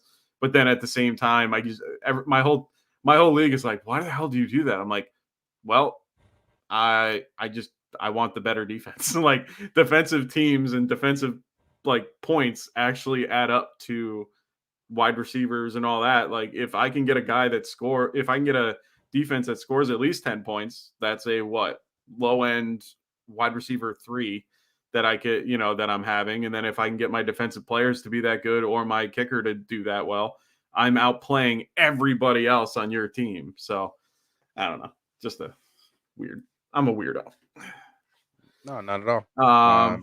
It makes it. I would you mean, it try really to does, try- especially if you're, that sometimes is the difference. I mean, how many games are decided by 3 or 4 points, and if you guys don't think that makes a difference, on your Oh, it defense does. from scoring, Oh, 5 it points does. versus 9 points, that could be the difference of your game. Yeah. So again, that's why I've tried. I may joke about not paying attention to defenses and kickers and stuff like that, but I do know how important they are to your team. So Picked up um, Carlson. yeah, I'm all over it. I swapped out McManus and got I think Bagley in there one week, scored me an extra 4 points that I wouldn't have had. That Right. week I lost or I won by just 2 Did you points. re-pick up McManus now so that you can play him indoors? Nah, I went with who did I go with this week? Let me tell you right now. I have Dustin Hopkins. I picked him up from the Chargers, so they made that change. Ooh, interesting. So that's what I'm rolling with this Yeah. week is Dustin Hopkins over McManus. And I had to Yeah. ditch the Denver defense because they started just getting all kinds of banged up. I picked up And I went with San Francisco in both leagues. I picked this up week. Carlson and Koo. I got both of them because I didn't know who to go with. Nice. And I'm like, you know what? I can I can away drop from one. I Koo. don't care. Yeah, I don't Yeah. know. No. Koo's automatic. The problem is the offense Matt Ryan. behind him. The problem is Matt Ryan. Get it correct, Mike. Stop It's it. Matt It hurts. Ryan. It hurts my ear. It hurts less if you just get off the bandwagon, man. Anyway, like I said, I have San Francisco rolling up. If I don't, I'm probably gonna go Las Vegas, just as a default against the Giants. Just because that's who's available in my leagues. Either them or Green Bay. I'm teetering between those two.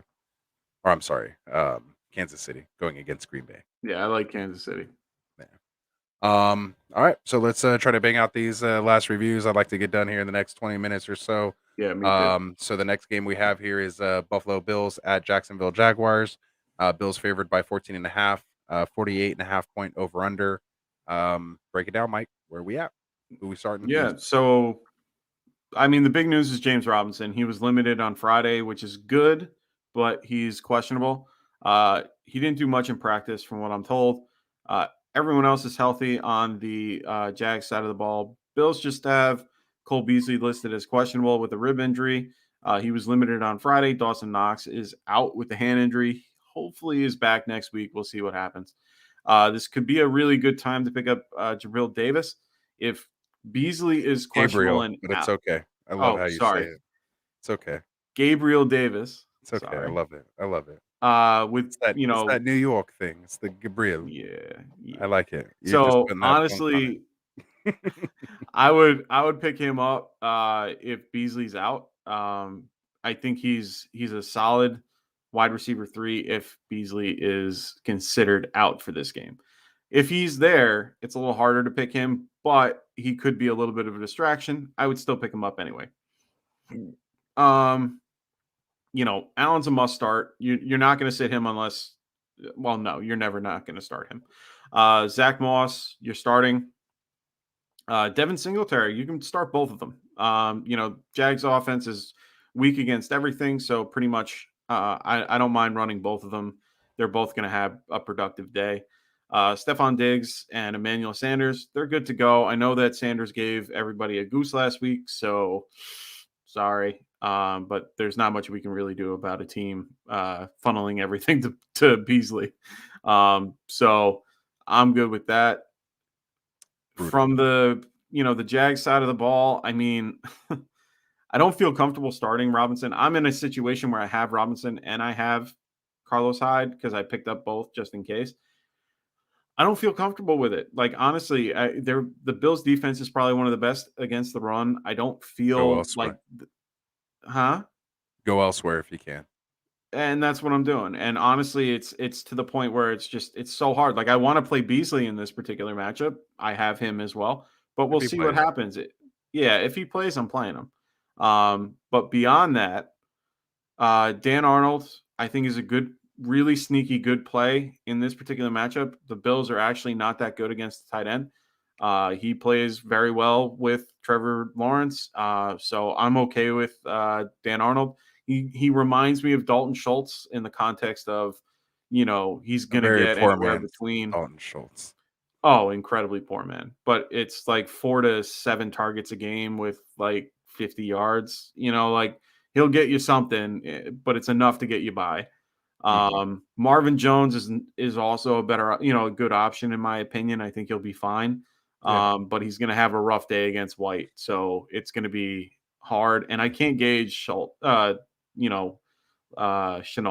mean, he's just so hard to figure out. I had such high hopes for him, but it's not Yeah. happening. He was all over the place.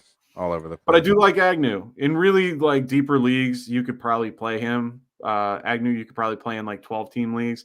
10-team leagues, it's hard to play him, but you can definitely keep him on your bench.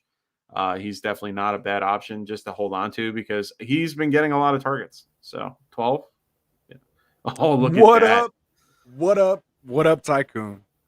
He's back. Welcome back. Welcome back. Had to handle those house duties, I'm sure. Now you can get back to the fantasy life. Love it, man. We almost got through the we're almost to the 1:00 games here now. We only have Jesus. We're almost at the 1:00 games. You know how it goes, man. We have our late nighters here who are still firing away in the chats, and we're just trying to get through this, man. We're trying to get off here within the next I think we said 20 minutes ago. But hopefully in these next 20 minutes we'll see how it goes, man. We might go another 30 minutes or so. We'll try to get it done. Mike's gone. Hell no. I meant Tycoon and I. Yeah, I don't know. Mike might Xavier, have to leave. You and I might have to finish these second half games here. Well, So I'm we'll see. hoping you now. might. So Absolutely. for Xavier, I would be going with the Raiders. I like Carlson better compared to Greg Zerline. I'm just a bigger fan. He's in domes longer, I think, as well. I think he has more dome games. I'm just more of a fan of Carlson. So He's a better kicker. yeah, he's just Yeah. a better kicker. Just overall. And I don't think any kicker should be considered rest of season. I think you Oh, need to be enough. willing to Bye. pivot All at right, any move point on. in time if you need to. Next. So would you trade away Chubb? My short No. answer is no. Especially because it's PPR. He's still No. a top running back in PPR. He's top 10. Don't let him go. We all I agree just there? traded for him in a PPR. Yeah, we're good. We back. We back. Love the hat too, by the way.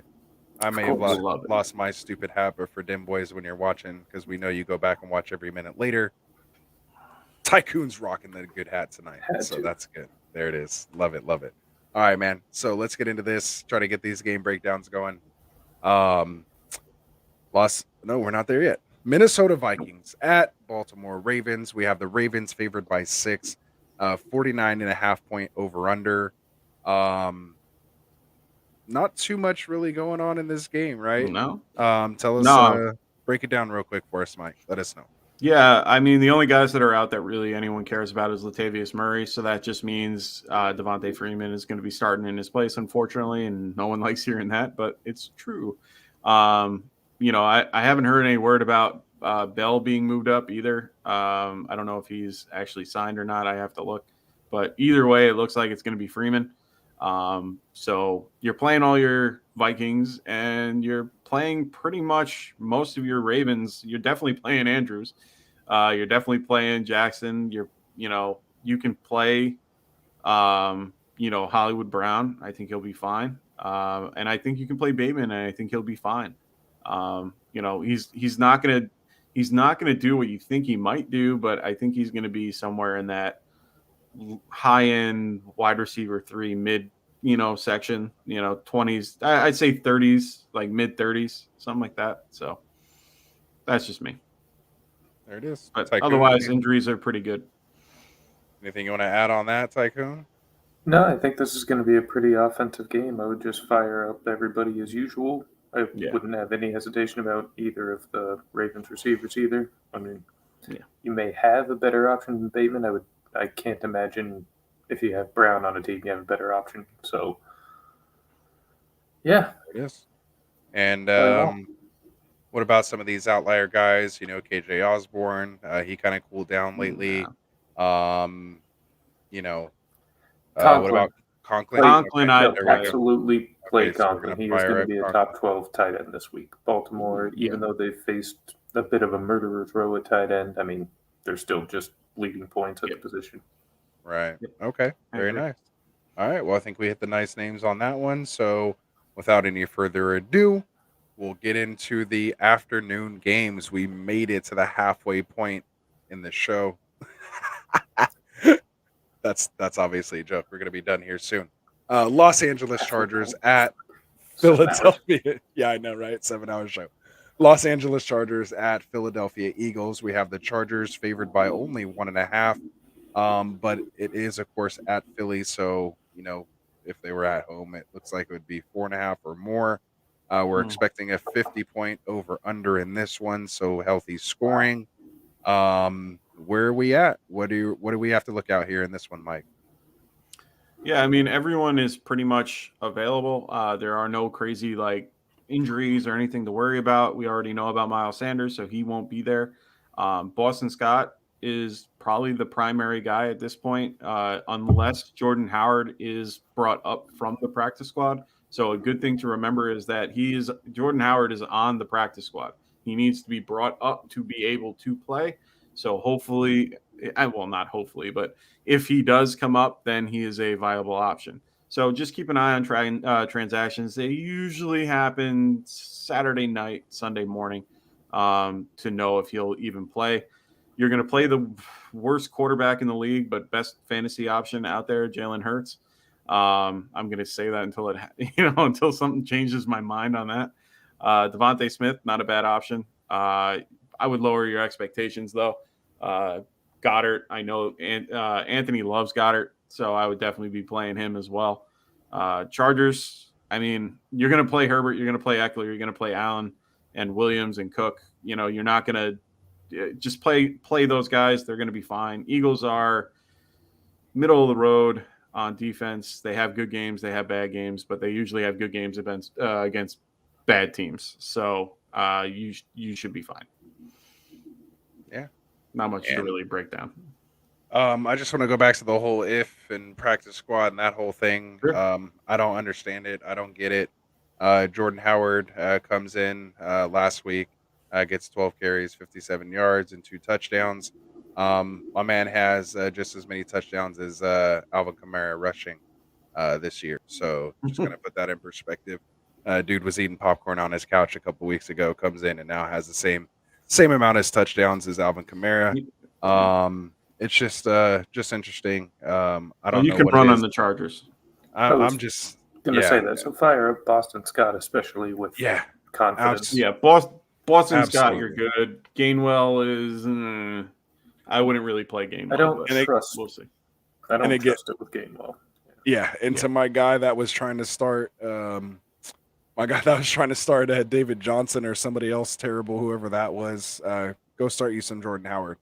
I would literally start Jordan Howard in this matchup against over you guys. You probably have to start Devontae, like you said, but man, lower your expectations for sure. The Chargers are very good against the pass. It's definitely a run funnel. Absolutely. Oh yeah, for sure. They have really good corners, and they have one of the best safeties in the game. So yeah, Derwin is absolutely. No, Darren James. All right. Yeah.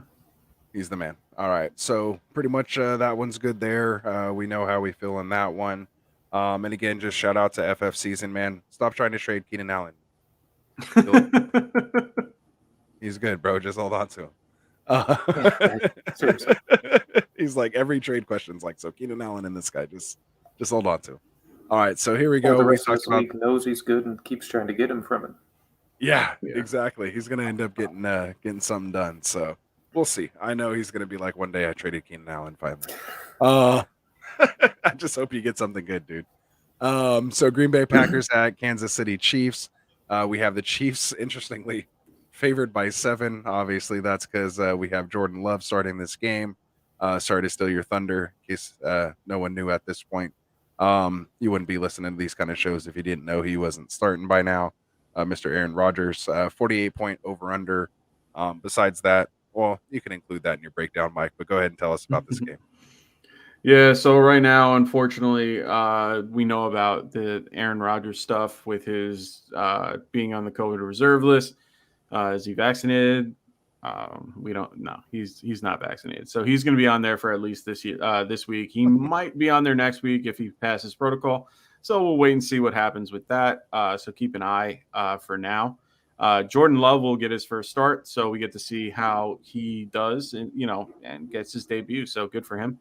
Devontae Adams is off the COVID list, so that's a good thing. Otherwise, they are healthy.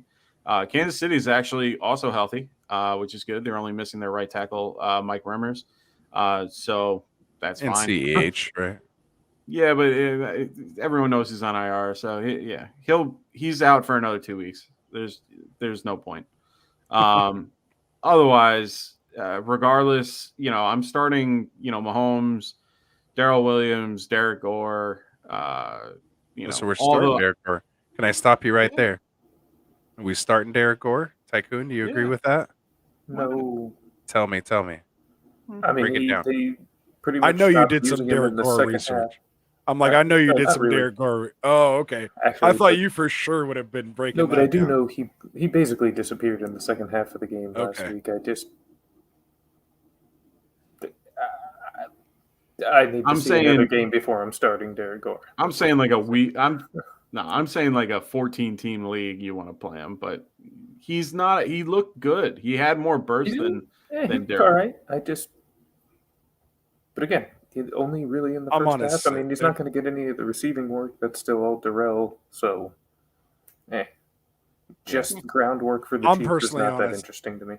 I'm personally leaning towards the sit again. It'd have to be a very specific situation to where Yeah. I'd feel comfortable. No, I firing agree. him up this I- week. So, Yeah. but go ahead. I'm not like I said. I just wanted to stop you there.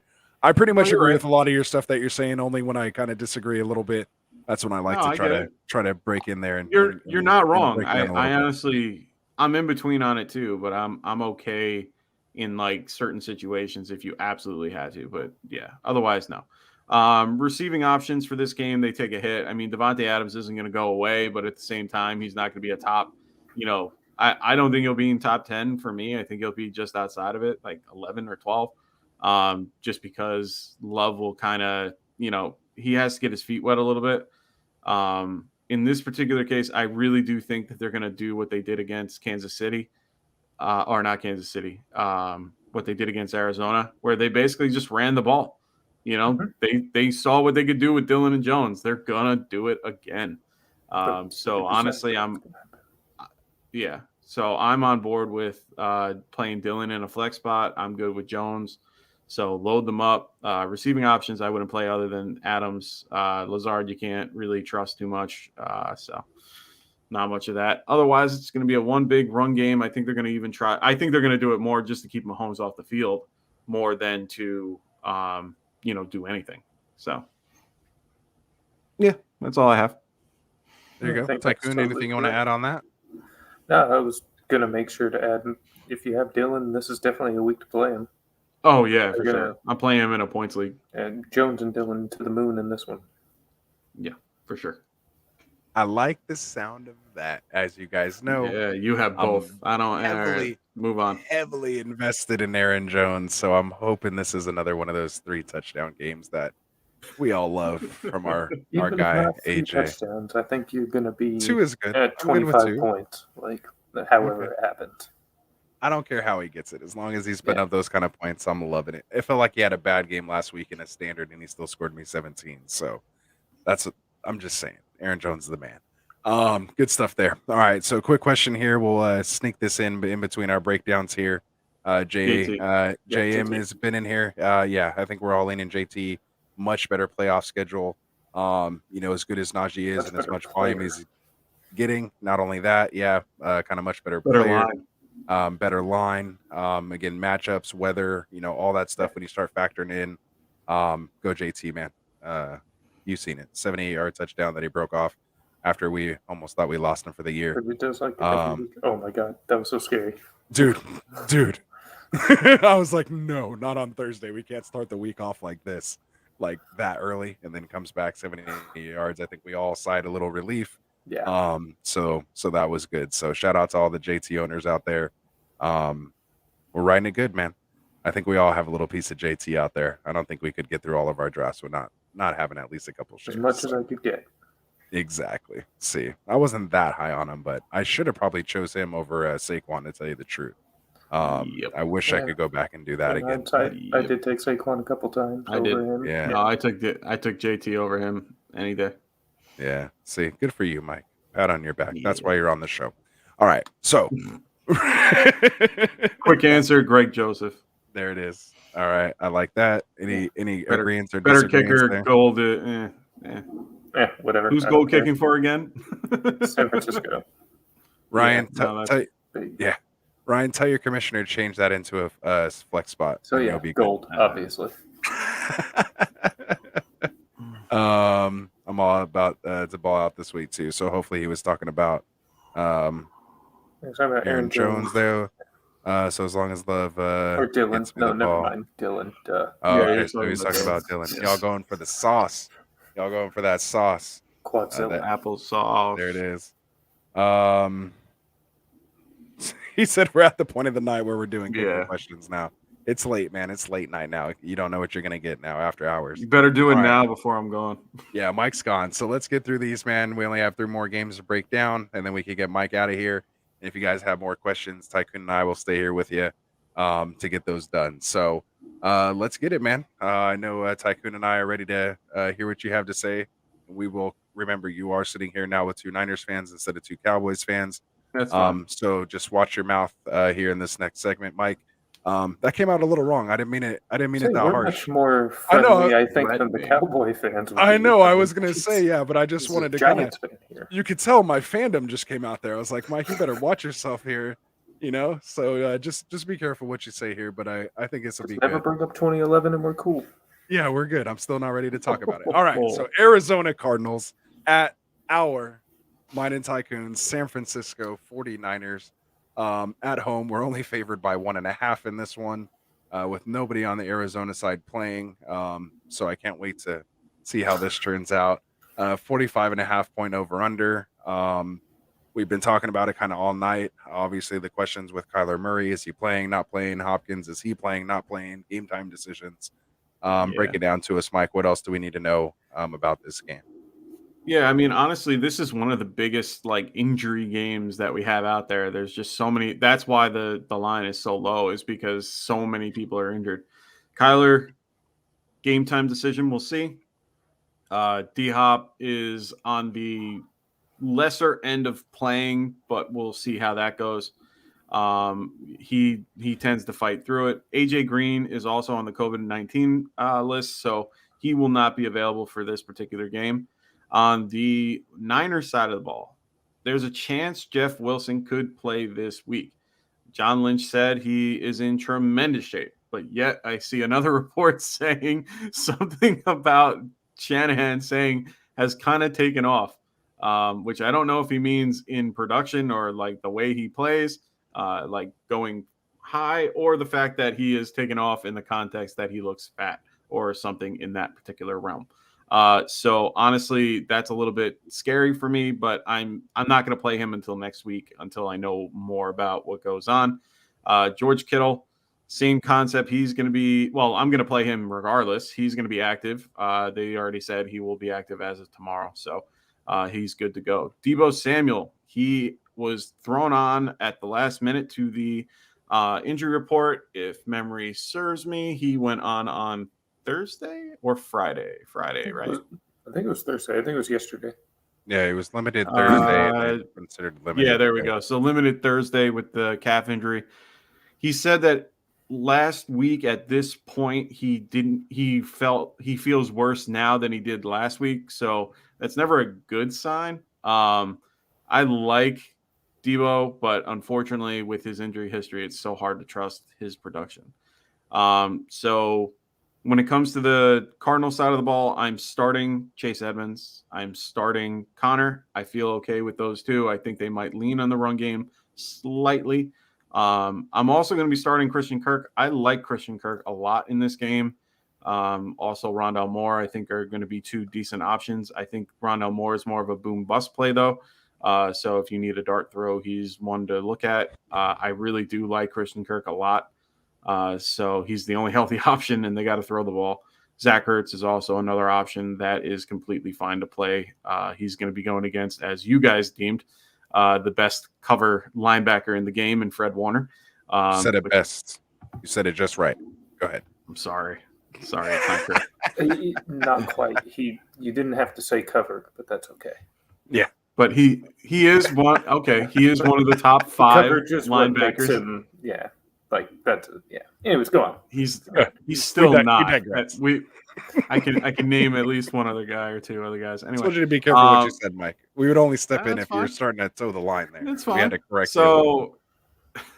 So far, you've been doing well. Go ahead. So for the Niners, I mean, the hard part is I forgot to mention also that Elijah Mitchell he has a rib injury right now and is questionable to play. So at this point, we're waiting to see what happens. So this is a 4:00 game. If you're lucky enough to have, like, Anthony was to have, or do you still have Elijah Mitchell with Jeff Wilson, you'll be smart and be able to do that. Hasty's another option just in case. But at the same time, I'm playing Mitchell if he's playing. Like that's not a question. I'm going to try to play him. He's we'll RB2. see. Yeah, he's low end RB2 in my opinion. Wilson is kind of You like can say RB2, Mike. You don't have to say low end. You can just say RB2. I'm going to put low end. No, he's a All low right. end RB2. That's fine. Sorry. I'll let it slide. And then Add win. Debo's on the low end, wide receiver 1 with the injury. I'm using that on purpose now. And then Kittle, Kittle, you can definitely play. I think he'll be fine. He's going to want to come back and strut his stuff. He's going to be going against Budda Baker, so he's going to have a fun game. Him and Budda like to have bouts. He's trying to hit somebody. He's trying to truck. Oh somebody. yeah. I can't wait to see him play. It's going to be an interesting game nonetheless.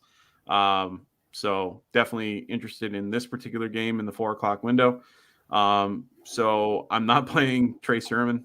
Just get him out of your lineup. And also, let's just say, out of the realm of possibilities, that Debo is considered he's going to be inactive. Let's just say, because it's happened before. I am not playing Brandon Ayuk in any shape, way, or form. Ooh. Even if Shots Debo plays, fired. I'm not playing Brandon Ayuk in any shape, way, or form. And so who are they going to throw to? Just Kittle? Tycoon, I see your face. Just you agree. Break it down, Tycoon. Go ahead. Let him have it. Let him definitely, if Debo was inactive, you play Ayuk. I mean, we started to see flashes of Ayuk come back last week. I was actually extremely encouraged to see that. I mean, I'm not going to necessarily feel super great about it, but you're going to feel gross as about Anthony it. just said, who throw to Mo Sanu all day, throw to Trent Sherfield all day, like get out of here. No, absolutely not. Sanu, way better. Well, I love Sanu. No, Sanu's, the awesome, reliable veteran, great locker room presence, awesome guy, can still be counted on to catch the ball when you throw it to him. But that's not a recipe for offensive success. Understood. There it is. Anything else you want to add on that? No, I mean, honestly, this game has a lot of players that are out, so you're trying to play their secondary option, and we'll see what happens with Mitchell. I'm kind of hoping he does well, but I really hope he plays. Oof. Yeah, that's the hard part is where I'm right there with you. He's on the back end of being questionable. He was limited Thursday and Friday, so that's a good thing, but I think he was in non-contact on Friday. Like they saw him. That concerns me a little. Yeah, that Well, was it's kind of where like he did with his shoulder. Remember? I mean, it was kind of like the shoulder. He didn't Yeah. practice. He still came in. They gave him 18 carries, I think, that game. Yeah, that was the game against Indy. So I mean, honestly, he And should be Hendo came fine. back. Hendo came back. They'll probably fit him with a flat jacket on his ribs so he can play, get through the game, shoot him up a little bit, Yeah. take that pain away, get his 18 No, carries. I'm not saying. I mean, I'm not saying that he can't. I think that he'll. I think he's more at like the 40% than he is at the 60%.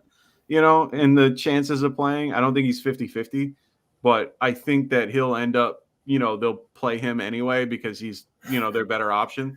I think that if just Well said, Dylan. Yeah, actually, he's actually not wrong. He's actually kind of right. He has one of the best passing percentages for a It's wide funny because receiver. it's true. It's It funny really because is. it's true. That's good stuff. So honestly, yeah, we'll see how this game goes. I'm kind of interested. Yeah.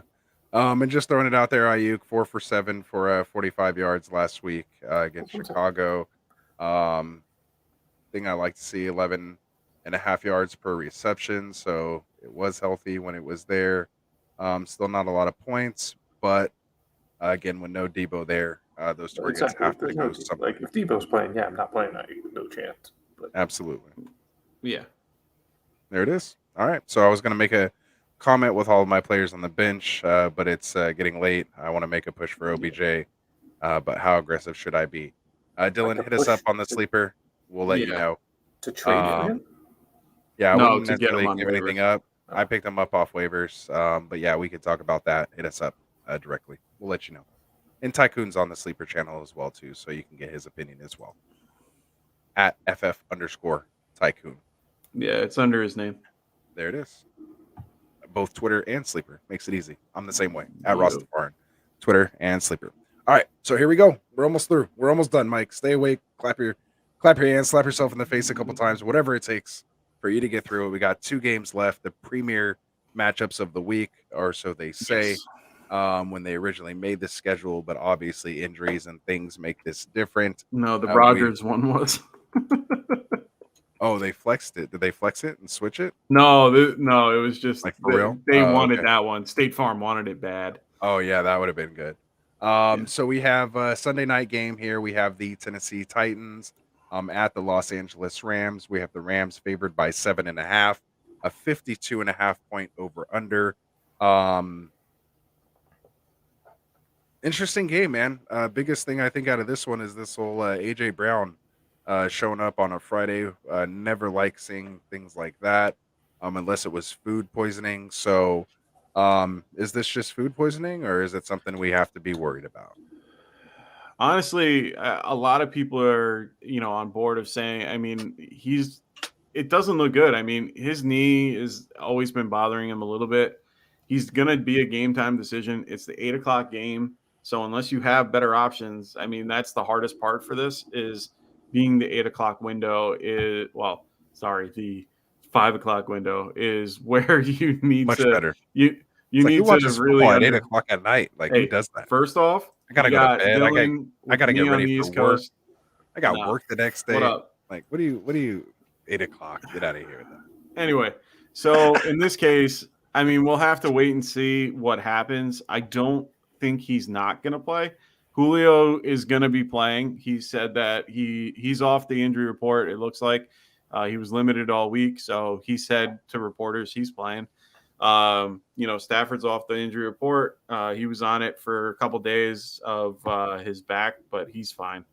He'll be in there. Robert Woods was the same thing. He'll be good. He was limited on Friday, listed as questionable, but I was going to say, didn't McVay rule them both in on Wednesday when they set out? Yeah. There's They were, no question. And he's known since Wednesday. They're all good, so I'm not really worried about it. The big news is what the Titans did with Adrian Peterson, getting him, and they have Jeremy McNichols, so that's always been the big question for this week. So it's it's going to be a fun fun situation trying to figure this out. You're definitely playing all your Rams without a question, even Higbee if you want, but they're going to tell you not to. Van Jefferson, huh? No, go ahead. I just wanted to sneak that in there while you were talking. I didn't mean to disrupt you. And Van Jefferson's more of a, boom, if you need a high ceiling type guy, he's been getting catches and doing well. So I like him. Titans, I'm not sure you want to play anybody, to be honest. Maybe Julio, if he's, if anything, Brown, if you feel like if you feel confident that someone that jumped on the injury report on Friday is going to be available or, be able to play, and you have no, if you don't have a backup, then it's just not worth it, in my opinion. You're just better off playing somebody else. But if you feel like he's going to play, then grab somebody from the Monday night game, grab someone from the Sunday game, even Chester Rogers, just to be, or no, not Chester Rogers, Westbrook something or other. I can never remember his full name. Pick the backup to him, just so that you have somebody in your spot just in case. And make sure you have them in your flex. Don't put them in your starting spots. Right now, personally, I would wait a week for Peterson and McNichols to see how that works out. See if it, anything works its way where you see McNichols getting all those targets and Peterson running the ball like Henry. So if that becomes the case, then I'd be okay. But I don't feel necessary doing it this week. The Rams are probably one of the better defenses. They have been getting run on a little bit. If memory serves me right, they are 14th, which isn't horrible, but, still not bad. And, Aaron Donald's Aaron Donald. So definitely be wary of that. They're also a little beat up on their offensive line for the Titans. Taylor Lewan is he did not practice on Friday, was limited on Thursday. That's kind of a big deal in my opinion. So we'll have to wait and see. But those are the guys I'm probably going to be starting. Very nice. Tycoon, anything you want to add on that? I would just say on AJ Brown, I mean, he's kind of forever questionable. I mean, he played last year on a destroyed knee and had a monster season, so I do expect him to play. Although After I do missing agree, like the first 4 games, right?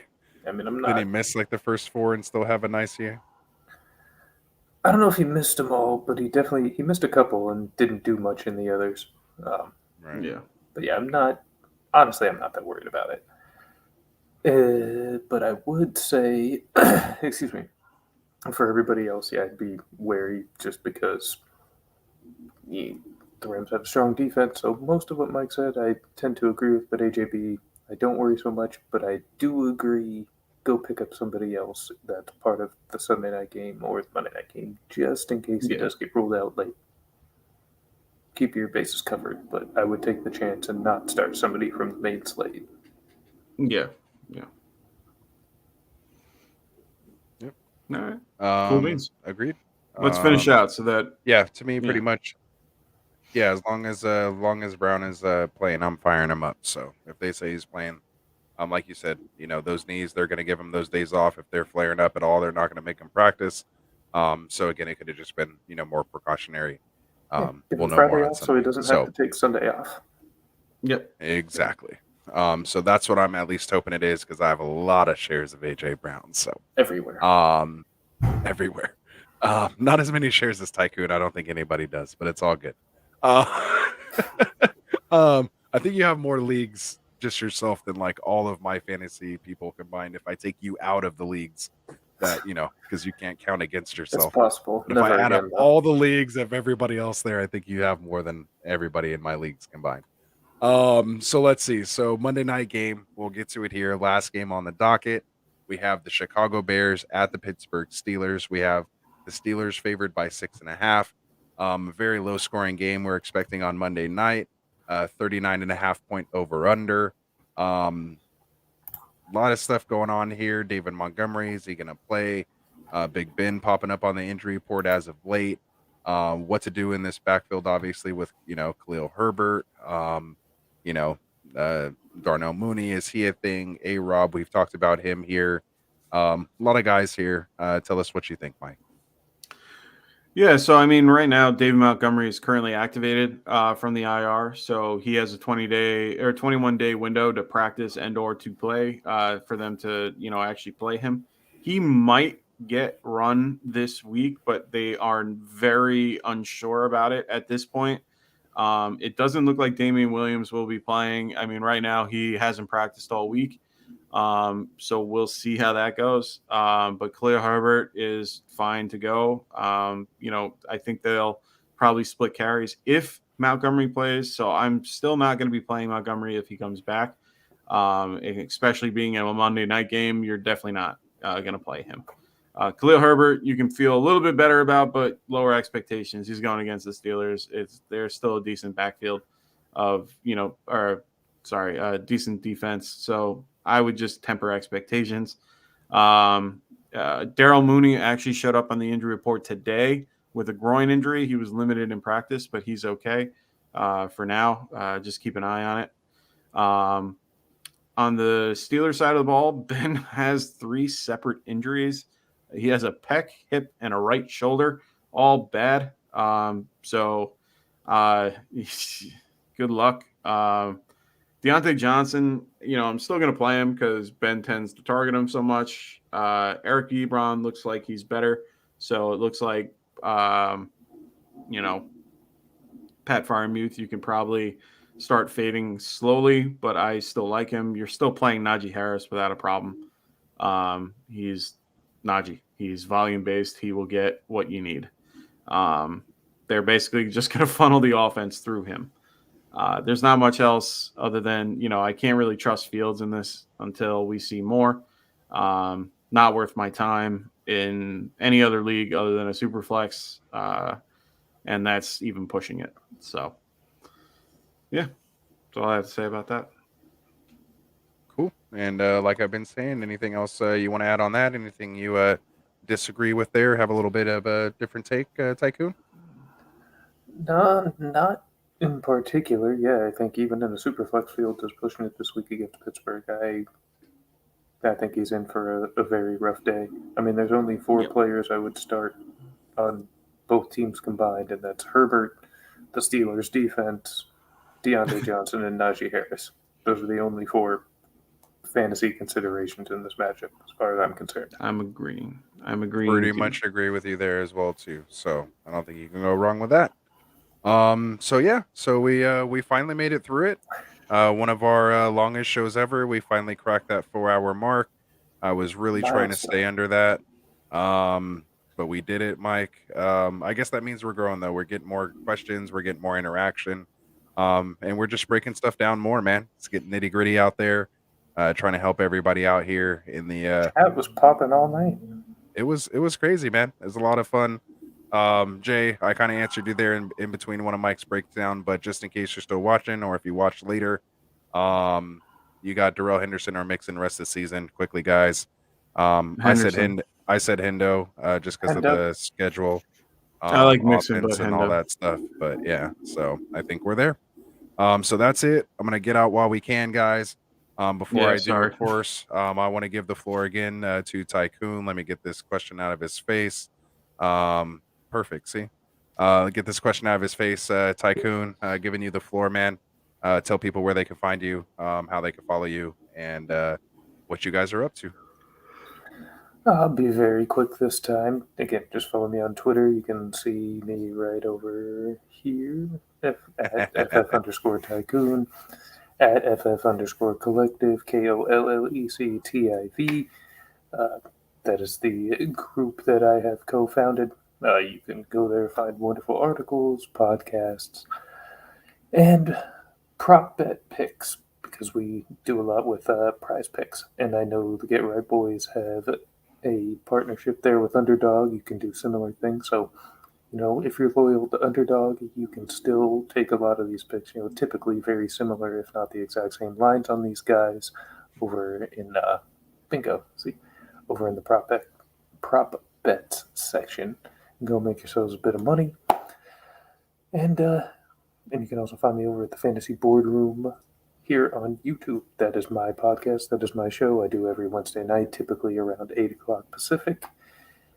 And release it as an audio-only podcast every Thursday morning. So you'll find me there. You'll find these guys there once in a while. And yeah, that's what's up in my world.